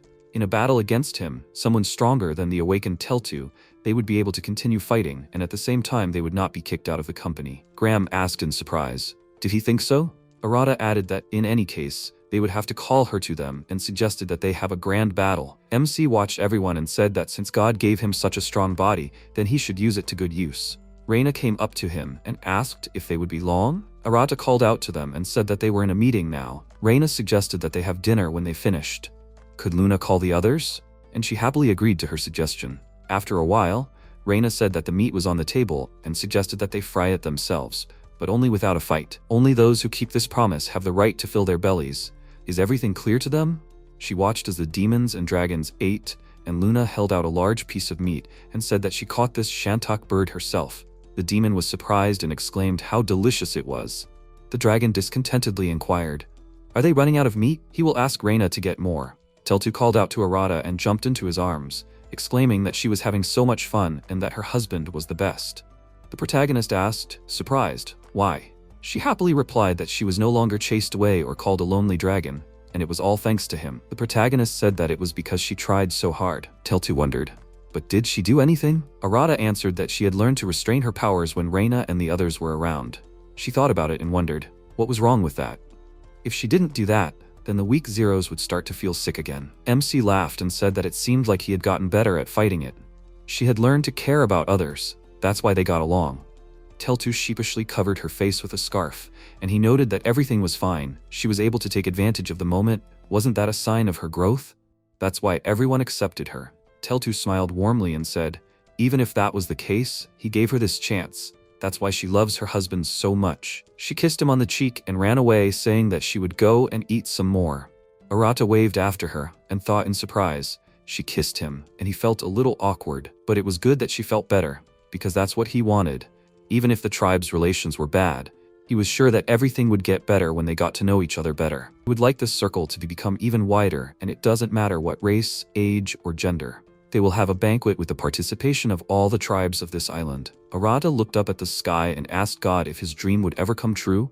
He hardly heard him. Raina called out to the protagonist and asked if he would help cut the meat. The protagonist agreed and took a step forward, thinking that he would look forward to the continuation. He looked up at the sky with a smile on his face and used magic to skillfully cut the meat into halves. Meanwhile, somewhere on the continent, 7 archmages were sitting at a round table. Zephyr said that even Zeros' deadly flame and Merlin's holy water would perish. Carla noticed that the number of people at the round table had decreased significantly. She looked at Seti and giggled and said that he was silent as always. The Archmage said that they had received a request from the kingdom. Zephyr asked what it was this time.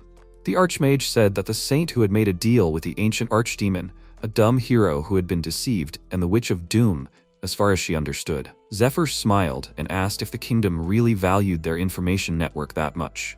The Archmage said that they were well aware of the saint's existence, and even though the church had great influence on the continent, they could have easily refused. And yet, they asked for them, the star of the 7 Archmages? In the kingdom, greed has replaced God?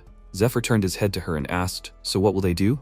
She said that there is no need to contact the kingdom, but in this case, one cannot turn a blind eye. Zephyr turned to Seti and Carla, asked, did the two of them understand? He asked them to go after the saint, and the Archmage asked, really? The Archmage asked Seti, is he also interested in the hero's abilities? He nodded, and Zephyr noted about the Witch of Death. They say that her power is comparable to the power of one of the 7 Archmages. Carla asked, should they bring them here? The Archmage asked that they are currently missing 3 people. Maybe they will replace them? Zephyr thoughtfully said, this is what they are talking about, but if this turns out to be ordinary rumors, then they can act at their own discretion. Carla and Seti left the round table, and the Archmage said that Zephyr had a lot of work to do, as there would be big changes. A few days after the feast with the demons and dragons, Graham greeted Geiss with a smile and asked how about training? He exclaimed with displeasure that the higher demons had set up a meeting first. Graham quipped he had pestered him the day before yesterday, so he could come next time. Geiss ordered him to shut up. No one forced him. Teltu asked with displeasure, are they here again? She ordered them to go home, as she and her husband were going on a date today. Graham pointed at Arata and exclaimed, his brother already has a sister, Raina. Teltu angrily hit the ground with her tail and said, of course she is beautiful, kind, and a good cook, but she's not going to lose either. Graham smiled and noted, in fact, she has a figure, unlike her. Geiss added, before saying such a thing, she should first look at her poor body.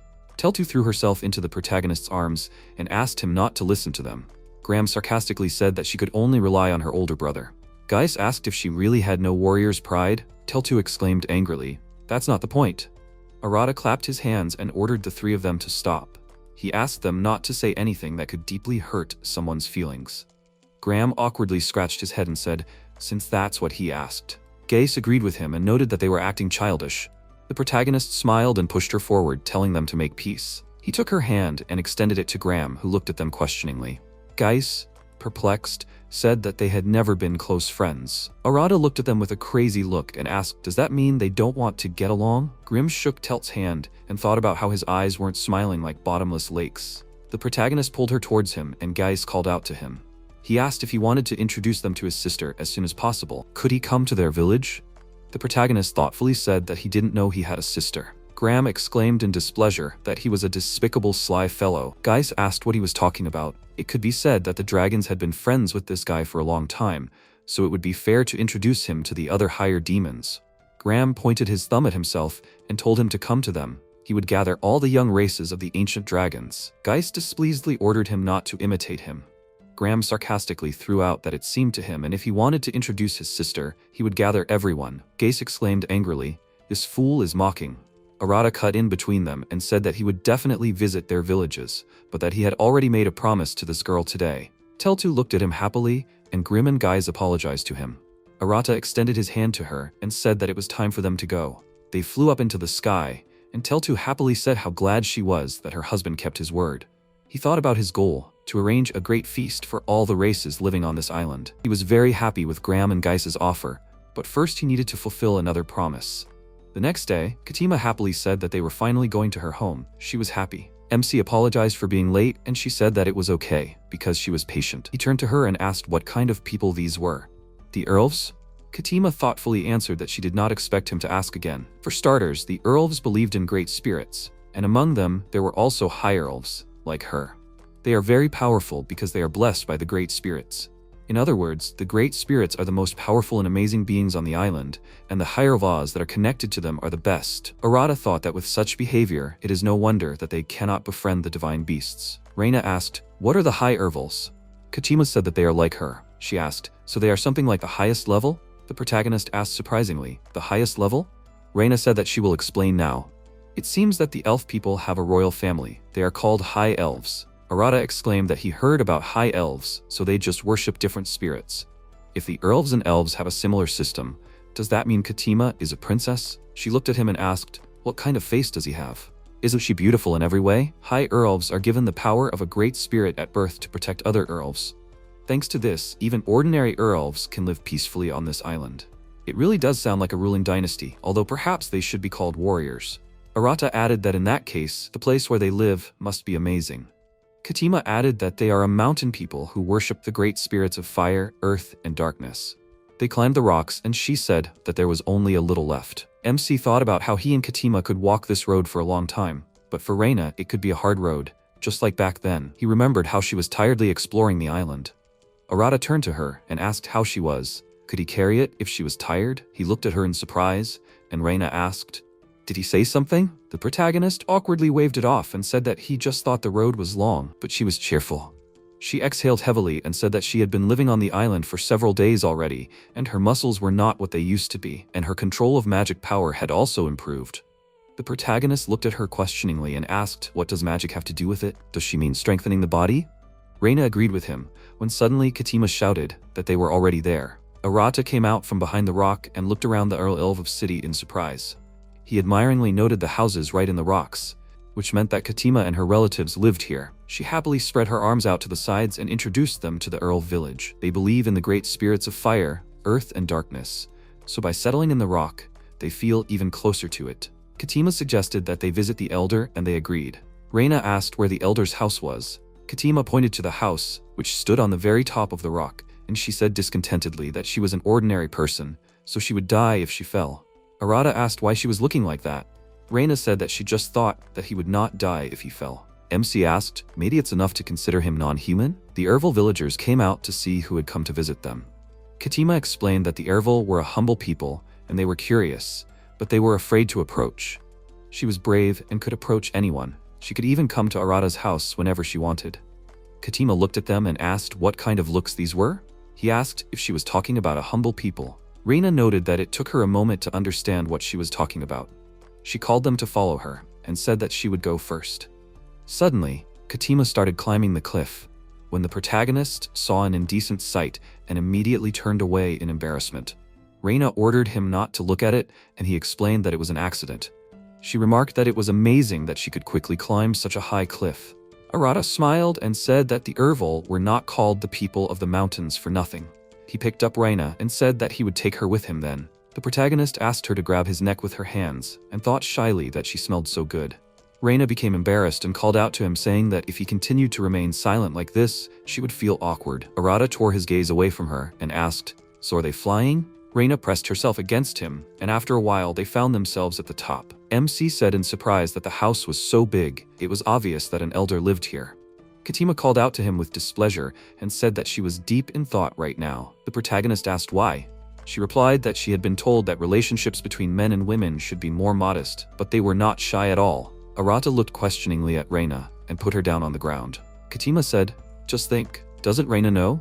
A woman should never let her guard down, and she should take care of herself. All men are wolves, after all." Saria said that if she gave them even the slightest chance, they would eat her. Raina agreed with her, and the protagonist thought in bewilderment, of course men really do act like wolves in a certain sense. He was not going to deny it, but Katima should have started with her appearance. She looked at him suspiciously, and asked why he was looking like that. Did he want to say something? Katima is smart, so she listens to criticism and uses it as a basis for reflection. Arata awkwardly said, then he will ask, "Isn't her outfit too revealing?" They fell silent, after which Katima suspiciously asked Raina, "Did she hear? All men are wolves," as she said, so Arata is excited by her outfit. Raina called out to her and said that she also thought that this outfit was a bit too much. Katima looked at her in surprise and asked with displeasure, "Do they want to say that she looks bad?" MC turned to Raina and looked at her with a pleading look. She agreed to talk to her, and Katima noted that this was an outfit from her grandmother. Raina replied that this way she attracts wolves even more. Half an hour later, Katima called out to the protagonist and sadly said that she dresses too revealingly.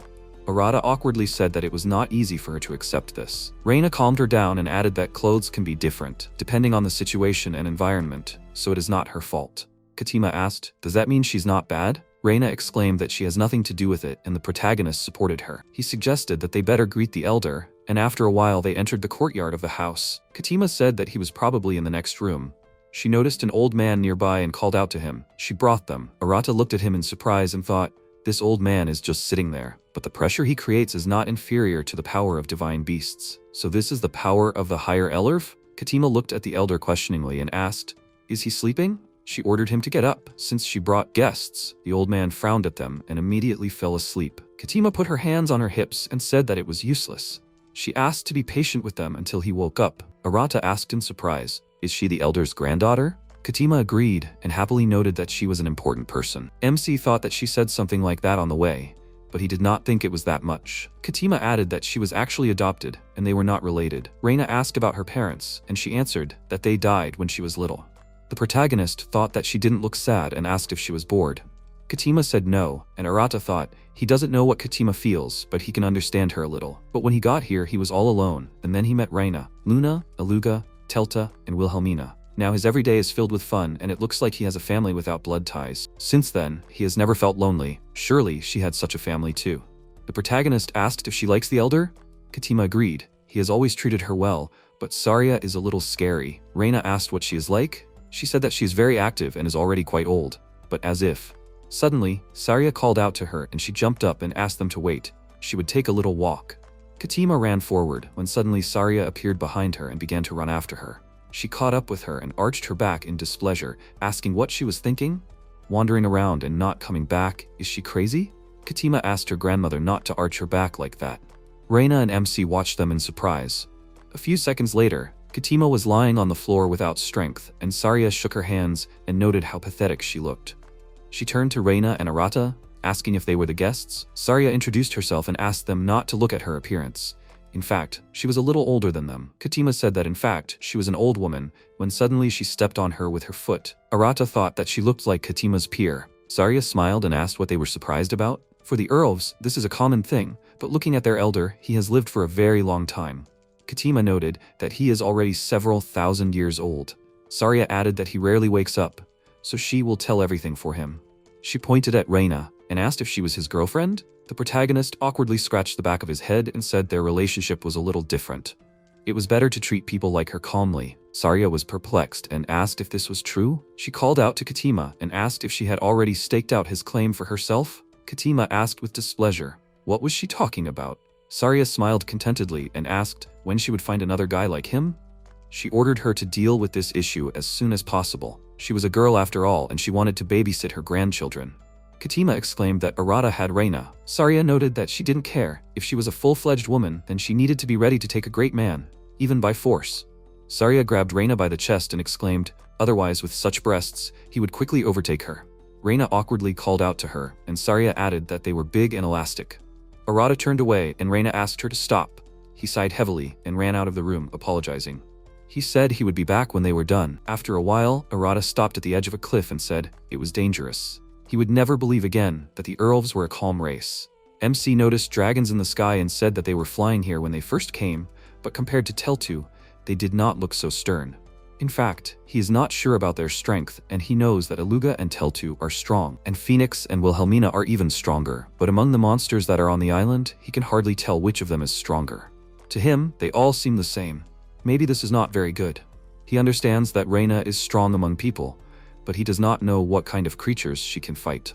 One day, this will become a big problem, and something needs to be done about it. Suddenly, a dragon flew at Arata, and he asked in surprise, did he see him as prey and fly at him? He may not think that he can attack him so easily. When suddenly the dragon flew past him, and the protagonist asked where he was going, the dragon flew into the air and he noticed Mira in its paws, who was asking for help. Arata asked in surprise, did he grab a child? He noticed how her parents called her, and MC thought that he needed to help. Arata flew into the air and his body was enveloped in dragon flames. He said that such a weak flame would not work on him. The protagonist hit the enemy with all his might, hitting him. The other dragons began to fly up, and Arata ordered them to return the child back. He flew to the dragon's paw and grabbed Mira, asking, is she okay? When suddenly the dragon began to show aggression, and the protagonist emitted his strong magic so that the dragon immediately ran away. He said that he seemed to feel the difference in power. Mira was surprised and said that she had never seen the great wyvern fly away so quickly. Arata looked at her and thought that it was a dragon because he had only seen wyverns in video games before. He went down to the ground and handed her over to her parents, thinking that it was good that he had managed to help. The man asked if he was the one Katima had brought. The protagonist looked at him questioningly and agreed. The Elves bowed, and the man said that for them, their comrades were family, even if they were not related by blood. They were very grateful to him for saving a member of their family. Arata awkwardly waved his hands and said that he just did what he had to and asked them to raise their heads. The Ervils said that they were just hiding and watching him because he was an outsider, but he still helped, even though they were rude.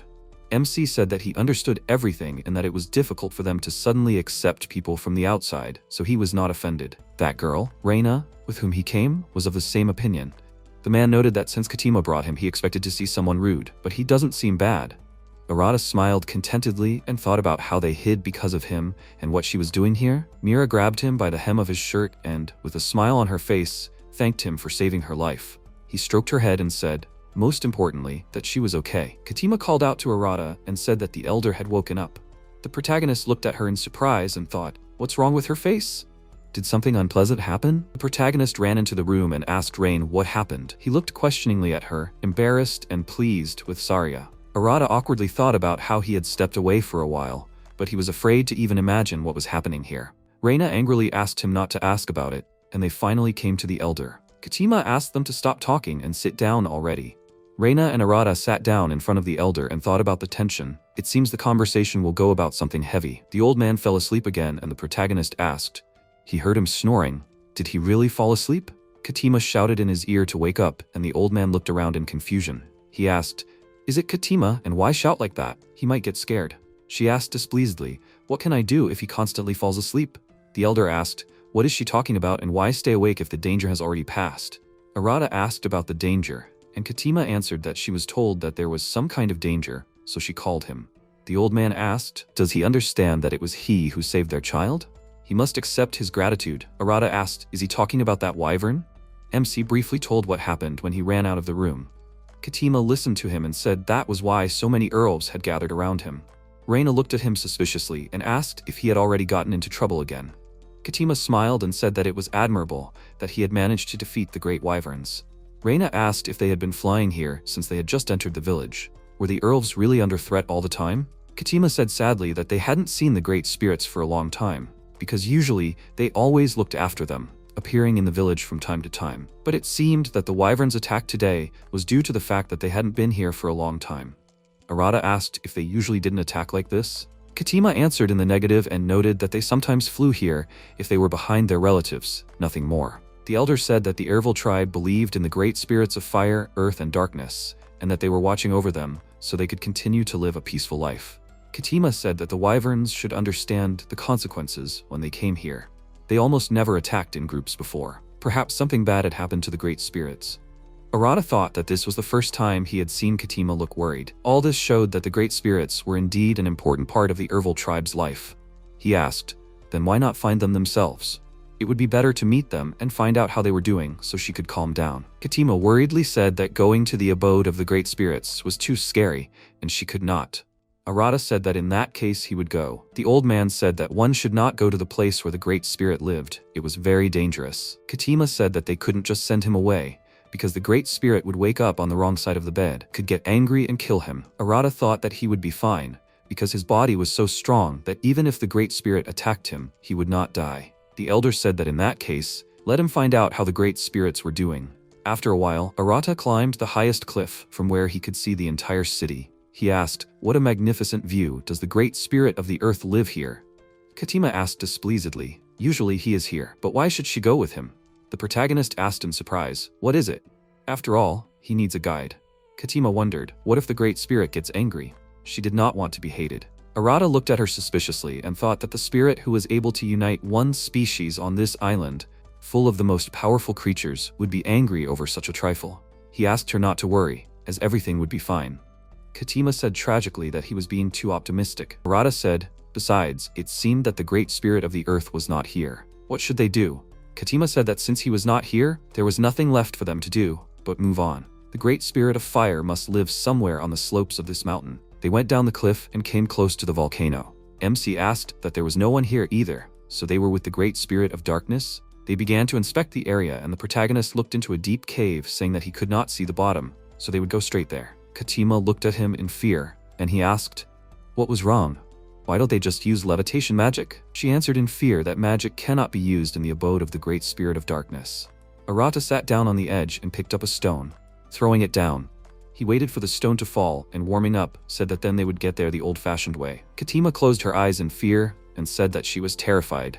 He was going to jump down with a smile on his face. Arata asked in confusion, what was the matter? If they did not go down, they would not know what happened to the great spirits. Katima said displeasedly, no matter how strong she was, but jumping from such a height was tantamount to death. He thought about how his sense of self-preservation had disappeared since he got this body. Of course, he was scared before. He said that then he would go alone and she could wait for him here. Katima nervously said that she was a responsible elf, so she would go with him. She ordered him to hurry up before she changed her mind. Arata smiled and took her in his arms and jumped into the abyss. He asked if she was okay. Katima asked if everything was okay, but how much longer would they have to fall? The protagonist asked what this was. Maybe some kind of magic? Katima came to her senses and said that she had heard of this magic, the strongest sealing magic used by the great spirit of darkness against those who had done something bad. The prison of darkness. It was said that only one being had ever escaped from this place. Arata asked how he had managed to escape from this so-called prison of darkness. Katima told her that according to one version, he originally possessed the magic of darkness, and according to another, he had escaped with the help of force. Arata said happily that he could do it and asked her to hold on tightly so as not to fall, as he would try his best. The magic enveloped the protagonist's body, and he said in surprise that white light was the color of his magic. Katima said that magic could not work in this world of darkness, but apparently this was not entirely true. Until now, his opponents were living beings, and he had unconsciously tried to hold back, but now he was using his full power. Arata released a powerful stream of energy downwards and caused an explosion. He was surprised and thought, someone had dispelled the prison of darkness? Suddenly they found themselves at the very bottom of the abyss, and he said that he thought he was trapped, but they had been standing on the ground all this time, and now everything was fine. But from the outside, everything looked a little different. Katima asked in fear, is that true? She really was in the abode of the great spirit of darkness. He asked, is she sure she was okay?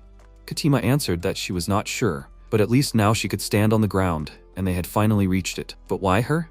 Among the great spirits, she was considered the most terrible. Arata asked, is it that bad?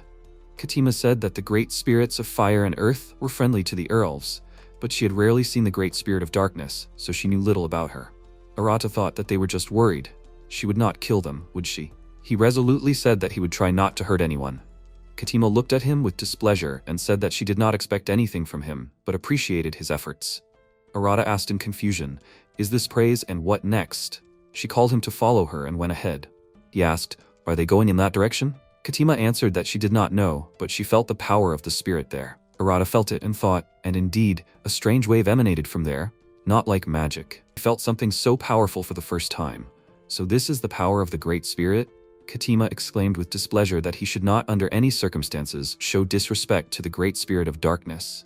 The protagonist asked her not to worry. He destroyed the prison of darkness, but he had no other choice. He is sure that it is not difficult to fix, and for some reason his back tingles. After a while, they approached the temple, and Arata said in surprise that someone is standing in front of the entrance. Katima looked at her in fear and said, could this really be the great spirit of darkness? Cheryl stood at the entrance to the temple and looked at them angrily. Arata asked in confusion, did she seem angry? Suddenly, black magic arrows appeared behind them and Katima exclaimed in fear. That was why she did not want to go. Arata asked, is it that bad? She shouted that everything was terrible and he should apologize to the great spirit of darkness as soon as possible. Cheryl watched them and asked, why did they come here, destroying her barrier? Arata was surprised and asked, is her voice breaking into the brain directly? Cheryl said, if he came to fight, then she does not mind, but now these idiots take up all her time, so she should finish quickly. Magic spikes attacked them, but they stood motionless, and he thought that with such a trajectory, it will not hit them. Cheryl asked, so he noticed? Suddenly the spikes attacked them again, and MC intercepted it, which was flying straight at Katim. He said with displeasure, if he hadn't intervened, this thing would have pierced her. Cheryl said, but he stopped it, so it's okay. Arata got angry and started hitting the ground, when suddenly he noticed that the ground was turning black and collapsing.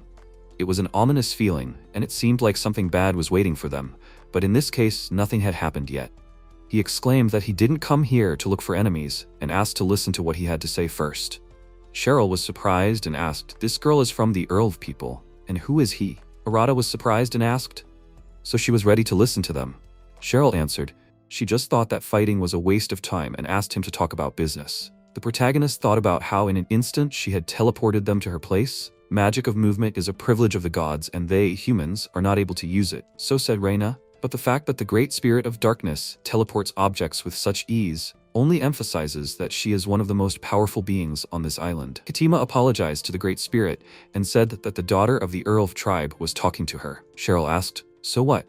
She said that the Great Spirits had always looked after them, but now they have disappeared because of this. Wyverns began to hunt the Elves. But despite this, she still did not appear. Did the Great Spirits really encounter insurmountable problems? Cheryl interrupted her and said in surprise, "Why did they go so far for this?" She understood the situation, and she would close her eyes to the fact that he destroyed her prison of darkness. As for the spirit of fire and earth, they are here now. Katima happily asked, "Is this true?" Cheryl sadly said that she did not know what to do next. Arata asked, "Is there a problem?"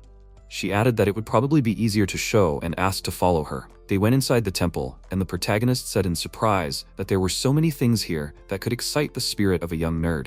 For example, gargoyles and branching staircases like the last level of a dungeon in a game. Cheryl asked, "Is he looking so intently? Is this really so unusual for him?" The protagonist said with admiration, "Probably there is no such man who would not feel excitement finding himself in such an environment." Cheryl said that it sounds disgusting. "Maybe he will die?" Arata awkwardly asked, "Why?" And then he thought that her eyes had become so cold, he needed to diffuse the situation. "Why are the great spirits of fire and earth here? Doesn't everyone have a separate home?" Cheryl noted that everything is correct, but the reason is very stupid. They went forward to the large columns over which a large magic ball hung. Arata looked around and asked, "What is this black sphere?" Cheryl noted that it is a coliseum, and sometimes they have fights with captured monsters. He wondered, where are the other great spirits? Cheryl answered that they are inside, because she could not allow these fools to fight here and sent them to the prison of darkness. Arata looked at it in surprise and thought, that is why this sphere emits such power, and asked, "What are they fighting about?" Cheryl thoughtfully asked his name, and said that it seems that something went wrong, so she will send him inside so that he can try to calm these two idiots. She placed him in a black magic sphere, and he thought that after all she scares him. She still did not explain why these two are fighting, so it seems that a stream of powerful energy is emanating from there. Perhaps these are the great spirits of fire and earth? He will have to check, when suddenly he noticed two spirits who were fighting with each other. Arata asked in surprise, "Is it them?" He tried to introduce himself, when suddenly they looked at him angrily, and he said in fear that he had no intention of fighting them. He stood in the middle of the spirits and thought in surprise that this was as strong as Teltu's destructive beam. Arata swung his fist and hit Gwen and Giaz. They stopped fighting and asked in confusion, "Who is this guy?" MC thought of a familiar, albeit slightly forgotten feeling. Lately, he has been hearing about him more and more often, and the others pretend to understand everything, but it is a little upsetting. The protagonist asked them to wait and said that he has no evil intentions, so they should calm down. He introduced himself as a simple person who was suddenly thrown here by Miss Cheryl. Gwen wondered, so he was thrown into the prison of darkness just to stop them? Giaz asked what Cheryl was thinking, sending a human to a place like this. Gwen pointed at him and said he doubted he was human, since he wouldn't be able to withstand their attack. Giaz asked if he wanted to know why they were here. The protagonist said he was only asked to talk to them, so he didn't know what was going on here. Gwen asked if that was enough for him to go to the prison of darkness. Arata said he wasn't here by his own free will. Anyway, it was Cheryl's request, so could they please tell him what caused the fight? Gwen said it looked like he wouldn't leave them alone and he would have to explain everything. Arata thanked them and thought about how Cheryl said it was over something trivial, but they seemed to be acting quite sensibly. Gwen said that in short, he and Giaz agreed that whoever wins will become the grandfather of the new great spirit. Giaz said that he wanted to be addressed as grandpa. Arata sighed heavily and said that's it, then he'll go home. But how will he get back? He doesn't know why, but those two are determined, so they shouldn't be disturbed, and staying here will lead to huge problems. Gwen asked upset, "Is he leaving already?" Giaz added that they were actually having a serious conversation here. Suddenly, a girl appeared in front of him and he asked in surprise, "Who is she?" She happily called him Daddy, and Arata thought in confusion that he would just ignore it for now, but there was a terrible pressure building up behind him. MC knelt down in front of her and asked if she could tell him her name first. The girl replied that she didn't have a name yet. Arata wondered, and why does she call him Daddy? The girl looked at him questioningly and asked, "Because he is her daddy?" The protagonist smiled and noted that he is not her daddy. He noticed how her face became sad and he exclaimed in confusion, or maybe not. Maybe he really is her father. She was happy and hugged him. He thought that this girl seemed a little cold. Suddenly, a magic ball appeared in front of him, flying in the air. Arata took it in his hands and asked how the ice ended up in such a place. The girl fell asleep on his shoulder and he thought, Did she fall asleep so quickly? It seems that now he is free. He put her on the floor. When suddenly Gwen and Giaz used strong magic from behind him, and Gwen asked, "Did he say his name is Arata?" Giaz asked with displeasure, "So he planned this from the beginning?" He was caught off guard. The protagonist said that this was a misunderstanding and asked them to just talk. They simultaneously said that it was impossible, and the protagonist said that their magic is getting stronger and stronger. Since his arrival on the island, this is the most effective manifestation of power. Gwen said that they had to do something before talking to him. Arata again suggested that they talk first, but they got angry and exclaimed that there was only room for Grandpa here. Arata hugged the girl and thought, if they were talking like that, then this child really was a new great spirit. Even though she was a great spirit, she was still a child, and if she was hit by a blow from these two. He began to avoid them and ordered them to be quiet, when suddenly they found themselves in complete darkness. Arata looked at her and thought, she fell asleep again. So what now? He could get out if he used his powers, but then Cheryl would definitely get angry. The protagonist hugged the girl and said happily, not that he was in a hurry. According to the hero, Gwen and Giaz were thrown back by the great spirit girl who appeared out of nowhere. Then a few minutes later they returned, and Arata greeted them. Gwen said that they were in a difficult situation, and Giaz pointed out that this was a real problem. MC said that he really didn't understand anything. Could they explain the situation in detail? Gwen agreed and said that it all started when there were signs of a new great spirit being born. Currently, there are 6 great spirits living on this island: fire, water, wind, earth, darkness, and light. But originally, there were many great spirits in the world. 1,000 years have passed since the birth of the previous great spirit, and now a new great spirit has appeared. Arata looked at the girl and thought, so this is who she really is. Judging by how they were thrown back by this great spirit of ice, Gwen noted that even being great spirits, they are not much different from ordinary children when they are born. Therefore, when a new spirit is born, the others will take care of it. Usually, a strong great spirit is chosen at the birthplace. The protagonist thought, so the small great spirit chose him because he is stronger than the two. Before this child was born, they were going to decide who would be the grandfather, but suddenly she ended up in the hands of some strange guy, and of course, it was hard to come to terms with it. Gwen asked who he really was. Arata said that he was a human and was telling the truth. He once met a god and received some power from him, although he did not think that they would believe him. Giaz noted that the actions of a god can be unpredictable. MC was surprised and thought, did they believe him? Perhaps for the inhabitants of the island, a god is something self-evident? Gwen said that it was irrelevant. Giaz noted that he wanted to be called grandfather. The protagonist thoughtfully asked, isn't such a desire too intrusive? In that case, when the girl wakes up, he will ask to call them grandfathers. Gen happily called out to him and exclaimed that from today on, he is his son. Giaz exclaimed that he can call him dad. Arata asked if they thought they were too simple-minded. He thought that in any case, he was glad that they agreed to his proposal, and he would figure it out somehow. Arata asked how to get out of here. Giaz said that they also did not know how to get out of the prison of darkness. The protagonist clenched his fist and said that it meant he would have to use force, when suddenly someone's voice called out to him.